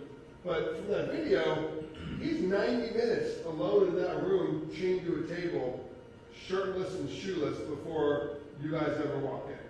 Yeah, I don't know the exact time frame, but it's a while. And at some point, you don't like that, and you go get him clothes again, right? We check to see if, as a matter of course, we sometimes keep jail outfits in our Detective Bureau vault. That particular day, we didn't have any left, and we had to send somebody to the county jail to pick them up and transport them back. You can see how it looks bad. That's okay. You're just trying to get to the bottom of this thing. What was your involvement in this case? I know that you are one of the detectives, one of the 3 guys on it, but you're not the guy sitting at the table today. So, were you head guy or second to head guy? I was one of the assisting detectives. Myself and Detective Aber assisted Detective Hornacek. Okay. And you were involved in a lot of this case. You were involved in going to the scene, and you were involved in the interview of my client. Were you involved in the interview of the boys in Ethan's car? Yes. Okay. All right. So these scenes are kind of confusing? Is there, I mean, is there a lot going on at these crime scenes and you have to kind of ferret out the information as an investigator? Yes. All right. And sometimes people aren't 100% with you, are they? I'm sorry, I don't understand. They're not 100% truthful with you, are they? Not always. I mean, Deshawn didn't want to tell you about his cousin. He kept his cousin out of it. It seems that way, right? It does seem that way. I mean, it seems like he kept his brother's girlfriend out of it, right? Correct. I mean, he just wasn't snitching, was I think something he said. And, He made some reference to snitches. and at this point, it's 9 days later, and this thing is a really big deal, right? I mean, how many guys did you have working on this case? I believe just myself, Aber, and Hornacek. I know the chief of police got on and he made some statements in the news. Was there pressure coming out from the chief on this one? Sustained, that's not a question. Were you guys getting some, the chief had some interest in this one, did he not? I believe there was some type of news conference. Again, it was during the day. They call a news conference, the whole deal. So you can assume the community's seeing that, and I guess it's not surprising that not surprising that the information may not be as forthcoming as you would like it to be from the people involved. I'm not sure I understand what you mean. You talked to the 3 boys in Ethan's car, right? Yes, sir. And it may surprise you that their stories kind of changed a little bit from what they told you to what they're saying now.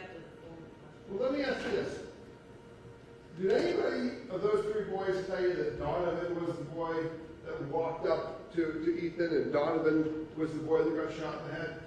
No, when I interviewed them, they didn't use any names. We didn't know names. Okay. So,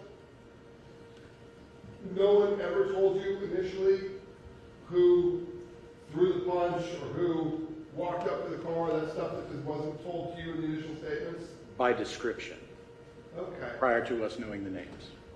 Well, you guys are under the theory that Deshawn walked up to the car before anybody else did, right? Correct. And would it surprise you to know that the 2 star witnesses out of 3 said it was Donovan that did it? Yes, it would, but they don't know their names. Okay. Yeah, but if I told you that they knew they identified it by height and weight, and these were the brothers, they know their names now, believe it or not. Objective, this is a question or? You're testifying, Mr. Sin. It's hard getting accurate information on these things, is it not? Yes, could be. So, what you do have is you've got Deshawn, and he's in there, and he's hooked up, and he's going to tell you some things. And the first thing he does is, Objection. okay, I'll rephrase it. I see him show you his leg or something. First thing out of Rip, he shows you his leg. What's that about? He stated that he'd been shot in the past. Okay, did you look into that at all? No. Did you require some, if I were to tell you that John, Sustained. you don't know that it was anything, did you know what that's about? Do you know if it was a drive-by when he was younger, or you know if it was something he was involved in? I know nothing about that incident. Okay. He wanted you to know that, though, right? Apparently, he told me about it. Did it seem to be him saying,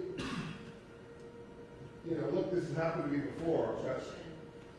Well, what was his purpose in telling you that, if you know? I can't know his motivation. Okay.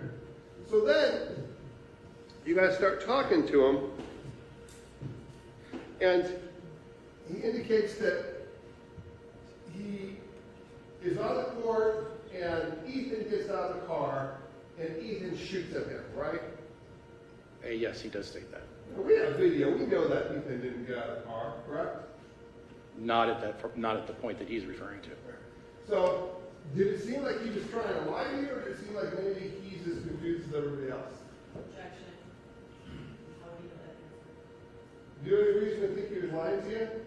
I have no way of knowing either way. Okay. But he told you, he was telling you everything else about his involvement, was he not? No. What are you lying to you about? He stated he didn't know who the girl was. He didn't know who Donovan was. And we know for a fact that he did know. Pretty covered for the people that were about to get in trouble. But as far as... Sustained. So... Yeah, Mr. Sin.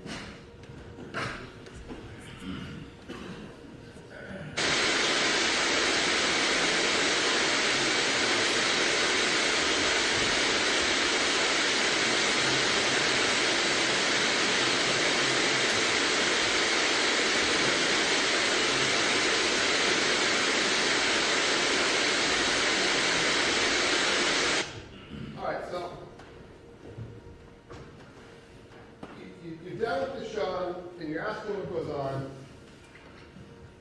what does he tell you happened first? After the car pulled in, what does he tell you happened? That people jumped out and he ran, What did he tell you he thought was going on? that he was going to get shot at. Thought it was a drive-by, right? He might have used those words, I don't recall exactly. And then what did he say about no longer believing that? Did he tell you why he no longer believed that? That he was going to get shot at? Yeah. Because his brother Tyler yelled that it was a fake gun. And then did he tell you why he walked? Did he tell you if he walked up to the car to confront the folks in the car? Yes, he did. And did he say why he was walking up there? Because they shot the Orbeez gun at him. Did he tell you he was walking up there with ill will in his heart to start some drama? He said to confront them. Okay. He wanted to know why he was being shot at. Objection. He said to confront them. You saw he had a basketball in his hand the whole time, did you not? As he walked up, yes. Okay. And then what does he say Ethan does? Shoots at him with the Orbeez gun. And he tries to show you something on his head. Trying to show you something on his head? I asked him if we could look at his face because he said he was shot in his face. Okay. So he told you he was being shot in the face. Correct. And he showed you a mark on his head, and you saw a mark on his head. What did he tell you that was from? Hitting his head on the ground? Okay. Is that the first time you heard that he hit his head on the ground? Yes. And he indicates that he walked up, Ethan is shooting him, he punches Ethan, and then those two get into a conflict. Is that safe to say? Yes. And he uses the word that he's going to slam Ethan. Is that what he said? He said he slammed Ethan. Okay.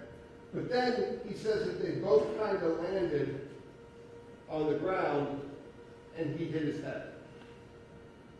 Correct. So did he say he slammed Ethan or that he was going for a slam? He said he slammed Ethan, and when he slammed him to the ground, Deshawn's head hit also. He actually kind of describes it as Ethan had his head, and he lifted him up and slammed him, and when he slammed him, Deshawn hit his head. So let's go there again. How did you describe it? What was Ethan doing at the time? What was Ethan doing? At the time of the slamming, what was Ethan's body according to Deshawn? Deshawn had lifted him up. Okay. How? Pick him up on his armpits? I wasn't there. I can only go by what he says. Sounds like they were wrestling, like struggling, right? Object. Well, I think you said that it looked like he grabbed him to slam him. He demonstrated for you?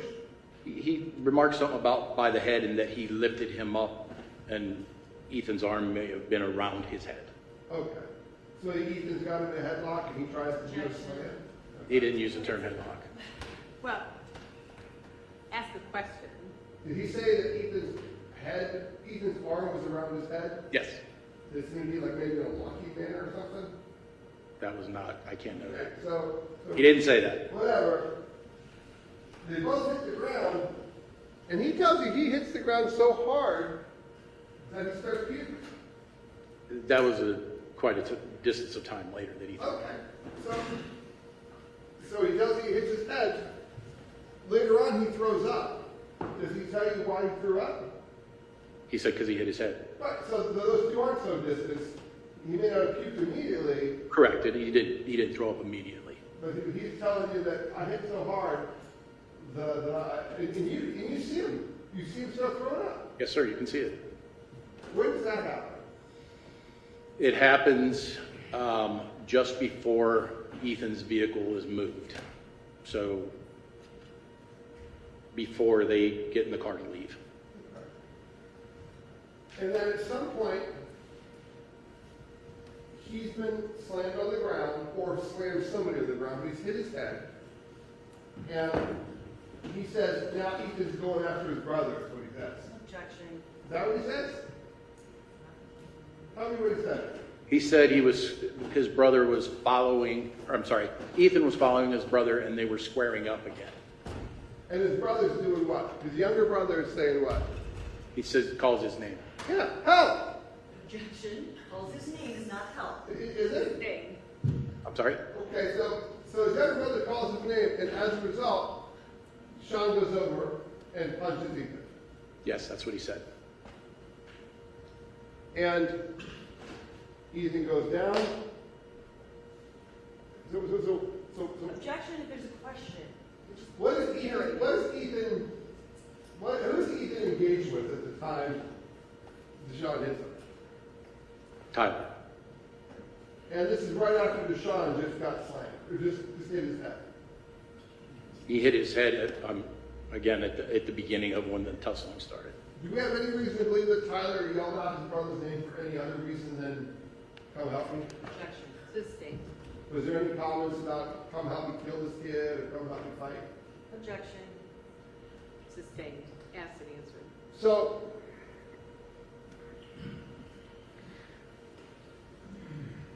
you talked then about some other things that were done, and there were phones on the ground and that kind of stuff, and you asked some of the folks whether anybody was recording, right? Yes, in the interview. You asked him if anybody was recording? I don't recall. Okay. And you've got these phones and evidence, right? Correct. And you got the crime scene unit, right? Correct. So, the kids told you that nobody was recording. What did the phones tell you when you analyzed them? We didn't analyze the phones. You didn't analyze the phones? No, sir. Why wouldn't you analyze the phones in a case like this? I don't commonly analyze phones of witnesses. The three young men all reiterated that there was nobody taping, and we had no reason to believe that anybody was taping. You just took these kids at their word? Yes. In a case of this magnitude, you've got their phones in evidence. You've got the ability to look at them and see whether or not they're filming this, what they're saying to each other, what was said before all this, and no one thinks to turn them on and look at them? Objection to the form of the question. Sustained. You guys didn't, you still have the phones, and to this date, you guys haven't turned them on and brought that evidence in. Correct. I had no reason to.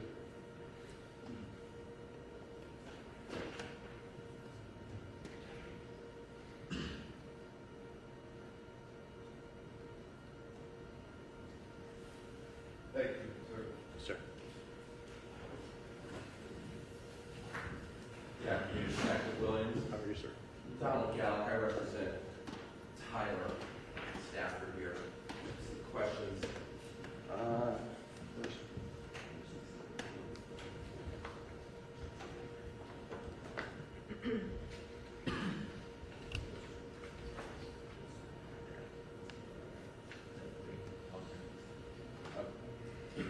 If I may approach, Your Honor.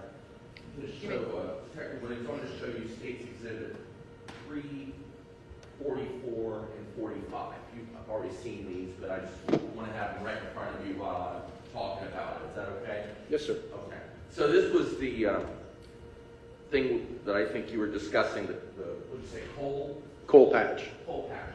So there were holes there and they were filled in with this material. Yes. And I mean, in your mind, is it similar to like, I'm driving down the highway and I'm seeing the construction guys filling stuff on I-77? Correct. Okay. Now, are you saying that that makes that parking lot completely level, or did you say almost level?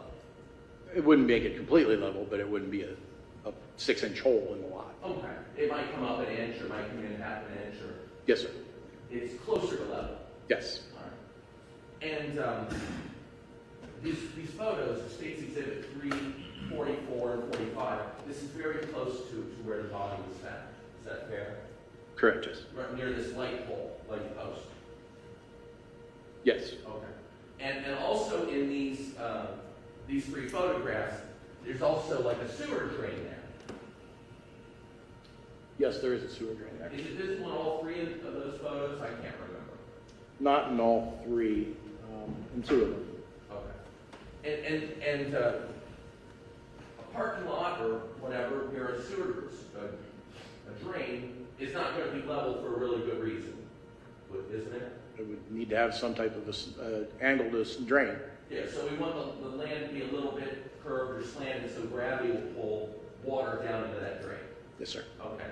Now, we heard some testimony that before Ethan fell and hit his head during the fight, that he might have been backing up. Did you hear any statements like that? I don't recall those He might statements, no. have been backing away, maybe on this ground while he was in this fight? I don't recall any statements like that. Okay. I'll take those back from you just so I can return them. I appreciate it. Yep.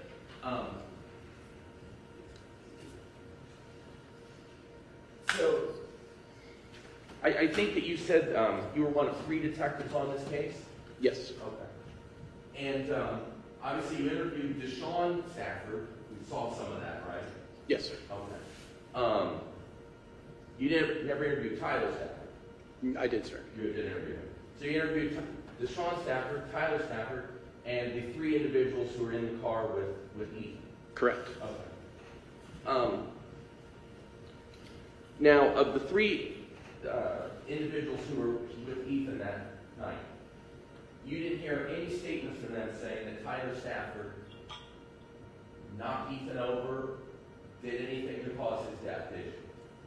They didn't use any names that night. Okay. I mean, none of those 3 witnesses told you anything like, we saw Tyler Stafford hit Ethan and Ethan went down, or we saw Tyler Stafford, hit his head on the ground, nothing like that. Again, they didn't use names. They said that they all jumped in. Right. Let's go to the description. We agree that of the 3, we'll call them, suspects, so Tyler Stafford, Deshawn Stafford, and Donovan Jones. Donovan Jones is the tallest of the 3. Yes, sir. Okay. And we've heard that he's 5'11" or 6 foot or something like Somewhere that. around 6 foot. Somewhere around. Okay. And we heard testimony that it was the taller one who went and assaulted Ethan and knocked him down. We don't know if that's correct. That's what we heard. I didn't hear any of that. Okay.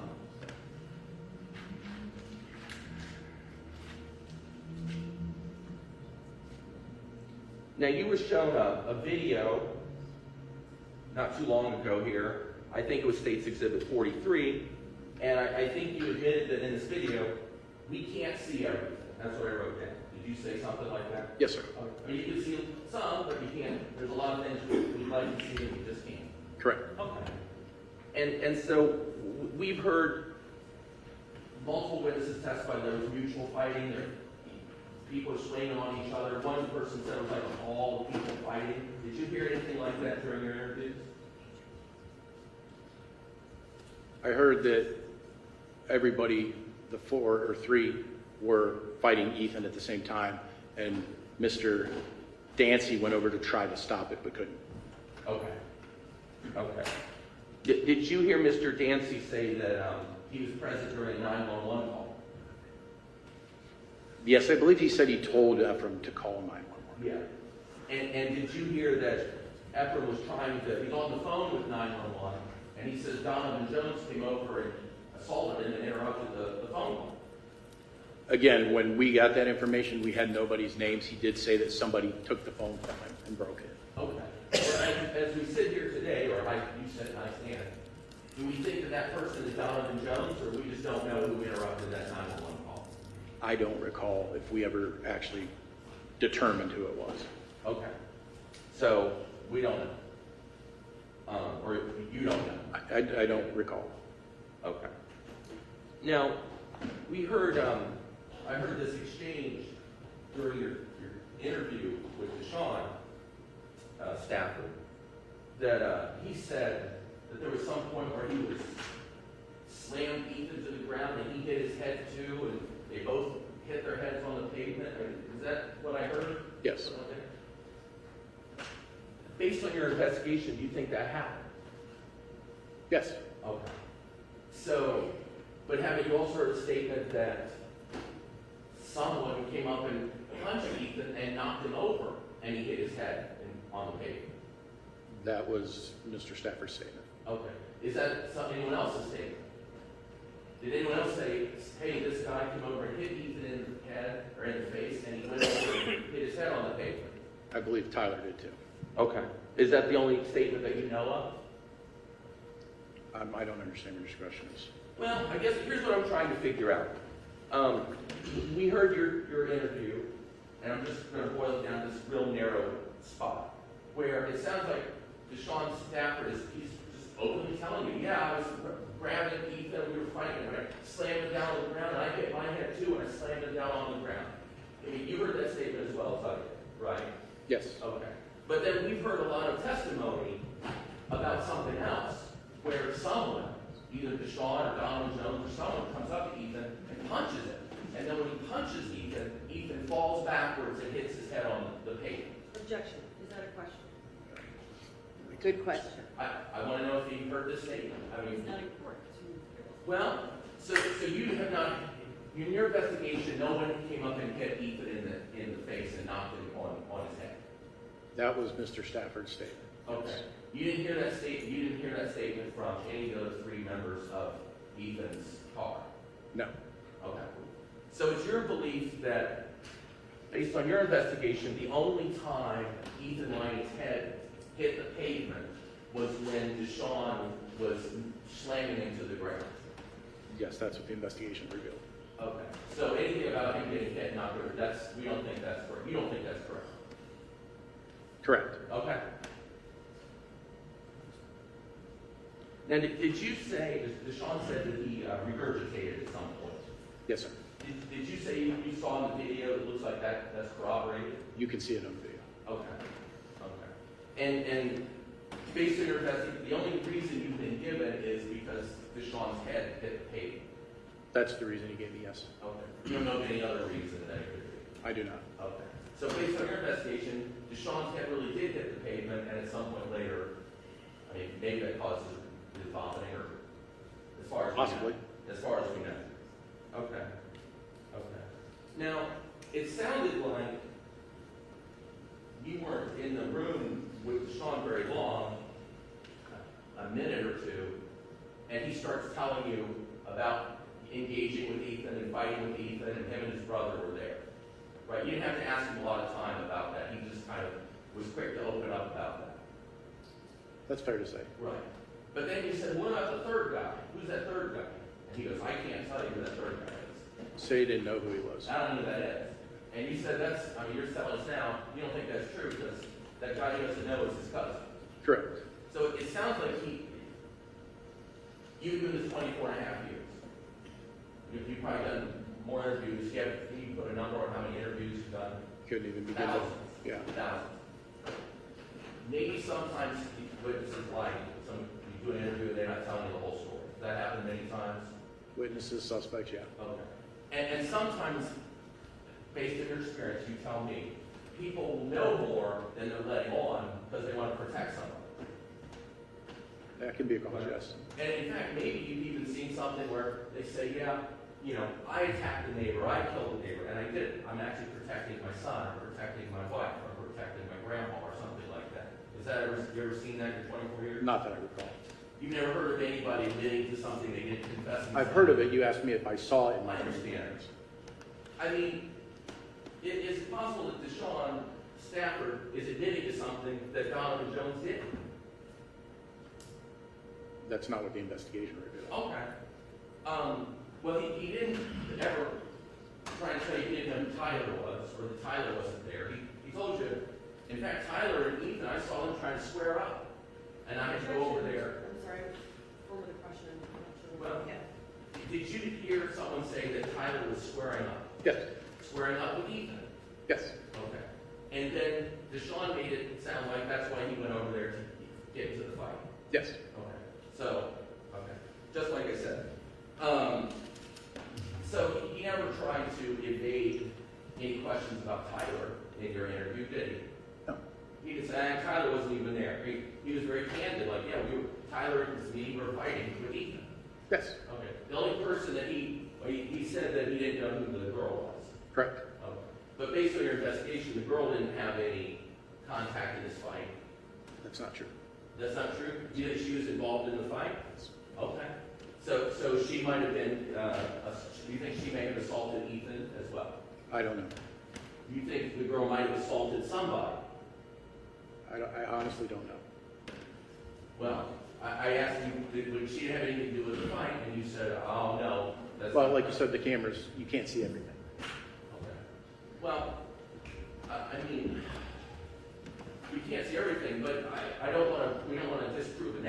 I mean, we can't, there could be 20 other people there that didn't show up on camera. I mean, all we know is what the evidence has, right? Objection, comment. Well, Sustained. do you think a girl might have been involved in violence on this one? Yes or no? I don't know for sure. So that sounds like a no, Okay? right? Do you know? And your answer is no, you have no evidence that a girl was involved in this violence. Okay, yes. Okay. But you do have evidence that maybe Donovan Jones was engaged in some violence. Yes. Okay. And that's the only person that Deshawn lied to you about regarding something. Correct. He didn't know he'd been arrested. Thank you very much.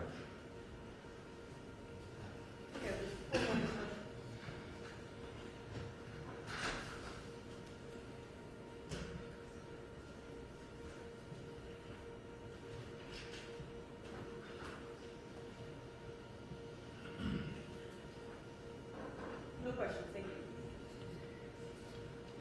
Okay, Thank you. thank you. Detective Williams, you may step down.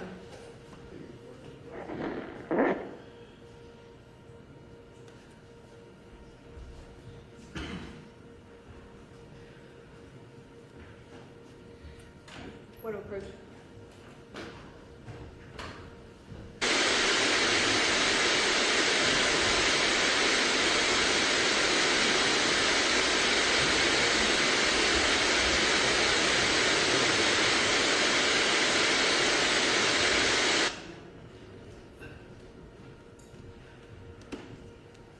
Okay, ladies and gentlemen, at this time, we will take a short break.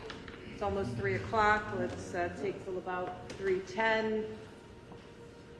Thank you. All right.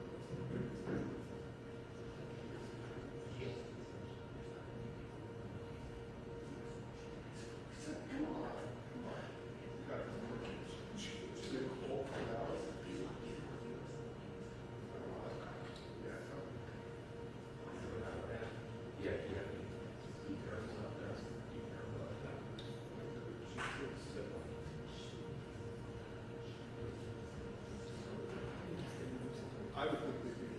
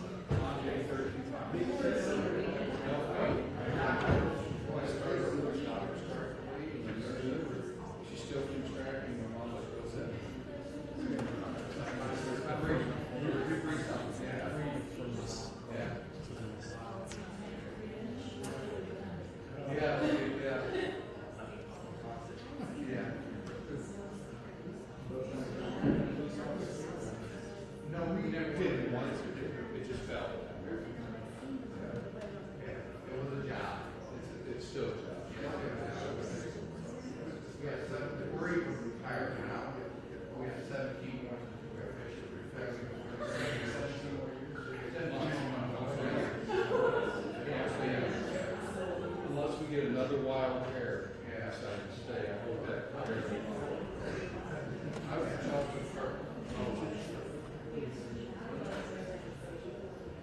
We'll leave you guys. We're partners, so I'm sure, even though there might be fireworks in our vehicles sometimes, only any other partners.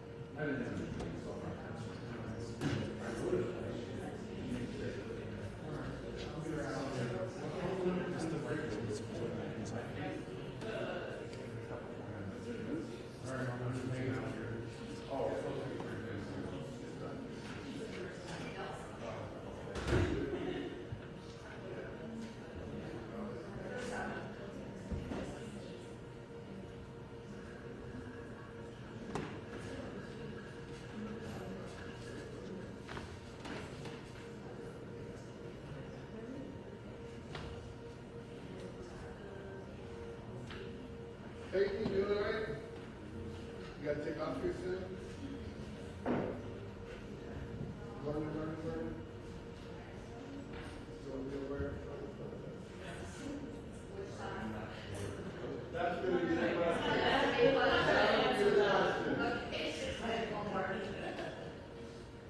I know what her dad and her uncle would answer. I know about it. She has a lot of money. Your uncle retired yet?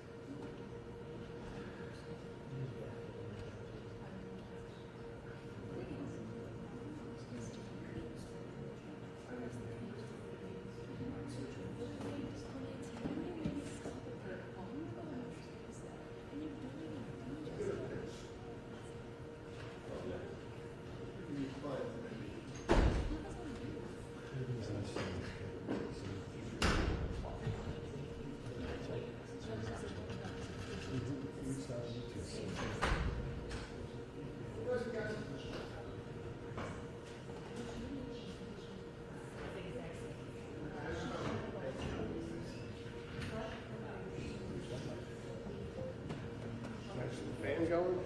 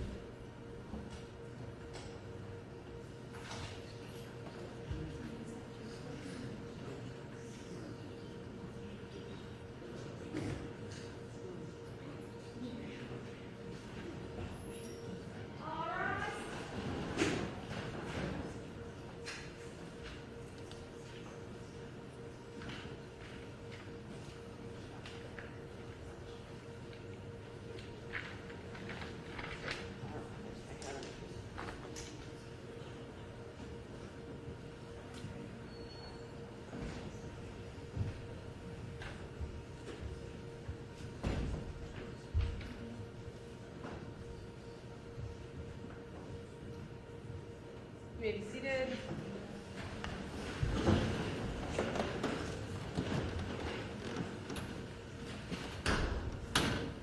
Further witnesses on behalf of the state. Thank you very much, Judge. Your Honor, the state of Ohio, with the court's permission, would like to call Detective Edward Hornacek to the stand, please. You solemnly swear that the testimony that you're about to give is the truth, the whole truth, and nothing but the truth.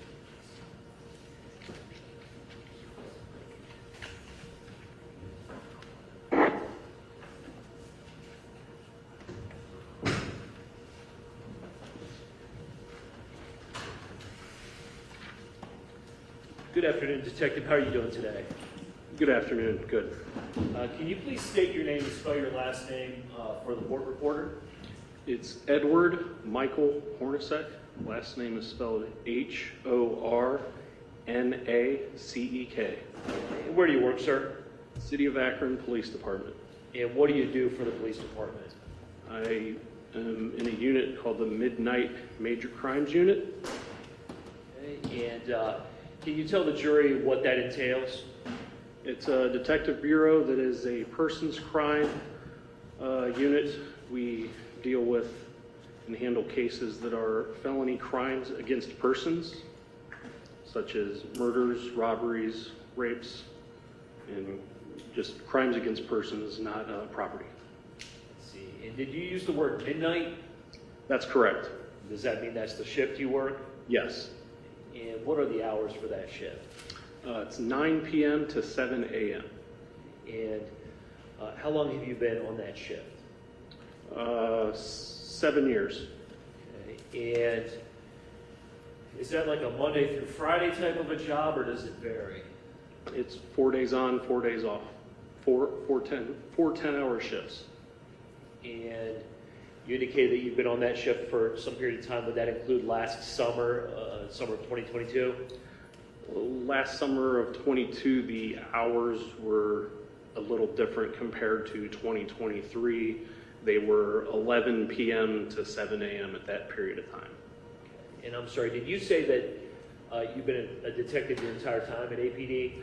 No, I've been with APD since 2002 for 21 years, but I've only been in the Detective Bureau for the last 7 years. Okay. What else have you done at APD? I worked patrol as a patrol officer. Okay. And is your time with APD the extent of your law enforcement career? Yes. Okay. Do you remember the date of June 2nd, 2022? Yes. Okay. And obviously you've had the opportunity to sit through this trial with us, right? That's correct. I do want to direct your attention, obviously, to this incident. Do you recall how you became aware that there was an incident at the I Promise school? Yes, whenever a felony crime against a person happens and patrol responds to it, they call into the Detective Bureau, and we have someone that works the desk there that will relay that information to detectives to determine whether we need to go out on scene or to follow up at a later date. Okay. And did your department get that notification that day? Yes. Okay. What happens next? During that time, had 3 detectives go out to the crime scene once we received the information to investigate, speak with witnesses, coordinate evidence collection with our crime scene unit as well. Okay, and so you mentioned that there were some other detectives involved? Yes, that would be Detective Aber, that'd be Detective Mike Williams, and Detective Keith Williams, and myself, Detective Hornacek. Okay, and I think there was some testimony about you being, at some point, designated the lead detective on this matter? Yes, I was coordinating with the other detectives, being that they were all newer and they were new to investigating homicides. And so you were designated the lead detective? That's correct. Does that affect what you do next? As a lead detective, yes. Okay, can you tell the jury what, how that plays out? As a lead detective, you're going to try to coordinate your next steps through your previous experience and training. So with that, our goal was to look for cameras that might have captured any evidence that was on scene, look for any witnesses, to speak with witnesses to see if we can find anything on scene, and also to look at the crime scene and get our crime scene unit involved in that to collect whatever evidence, whatever physical evidence might be on scene as well. Okay, and so you did go to the I Promise school that night? Yes, 400 West Market. Okay, obviously Summit County, Ohio, Akron? Yes. And we've seen now some crime scene videos and photographs. Was that the scene that you encountered that night? Yes. At some point, did you leave the scene, leave the I Promise parking lot there that night?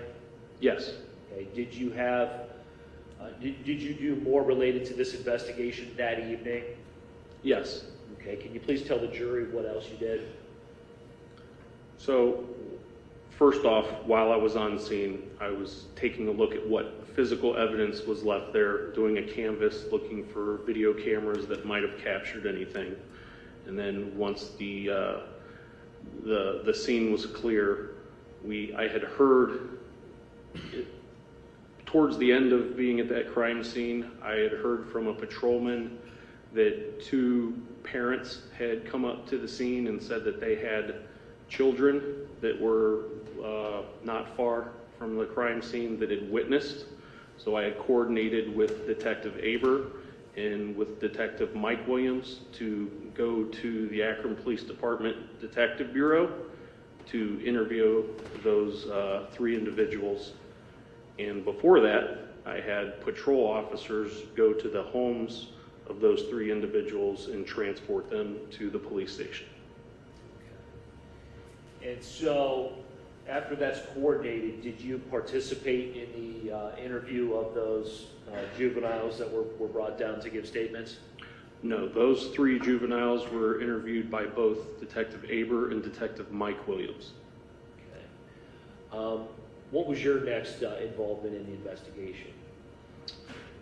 After clearing the crime scene, and after Detective Mike Williams and Detective Aber was finished with those 3 interviews, I had sat down and watched on, it's the equivalent of a body-worn camera, but it's in our interview rooms. It's a recording of the audio and the video of the interviews, so I could watch them for myself. And I also had those 2 detectives brief me on what was relayed during those 2 interviews.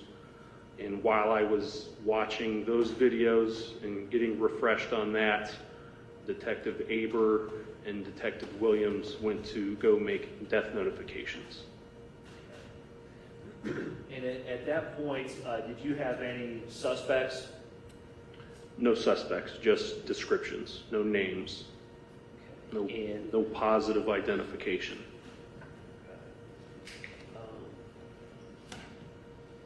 At some point, were you able to develop a suspect or suspects in this matter?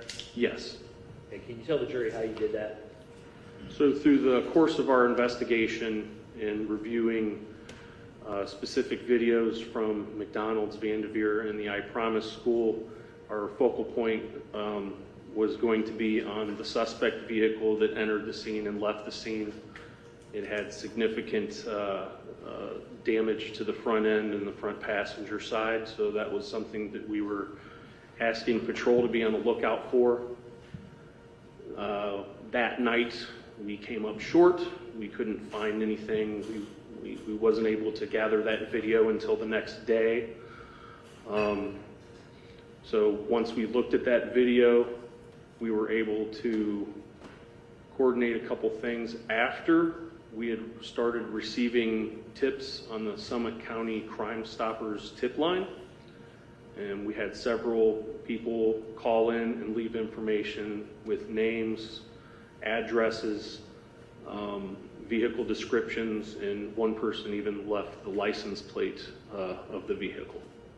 Okay, so is it fair to say that the vehicle was sort of crucial to determining the identity of the suspects? Yes. And at some point, was that suspect vehicle collected and processed? Yes. If you were to see it, would you recognize it? Yes. I could just have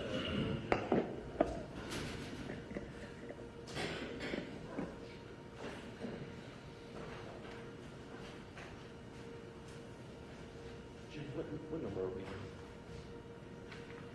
46. I'm sorry? 46. 46.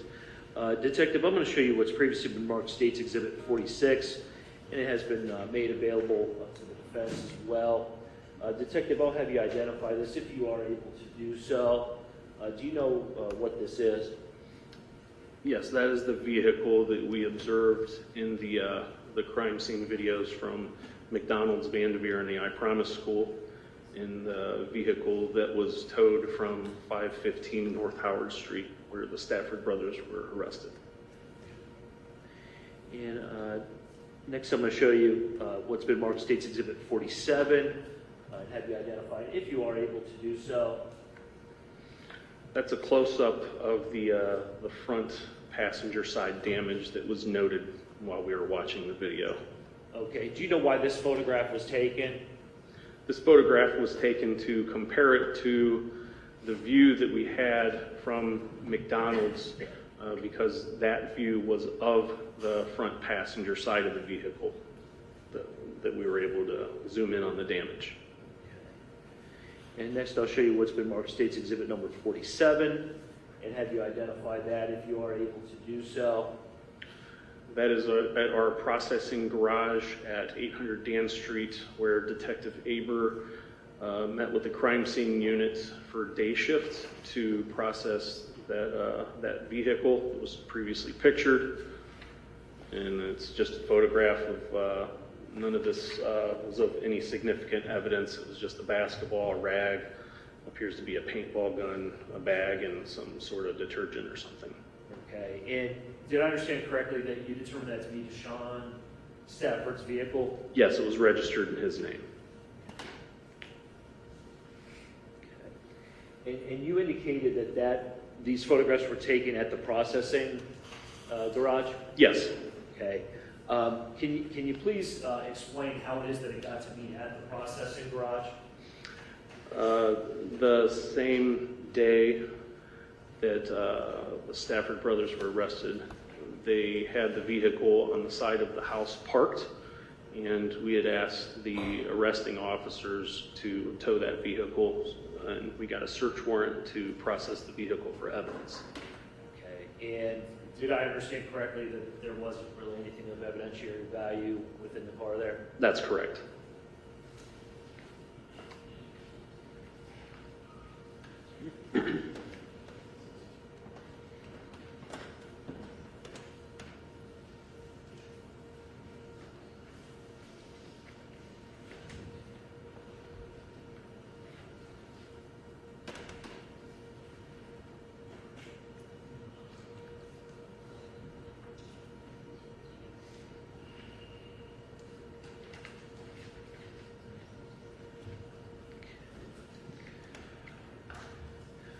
Detective, there were some questions with prior witnesses about the state of the different phones that were found at the scene. Can you describe for the jury if you did find any iPhones or cellular telephones at the I Promise School parking lot there? Yes, of the 4 individuals that were in Ethan Liming's vehicle, we were able to recover 3 of those phones. Ethan Liming's phone was not recovered, and the other 3 phones were found in the parking lot, and they all were smashed. They appeared to be smashed. Okay. Were you able to determine any sort of explanation for where Ethan's phone might have gone, or if Ethan maybe just didn't have a phone? We did not find his cell phone either inside of his vehicle when we processed it or on the crime scene.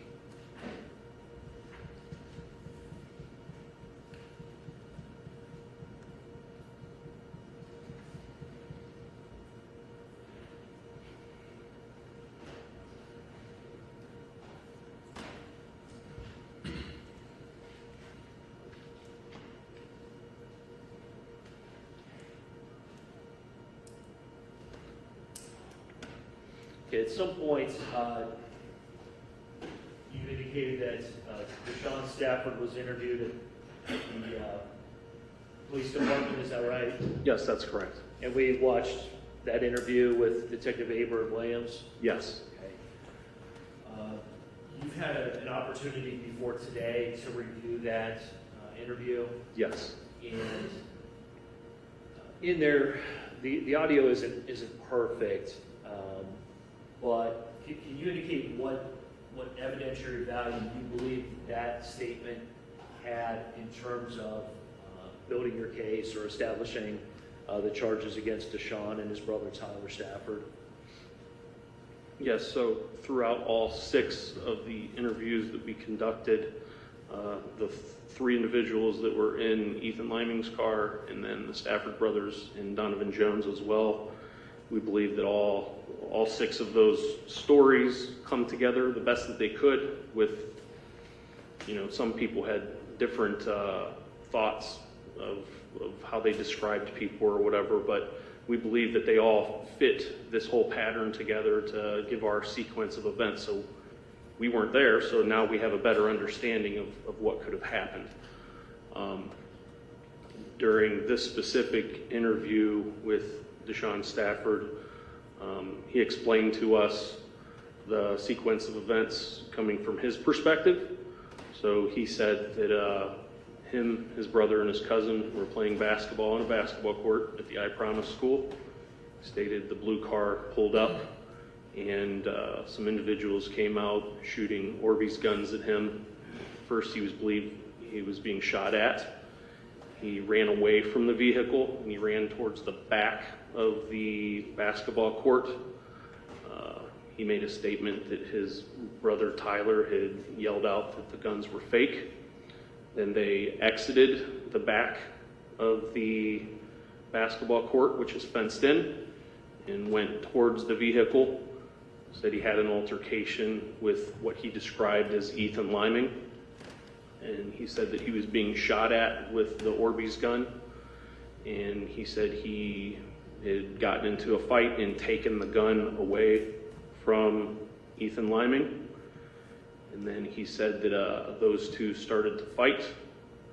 And at that point, he stated that he had punched Ethan, and Ethan was knocked out, fell to the ground. And he said he didn't say how, but he just said that he had hit him 2 more times while he was on the ground. And at some point in that video, the quality's not great, but did Deshawn indicate how he felt he had been assaulted? He had made a statement that he felt that he was assaulted, that the crime should be assault with a toy gun. With the Orbeez gel beads, whatever they're called.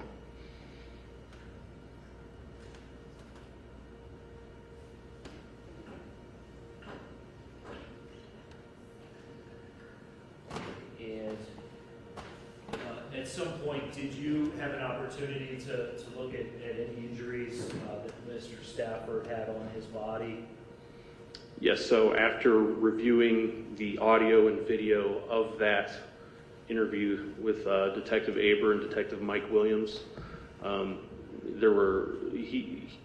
Stafford had shown them the injuries that he had got. He had scrapes on his knuckles, he had some scrapes on his knees, he also had some scrapes on his arm, and then he also showed at the top of his hairline on his forehead where he had a scrape on his head as well. And did Mr. Stafford attribute any of those injuries to being shot with the SplatRBall gun? Not with the SplatRBall gun, no.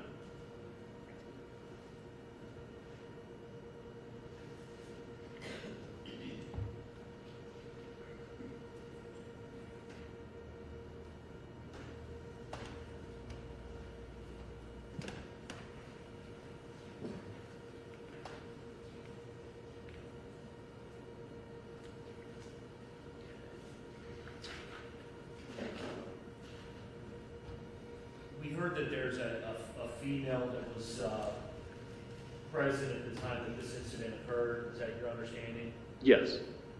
And do you know her identity? Yes, I do. I can't remember how to pronounce her name. Okay. It's something of the nature of Driana Blair. Okay.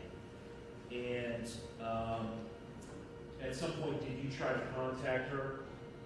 We were unable to find any phone numbers or good addresses for her during the course of our investigation, but once the trial started, it was noted that she was here. I let her know if she would like to talk to me, that I think she was a possible witness, that she could talk to me if she wants to. If she doesn't want to, she doesn't have to, and she chose not to. Okay. And did you at some point have some indication that she might reside in the Cleveland area? Yes. Did you try to follow up on that as best you could? Yeah, I spoke with some of the individuals from the task force who normally work in Cuyahoga County, and her name wasn't on any radar or anything like that. They didn't know of her. Okay. Do you know why that would have been? That I don't know. Okay. Is that her right there? Yes. It's like a tan sweater.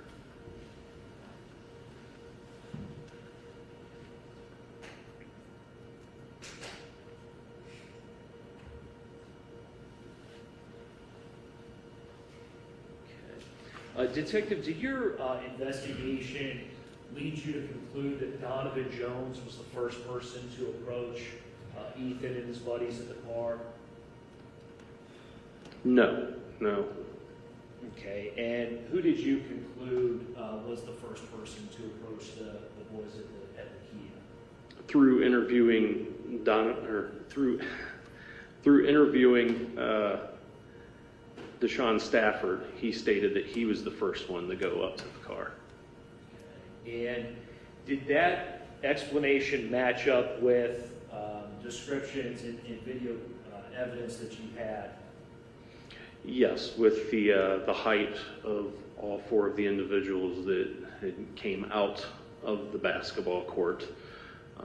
Donovan Jones is noted as the tallest one of the four people, and he was not the first person out of the basketball court to approach the car. Okay, do you know what number person he would have been to approach the car?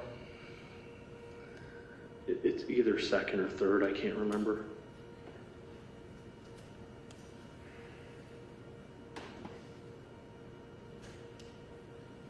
Okay, and obviously, officer, you were able to hear at least Akron refer to the first person as being Donovan Jones. Yes, in trial here, yes. Yes. Do you know why he might have been mistaken about that? I have no idea.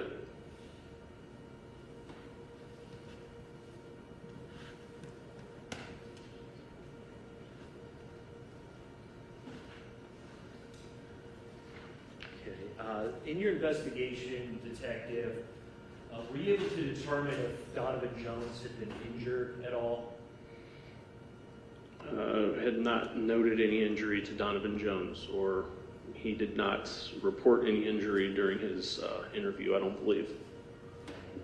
And did you ever determine that there were any injuries to Tyler Stafford? He never noted any injuries during his interview as well. Okay, and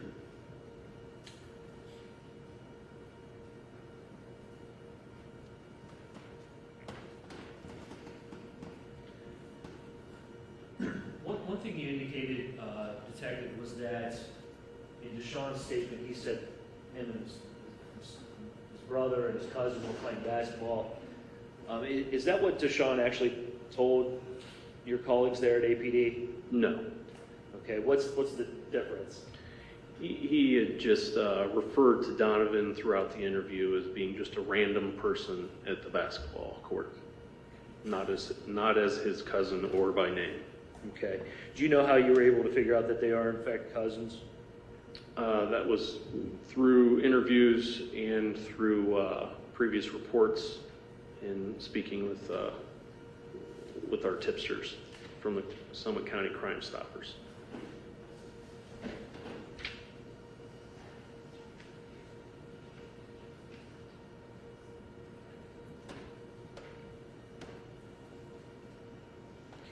And we had Officer Mosley testify earlier who collected the SplatRBall gun from Deshawn's house. How did APD know to go get that SplatRBall gun? While Detective Mike Williams and Detective Aber was interviewing Deshawn Stafford, he had made a statement that he had taken one of the splat blaster guns out of the vehicle to keep as evidence, and when he was asked where it was currently, he said that it was at his house at 515 North Howard Street. And we asked him if he would be willing to give that to us. He said yes. And Detective Mike Williams had called our dispatch and had a cruiser go there and retrieve it.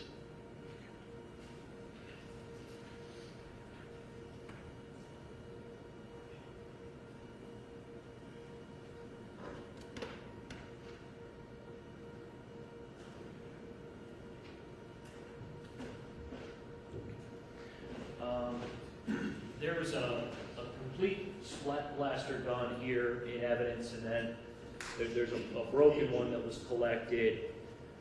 Do you know which one belonged to Ethan and which one belonged to Ephraim? That I do not know.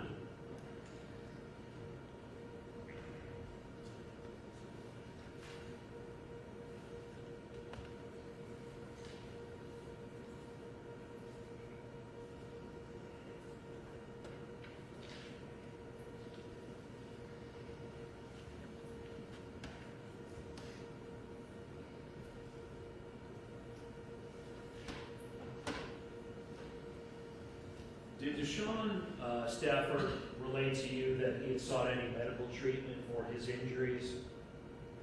He never said that, no.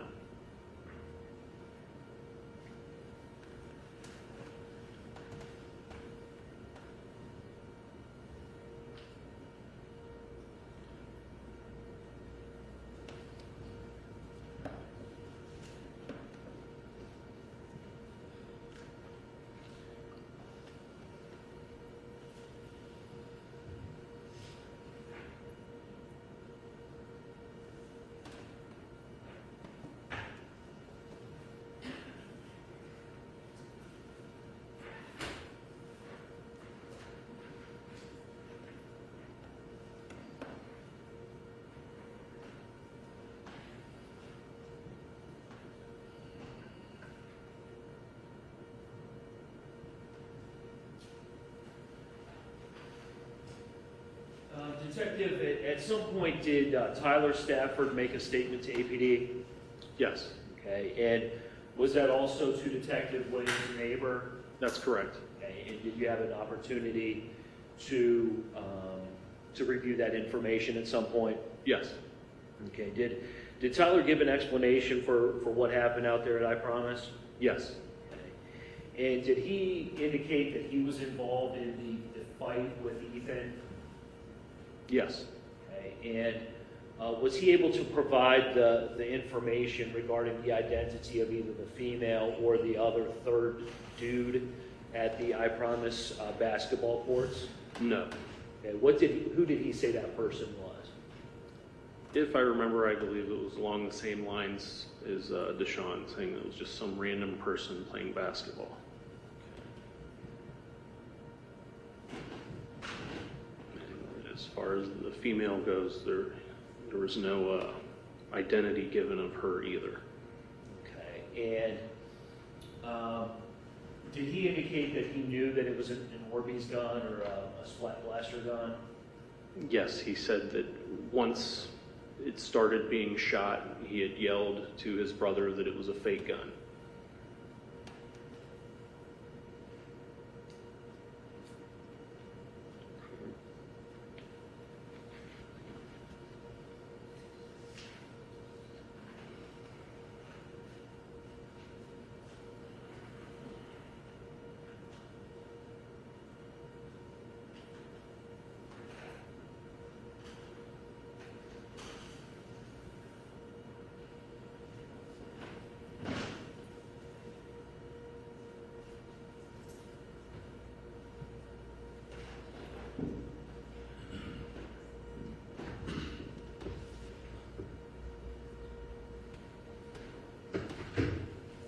Detective, if you know, when folks are arrested on a very serious warrant, are they permitted to go walk around their home and get additional clothing or personal items? If asked, sometimes that happens, but usually no. Do you know why that would be? I believe this incident, the arrest portion happened early in the morning, as most of them do, and I believe that the task force had other dealings to deal with and more people to arrest, so they're just going through the line and hurrying the process.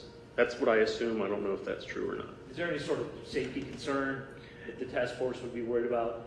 Yeah, they don't know anybody's character. They don't know anybody's what they're going to possibly look for, disturb, or tamper with.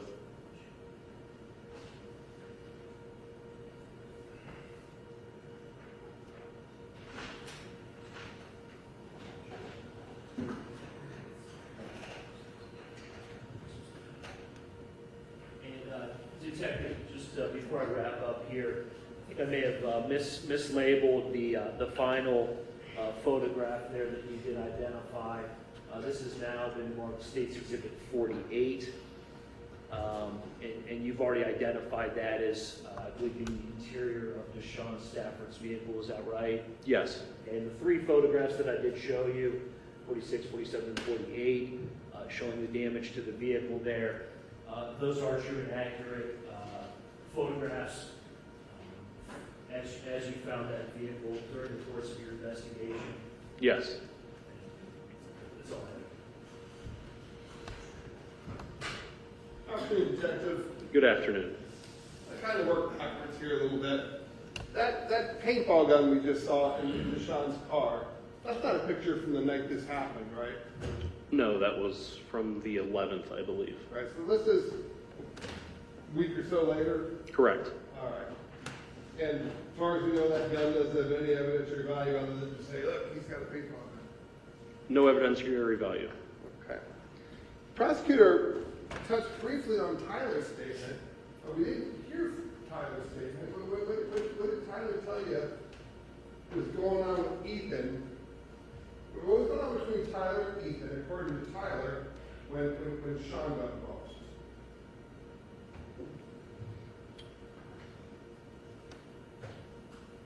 Tyler tell you he was being assaulted by Ethan? I believe at that time, is this at the very beginning? Because I'm jumbled up and I I guess apologize. I'm talking about whatever statements you took about Tyler. Did Tyler say anything other than my brother was defending me from Ethan? Yeah, that's correct. That's what he said. Yeah. Ethan was coming at me and my brother defended me. Yes. Do you know if that's true? I do not know. You've got other cases going on, right? That's correct. And you bet I do. Yes. The prosecutor does, and the judge doesn't. We don't really know any of these people, do we? We take them at their word. That's correct. In your investigation. Yes. So, there's an investigation, and at some point, a week or two later, Sean gets picked up, and he gives you the statement that at the time seems to wrap it all up nicely. That was a big deal when he gave the statement. That's correct. But today, and yesterday, 2 of the 3 state's witnesses give testimony inconsistent with Sean's statement. 2 of the 3 say Donovan was the one that walked up to the car, and Donovan was the one that got shot in the face. Right? That is what they said. Now, Donovan didn't get charged with Ethan's death. He's out of this thing, right? I don't know the legal term for charged, and I don't know if I'm allowed to talk about what I did in the course of my investigation as far as who I charged. Donovan will ever face the charges. It's over for him, right? That's correct. And he certainly never was held responsible for anything to do with Ethan's death. Correct. And those are based on statements that you were given that night and the investigation you did at that time. It kind of made sense, but would you agree with me that now it seems like Donovan's a whole lot more involved if we take the state's witnesses at their word? As far as Ethan's death? Yeah, as far as Donovan's involvement, it seems to have changed from what we initially thought to what the witnesses are saying now. I can agree that there is definitely some kind of identity communication problem here. People seem to be switching to Sean and Donovan to Sean, and they seem to have switched them up. And I'll withdraw that. Is there anybody other than Deshawn saying that Deshawn's the one that punched out Ethan?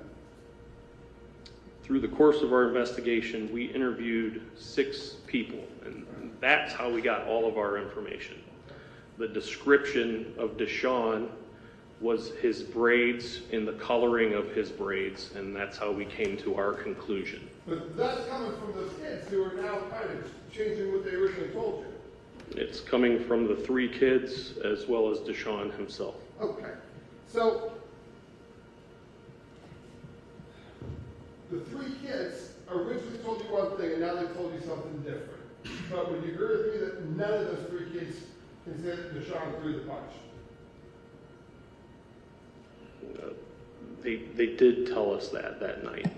Okay. But they didn't say it here in court. In court, it appears they were confused about something, yes. So, knowing that things change and people change, there are things we could have done to try and see what, we have scientific things we could have done, right? Yes.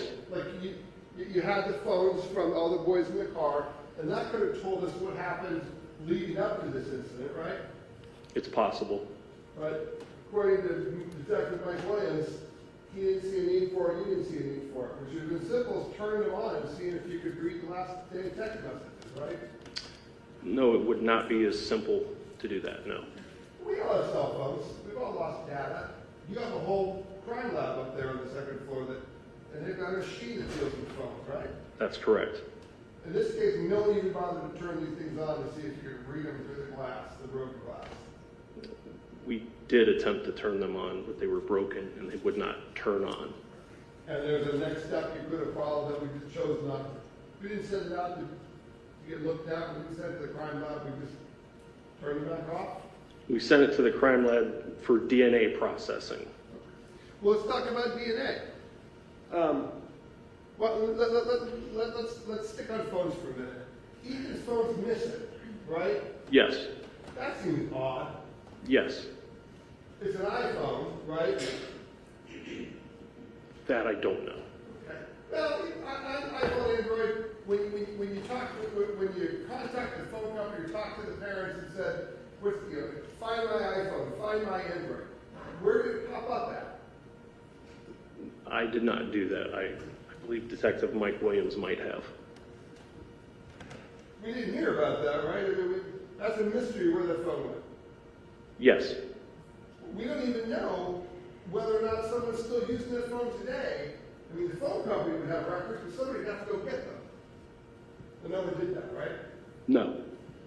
And likewise, maybe even more importantly, these boys on the basketball court had 9 days to talk back and forth to each other. We could assume. They're all relatives, right? Yes. They all are reading the paper and watching the press conferences, and you can assume, you can guess they're probably talking about getting their story straight. It's possible. I don't know. You took each one of their cell phones into custody when you arrested them, did you not? I don't recall. I'm not sure. That would be pretty easy to do. You arrest them, you take them, you ask for their cell phone, and then you turn the cell phone on, you look back and you go, that's where you guys got your, that's where you did that. But we didn't even turn on the suspects' phones to see what kind of things they were saying before the incident, after the incident. That'd be good to know, wouldn't it? Especially now with Donovan's different involvement. Yeah. Through the course of our investigation, through our 6 interviews, I did not see the need to have the phones due to the cooperation of everyone. I guess what I'm saying is we don't know these people, these kids, these other people. I would object, that's not a question. We got to take this 19-year-old at his statement, and that's Object. Yeah. Sustained. You know damn well that Deshawn was covering for Donovan that night when he said, a random person. Right? I have no idea. I He knows who don't know Donovan his is. character. He knows who Donovan is. I would object. Sustained. You know he knows who Donovan is, right? They're cousins. Correct. So he kept Donovan out of it, covered for him. Correct. How do we know he's still not covering for him? I wouldn't know. Based on what these boys said about Donovan's involvement, based on Donovan no longer being part of this, wouldn't it be good to at least have looked at the cell phones or asked somebody? We just took that interview, case closed. No further investigation. Is that what happened? There was more than just that in our investigation. There was a lot of evidence and a lot of different other things as well. But the reason that I chose not to go into anyone's cell phone is because the 3 witnesses that we had interviewed and the 3 suspects that we had interviewed, none of them asked for a lawyer, and they all came and they gave a statement, and when we put it all together, it just all lined up, and we didn't see any differences in all 6 of them. As we sit here today, the state's 3 witnesses, 2 out of 3 have changed their story from what they initially told you. They changed some descriptions of folks and used names. That's the difference. Donovan was a lot more involved than anybody initially thought. I would object. Donovan's not sitting here today, is he? Sustained. No further questions.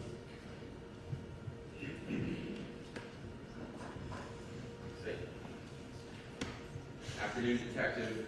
Good afternoon. Donald Gallick, I represent Tyler Stafford. Just in that last part, you said some of these things you could have done, like checking their phones, there was no need because you did 6 interviews and they all lined up. That's correct. All the stories lined up in the beginning. That's correct. Now maybe the stories don't all line up the same way that they did in the beginning. Is that fair? It appears there's use of names now, and that's the difference. Okay. We can agree that, I'm going to call them the basketball players, Tyler Stafford, Deshawn Stafford, and Donovan Jones. Fair enough? Fair. Of the 3 basketball players, Donovan Jones is the tallest. That's correct. He's like 5'11", according to the police records. He's the tallest, yes. Okay. And you've been here for this whole trial, right? Yes, yes. Okay. Now, you heard the coroner, we got into some confusion about how tall Ethan was. You remember that? Yes. Okay. He's saying Ethan might be 5'8", maybe 5'9" at the most. police records say he's 6'1", 6'1". Any explanation on that? Yes, it's fairly simple. We gather our information for the Bureau of Motor Vehicles and Driver's License. Just for an example, I'm listed as being 220 and I am 260, so I just hadn't changed that since I've gotten fatter. I don't know why it says 6'1". I know football stats are padded. That's been going on for years, so that's my only explanation. So if police records say Ethan is 6'1", that's just what was in the Leeds database, the Leeds law enforcement database? Yes, that's correct. Fair enough. Now, in Deshawn's interview that we watched, he showed what, an injury to his arm, an abrasion on his arm? Yes. Okay. And he showed some sort of injury to his forehead, apparently? Yes. Okay. And then he showed a gunshot wound that had nothing to do with this incident? That's correct. Okay. Now, the wound that Deshawn is saying is on his forehead, he says that's when he was grabbing Ethan and slamming him on the ground. You said when he body slammed him or slammed him to the ground, he also hit his head. Something like that. Yes. But now you heard testimony from witnesses that what they think happened, the people who were there, is that someone came and punched Ethan and knocked him backwards, and he fell backwards and hit the back of his head. Yes, that would have been after this incident. Well, if it was after this incident, then that would mean that Ethan actually hit the pavement on 2 different occasions. Sounds fair. Okay. It does, except that we haven't had any witness testimony about that, have we? I mean, you saw the coroner's testimony this morning, right? Yes, I did. Yeah. And he said, and the coroner, or the medical examiner, I'm sorry. Yes. The medical examiner, he wasn't there at the fight, right? I wasn't there, you were. Correct. But the medical examiner believes that Ethan fell backwards, possibly from being hit, but it's just what he's heard, he doesn't know. And he hits the back of his head, and that was a very traumatic injury, and he said that he might have died seconds or minutes after that. Correct. Okay. So we didn't hear any testimony about Ethan, other than Deshawn's statement, let me clarify. Other than Deshawn's taped interview, we haven't heard anyone in this court say that Ethan was picked up or slammed or body slammed onto the pavement, and then Ethan got up, and then a second time someone hits him and knocks him on the pavement a second time. Yeah, I didn't miss anything. We didn't hear that in this trial yet. No, that was Deshawn that said that. Okay. So taking that recorded statement away, if I said, hey, do we think Ethan hit the pavement once or twice? From what we've heard from everyone in this courtroom, he hit the pavement once. That would be correct without Deshawn's statement. Right. Right.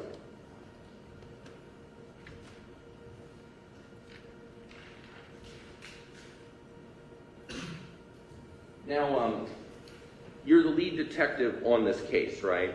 That's correct. And you interviewed Deshawn Stafford 9 days after the fight? Detective Mike Williams and Detective Aber did, yes. I apologize.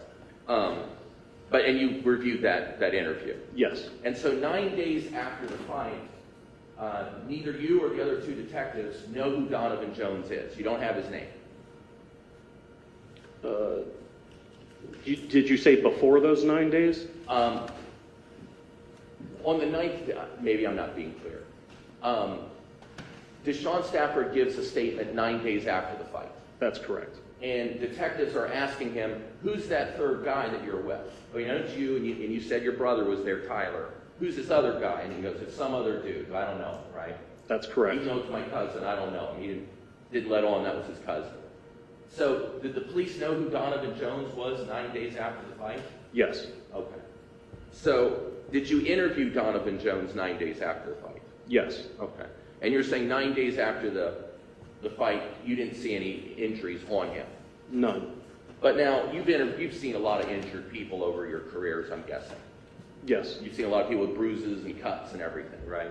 Yes. Okay. Is it possible, I said, hey, I got attacked 10 days ago and I have all these bruises. Oh, wait, they're gone. Has that ever happened? Like 9, 10 days later, I'm telling you, I had a bruise on my hand, now it's gone. Yes, Okay. I mean, especially if you're younger, you might heal a little faster. yes. Okay. You have all kinds of documents and written statements here in this court right now. Yes. Yes. Okay. You don't have any document or witness statement saying that Tyler Stafford hit Ethan and knocked him on the ground, do you? No. Okay. Do you have any statements at all from any witnesses who were there that night that said Tyler Stafford caused any kind of brain trauma to Ethan that night? Through the statements, yes, but I'm not a medical examiner on what actually can cause that. Okay, I'll ask you a better question. There's no written statements here or any documents or reports from any witnesses you can show me that said Tyler slammed Ethan on the pavement No. or hit Ethan and knocked him on the pavement? There are 3 witness statements that said all 3 of those individuals were jumping Ethan Liming. And hit him, 3 people hit him simultaneously and knocked him on the pavement? No one used the words simultaneously, and all 3 knocked them to the ground. They said that all 3 of them were jumping him. Okay. But the only specific people we've heard who knocked Ethan and knocked him on the pavement was either Donovan Jones here in this court or Deshawn Stafford prior to this trial. Is that fair? Correct. Okay. And we heard the medical examiner saying what caused the death of Ethan, the injury, was his fact that his head hitting the pavement. Correct. I really appreciate your time, Detective. Thank you. Thank you, Judge. Just very briefly, Detective, a moment ago, Attorney Sin sort of put his hand on his client's shoulder and mentioned something about a 19-year-old. Do you remember that? Yes. Is this client 19 years old now? I don't know his age currently, no. Okay. If I showed you your... I'm sorry, what was that, Attorney Sin? Currently 21, how old are you in this house? You're 19 right now. Okay, thank you. Now, there was some question there based on Attorney Sin's questioning, something about Tyler saying that his brother only defended him. You remember that question? Yes. And going back to Tyler's statement to you, did he explain who the third guy was at the basketball court? No. Okay. And I think you said he was a random or something? That's correct. Did he provide the identity of the girl that was there? No. And did Tyler indicate that he believed that the gun was real? He believed that it wasn't real. That it was not real? That's correct. Was he able to describe what sort of toy gun he thought it was? Don't remember the words that he used, no. Okay. Would it help refresh your memory if I told you that he referred to it as an Orbeez gun? That's possible, yes. And do you recall who he said went over to confront the people who were shooting it down? That would be Deshawn. Okay. He said his brother went over to confront them? Yes.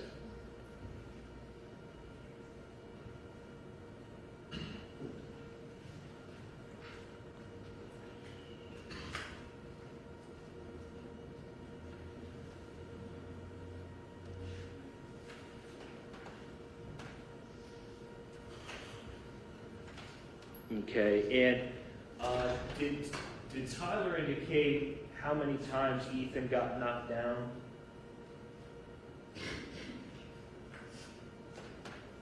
I don't recall. Okay.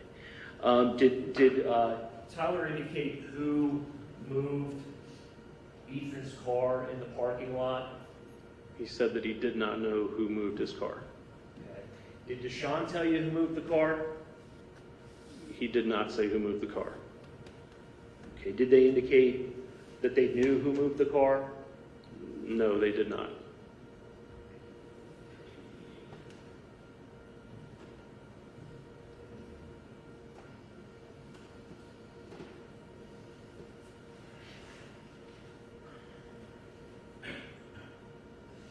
Okay. Did either of the brothers indicate that they picked up Donovan Jones after this in their vehicle? No.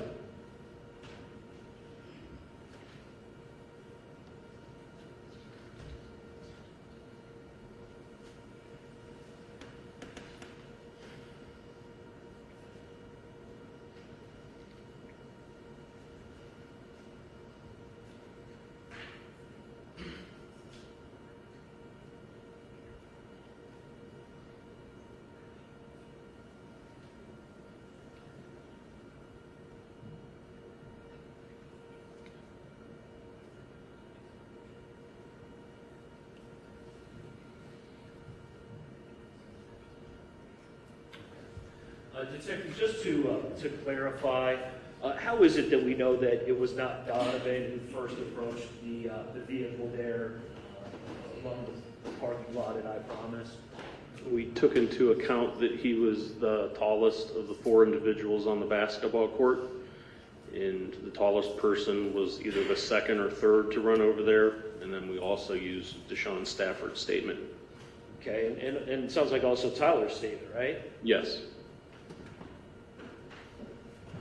Okay, and although a couple of Ethan's buddies had the name wrong, their description of the events also supported that conclusion as well. Is that right? Yes, it was mainly based on the hairstyle and the colored tips of the braids. Okay. That's all. Thank you. Mr. Finn.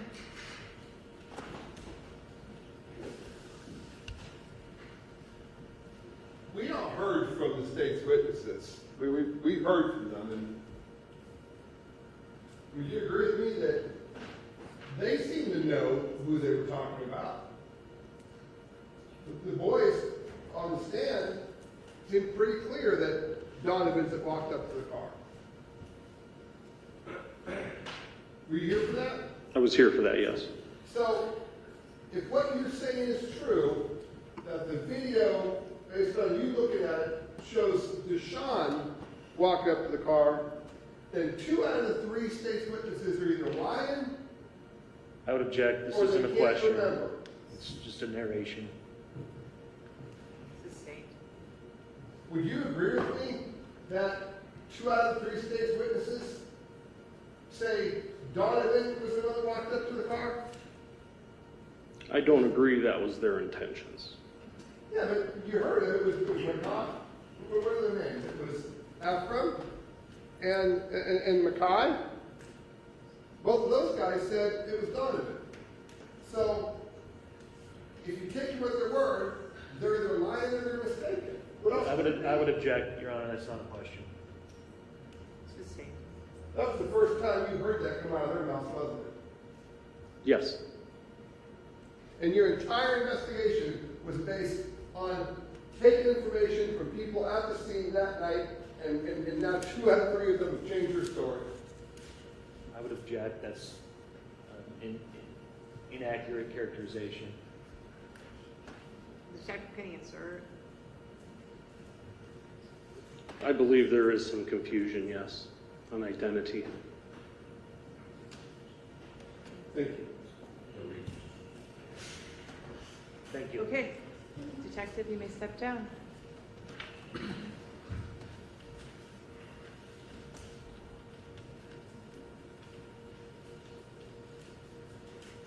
Ms. Schucki.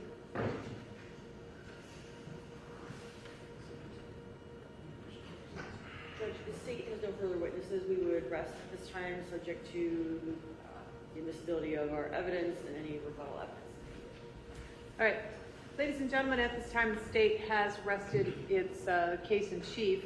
It is almost 4:20, so at this time, we will recess for the evening. The same instructions that I gave you last night. Do not discuss this matter amongst yourselves or with anyone else.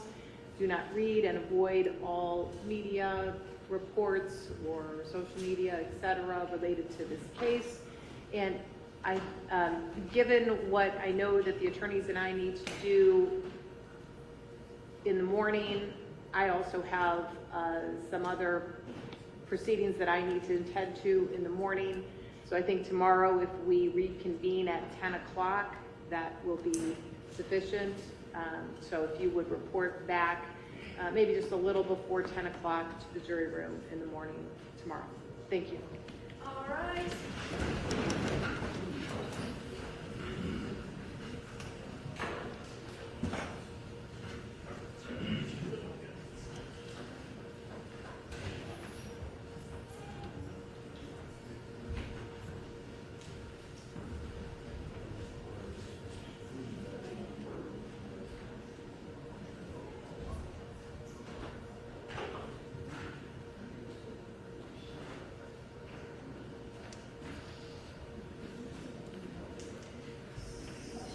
So let's give the jury a few minutes to clear on everything, so that's a couple other things this afternoon.